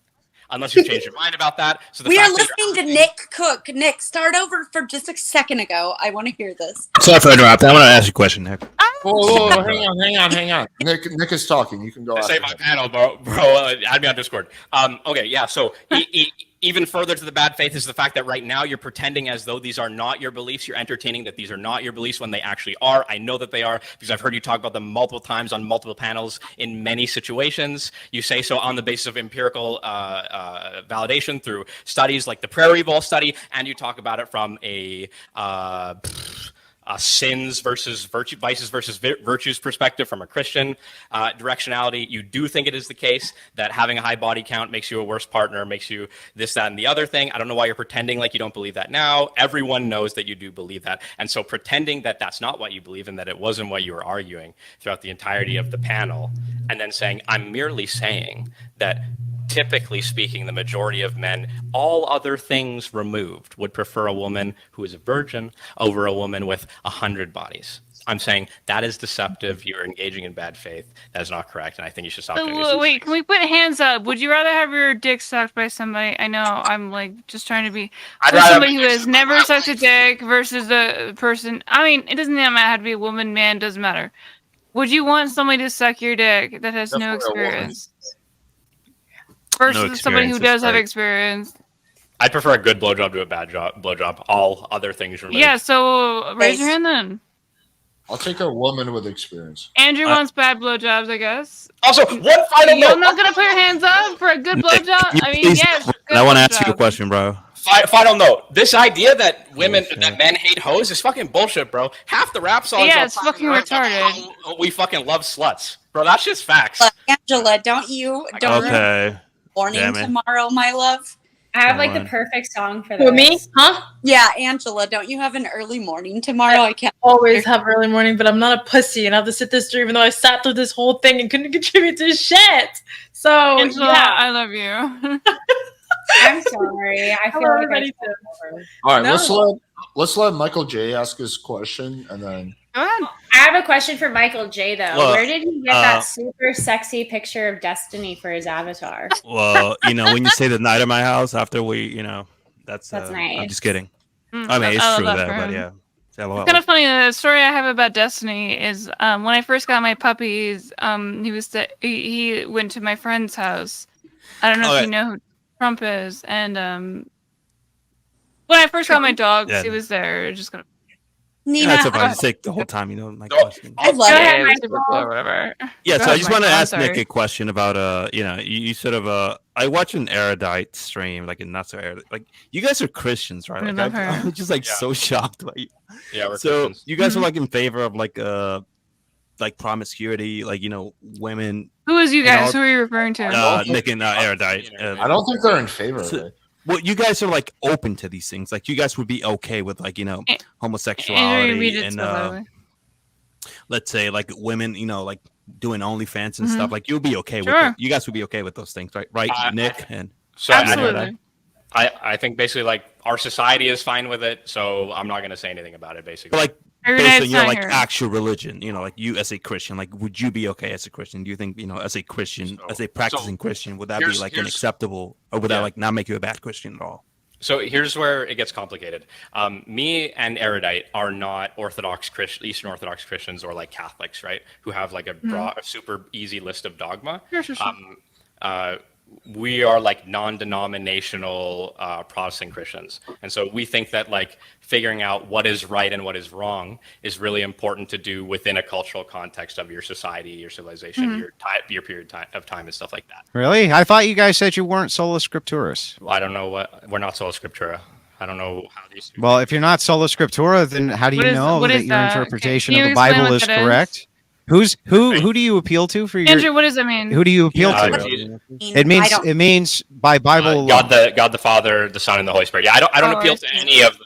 That's sola scriptura. That is sola scriptura. So you think that the Holy Spirit is giving you the correct interpretation of the Bible, right? Wait, no, hold on. This is a misinterpretation of any of the 5 solas, which I don't adhere to any of the 5 solas. So where do you draw the authority for the Bible? Yeah, so I already told you through my own revelation and with God, basically. And is the Holy Spirit involved in that? Yeah. Okay, so then that's one of the 5 solas. So it'd be faith alone, that'd be sola fide and sola scriptura. Both of those would be involved in that, right? No, that would be if I only regarded those, right? So if I thought that, so for example, with sola scriptura, sorry, I don't want to derail the panel into theology, but if I was sola scriptura, I would say there is no other book, there is no other text. It is not okay for me to accept any other. What other text and book do you use then? What do you mean? For your Christianity. The Book of Enoch, for example, and lots of teachings that come. You use the Book of Enoch? How do you know it's canon? Can we now get into a religious debate? This is like ultra boring. Yeah, well, it's not actually ultra boring, right? Because the thing is that the question which was asked to Nick is, how these values that you have, you said that you don't believe in any of the 5 solas, so where would you be drawing your church authority? I'm just curious, what authority are you appealing to if it's not through the solas? I already said revelation. I already explained divine revelation. But that's going to be ratified by the solas. What else could you use? What else could you use, Nick? Well, no. I do not want to get into a religious debate. I mean, honestly, I just want an answer to that question. I answered his. Okay, what else could you use besides the solas? What else could you use? Just that question. Yeah, go ahead. I already said my relationship with God, like faith, like sola fide. The magical. That would be through faith alone. The fide. But all five of them work in tandem. All right. No more religious shit. It's boring as fuck. We're all a bunch of degens on my channel. We don't care. What if it's the guy that believes that he makes out with and has sex with God? Can we talk about religion then, Alex? Just to close. You remember that fucking guy? I'll make an exception for that Looney Tune. To be clear, Andrew, you don't understand the solas at all. Okay, well, just to like those things alone. But yeah, to Michael, to finish your question, right? So I was saying that. Fuck. Hey, you asked me if it's fine if we think like homosexuality. Well, I'll rephrase the question just to be clear. I think I remember. By any standard of like any. Keep going. No, just like simple enough. Like by any Christian standard, like do you not consider yourself to be like a bad Christian? That's kind of what I asked. By any Christian standard, like I think that I think like all men fall short of the glory of God, and so I'm not perfect, and I'm just trying to figure things out as I go, basically. So you are admitting that you're like a flawed, like you are deliberately practicing Christianity in a flawed manner. No. So that would be like admitting to be like a Gnostic or something like that. What I'm saying is that I sin and I do things wrong, and my interpretation is open to error. But hang on, Justin, you have to lower the volume. There's massive background noise where you are. If you know anything about Scripture, if you know anything about the Bible, okay. I'm literally gonna now have to be like slightly rude and redirect like manually and like no more religious stuff. Favorite topic. Do you want Michael J? Do you want to ask anyone about anything aside from religion? Yeah, I wanted to ask Lauren like a simple. I mean, you're like a conservative, right, Lauren? Like you also have like a law degree too, right? That's like quite shocking. Right? Okay. All right. So like, what part of like conservatism like do you side with? Like, what you say you voted for Trump or something, or like what? How are you a conservative, basically? Like, how do you differentiate yourself from like a liberal, let's say? Oh, like, in many aspects. Let's say like a Destiny person. Let's say like think of Destiny, for instance? Like, how are you different? Any different than Destiny? I'm not a communist for Destiny, one. do you even know who that is, Lauren? Neither is Destiny. Yes, it rings a bell, but he seems pretty irrelevant, so I'll just move on. I mean, you've been a couple times. Religion straight to politics. This is very spicy. For one, I think that the way that we handled COVID, that's what got me into politics in the first place. I'm very very pro Constitution. I felt like the government was throttling our First Amendment rights by involving themselves with social media. I don't think that we should be stifling people's ability to talk and to have the public square. Are you an anti-vaxxer? Well, Destiny's in favor of all those things. I did not get the COVID vax. I did not think the COVID vax was. Oh, so you're retarded. Okay.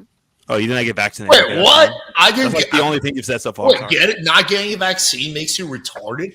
Yeah, there was not enough data What kind of an argument is vaccine. And also the J&J one was recalled. So if that tells you anything, like everybody who got that one, did you actually follow what happened with that? I did. Yeah, it was then you would know that it was recalled, as in like that's generally how it works. If you know how it is.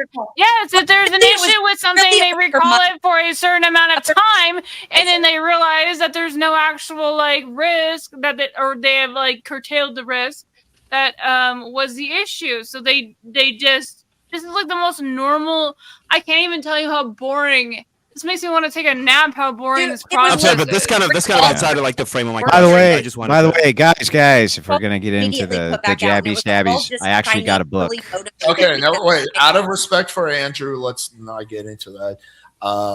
It won't get your guys' channel banned, but it'll get my channel banned. No, you're good. We're not gonna get into it. I actually have a few questions for you. Do you mind if I ask you a few questions, Andrew? Yeah, I don't mind, but I do want to wrap this up because we've been going for like 4 hours. We're gonna wrap up in like you can 10 even minutes.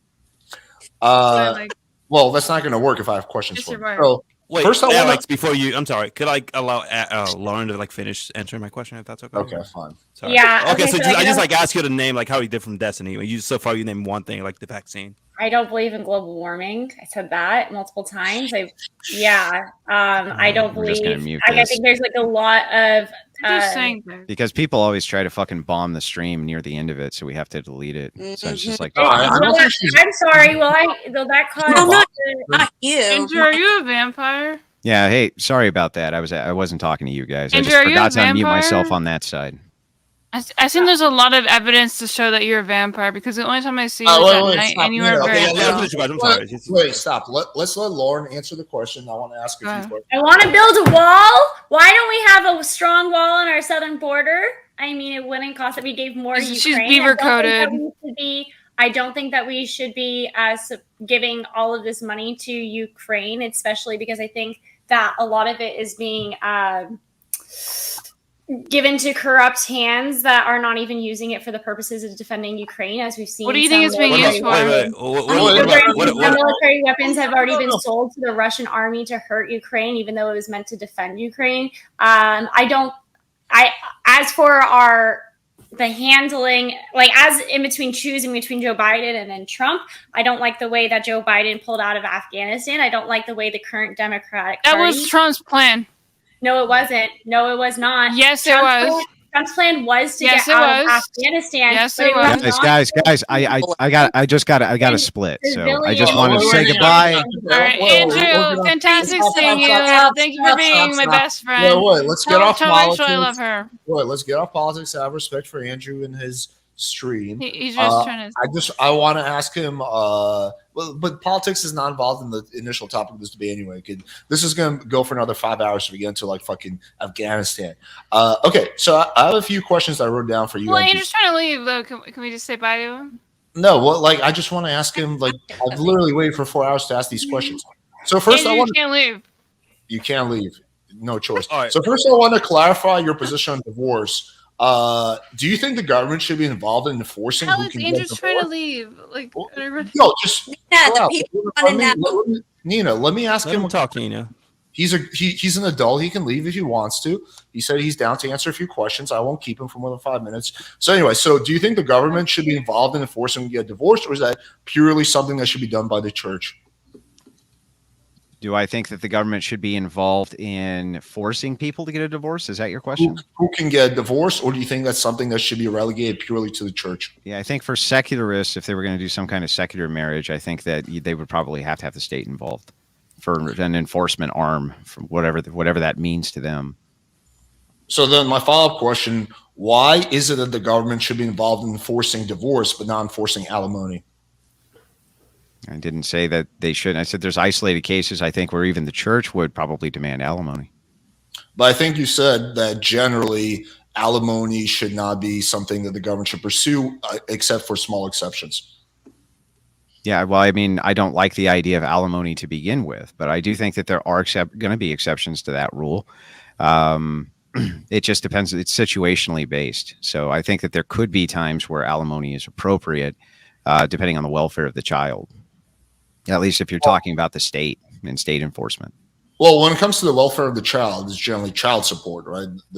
That's what will kick in. We're talking about alimony. We're talking about for the wife who didn't work, or it could go the other way, which it rarely does. So I guess, I don't know, I feel like either the government should play a role in both. I don't separate these two things. If you're going to have a secularist state, right, where there's no religion involved, however you want to format secular marriage, I don't really care. It's not important to me because I don't believe that it's real marriage. I don't think that you have a real marriage, so I don't really care how you structure it, right? I think that marriage is sacramental. I think that it's an actual sacrament. So from my purview, if you're talking about the church and church enforcement, I think that the church may have some isolated examples. I don't know what they would be off the top of my head, where maybe they would allow there to be alimony. And I'm sure that secularists would have some standard for that, for whatever framework they had for divorce as well, or marriage. But it doesn't sound. Whoa. I'm sorry, Alex. I was very confused. It doesn't sound like you want just the church to be doing the enforcing, because the church doesn't have much power when it comes to forcing people to stay together and whatnot, aside from social pressure. They do. They do. They have the power of excommunication, and that's why Catholics often don't grant divorces, and why other churches don't grant divorce. Even Protestants will exert authority in this right. Calvinists do it all the time and say that you need to stay together inside of your marriage and begin to work things out. They do. They can exert quite a bit of influence. They really can. I'll just grant you all of that, but then you still want the government, the state, to be involved in enforcing who can get divorced. It's not that I want it or don't want it. I don't care. If it's from a secular perspective, I don't care. I don't consider that to be marriage. So I want the state to recognize religious marriage and allow the religious marriage to be have the enforcement done through the church, absent the state. I think that it's possible to do now to a small degree. Mormons do it to a small degree due to some of the laws that they have in some of their regions, but it's very, very tiny amount of people who are allowed to do this and engage in this. Well, when you said you don't like no-fault divorce, that's a state thing. That's not a church thing. No-fault divorce is also national. Right. So are you saying that for religious people, you don't think the state? There's no national divorce policy, by the way. Wait. So are you saying that for religious people, the state should not be involved at all in divorce and marriage?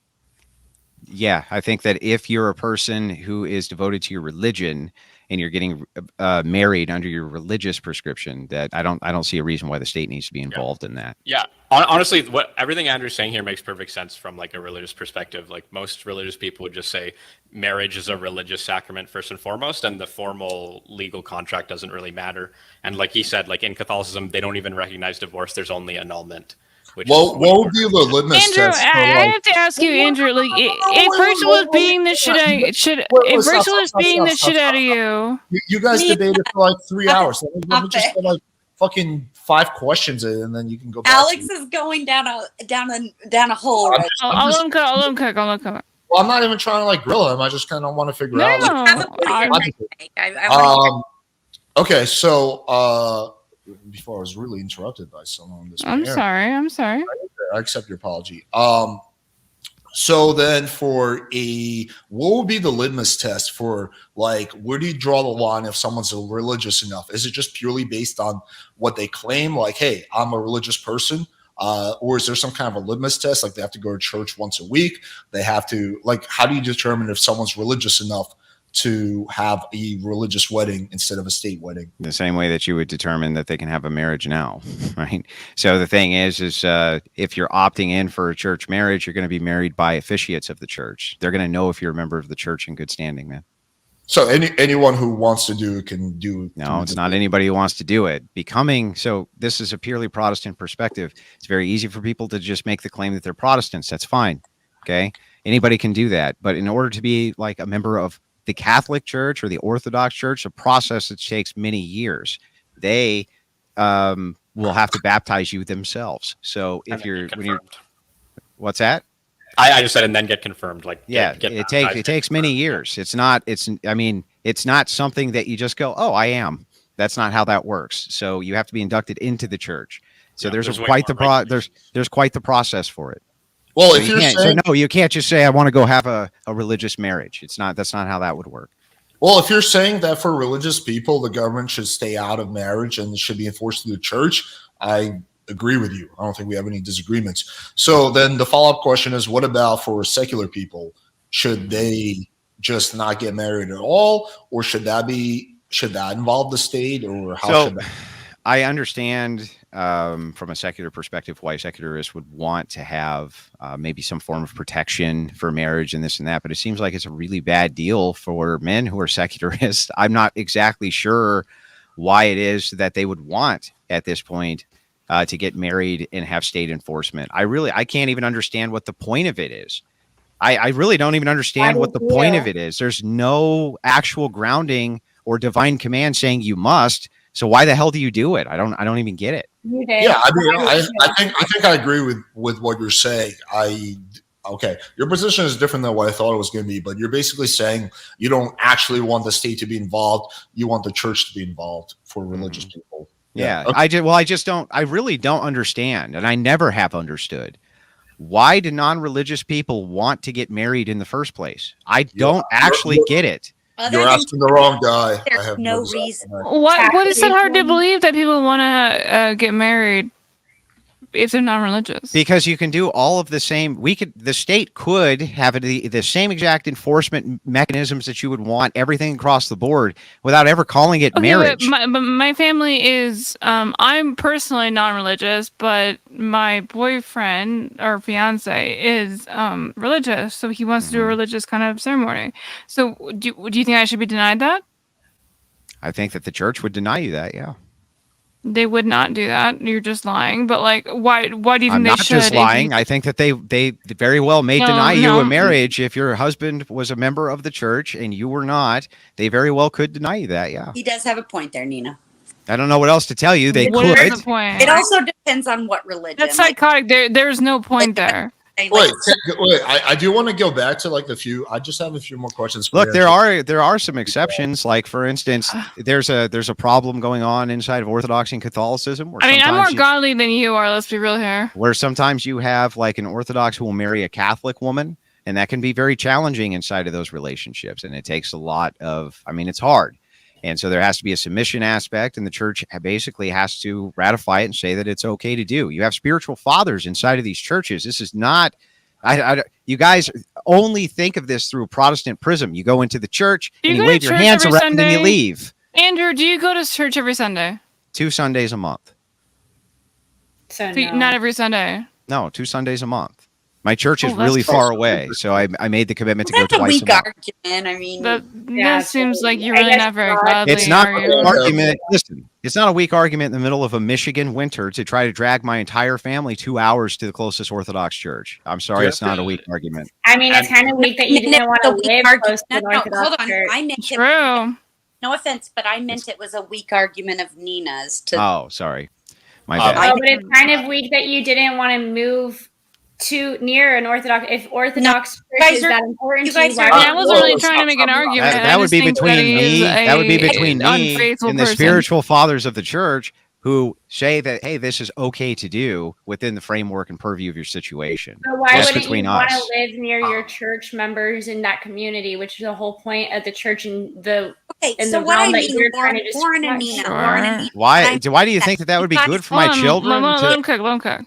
Why do you think that would be Listen, good for my me and Andrew children? do I'll fruit them? What are you talking prayer about? FaceTime every Sunday, so he's covered. He's good. Okay, anyway. Alex, you have never been inside a church, and I know you haven't. Twice. Hey, Andrew. So, His so concern.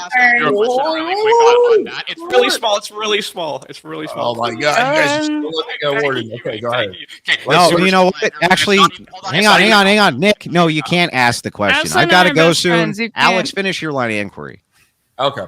You So can't we put were, a- wait, stop. We kind of agree on the marriage thing, so I'm going to move on to the next thing. I want to kind of explore where you stand in emotional abuse. So I'm going to ask you a few questions. If your wife, for example, doesn't fuck you for 3 years, would you divorce her? Divorce her? Yeah. Well, what are the circumstances behind it? Like, let's just say she chooses not to. There's no good She's reason. not She doesn't. turned on by you, Rachel's which like is not having right. it anymore.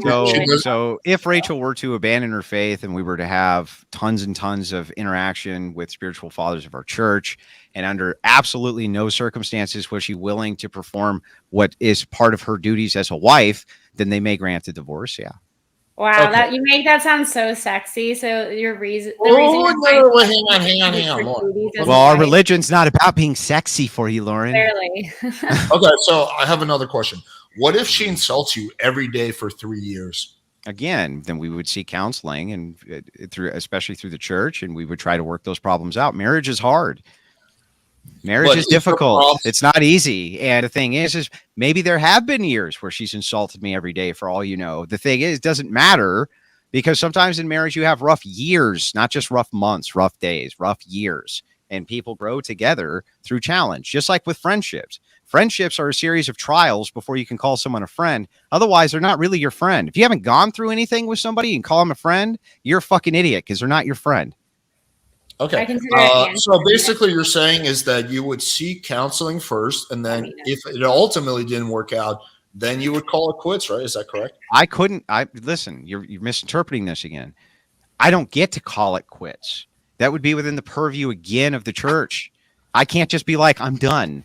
The church would take a look at the entirety of the situation before they'd make a determination like that. And more than likely, they would put down like different behavioral programs and things like that to do everything they possibly could to salvage the marriage, like most churches would. Okay. I mean, I don't even necessarily disagree with that much. The last thing I wanted to ask you is, you were talking about earlier how there's like, it's kind of hard to draw the line for emotional abuse, right? It's like, where do you draw the line? Yeah. I feel like the same thing can somewhat apply to physical abuse. Like, what if you mildly push your wife away when she gets in your face? Would that be considered physical abuse? Right. Yeah. So you can extend this too and be like, what about like smacking her on the rear end when she's not expecting it and it surprises her, so she lets out a scream, right? It's like, listen, I think that when you're talking about physical abuse, we can draw far less of an arbitrary line than we can when it comes to emotional abuse. I think it's far easier to make the determination on what's being physically abusive and what isn't being physically abusive. And I think that when you're talking about consent, it's the easiest possible thing to identify. Like, hey, I don't like being slapped, and you slap her. I think you can identify those situations far easier. Would I say that there is like that it's even arbitrary? There's no system. No, there's a system for identifying these things for sure. Would I say that finding the line can sometimes be difficult? Sure. But I think it's far more obvious.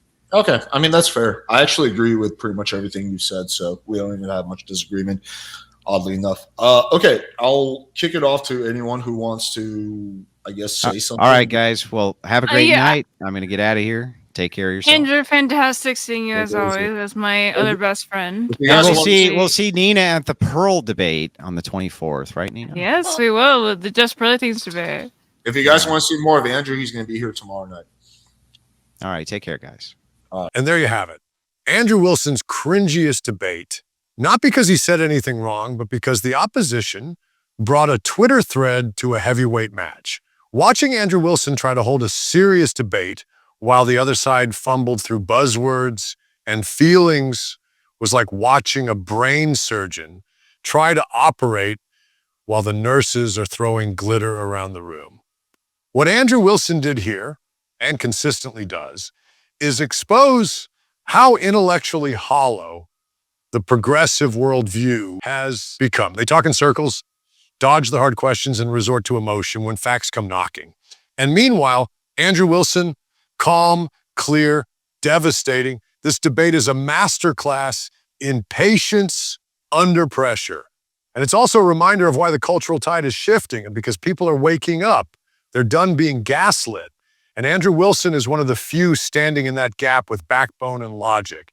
If you found this cringe in all the right ways, hit like, drop a comment, and subscribe. And if you want more debates where Andrew Wilson exposes the incoherence of the modern left, you're in the right place.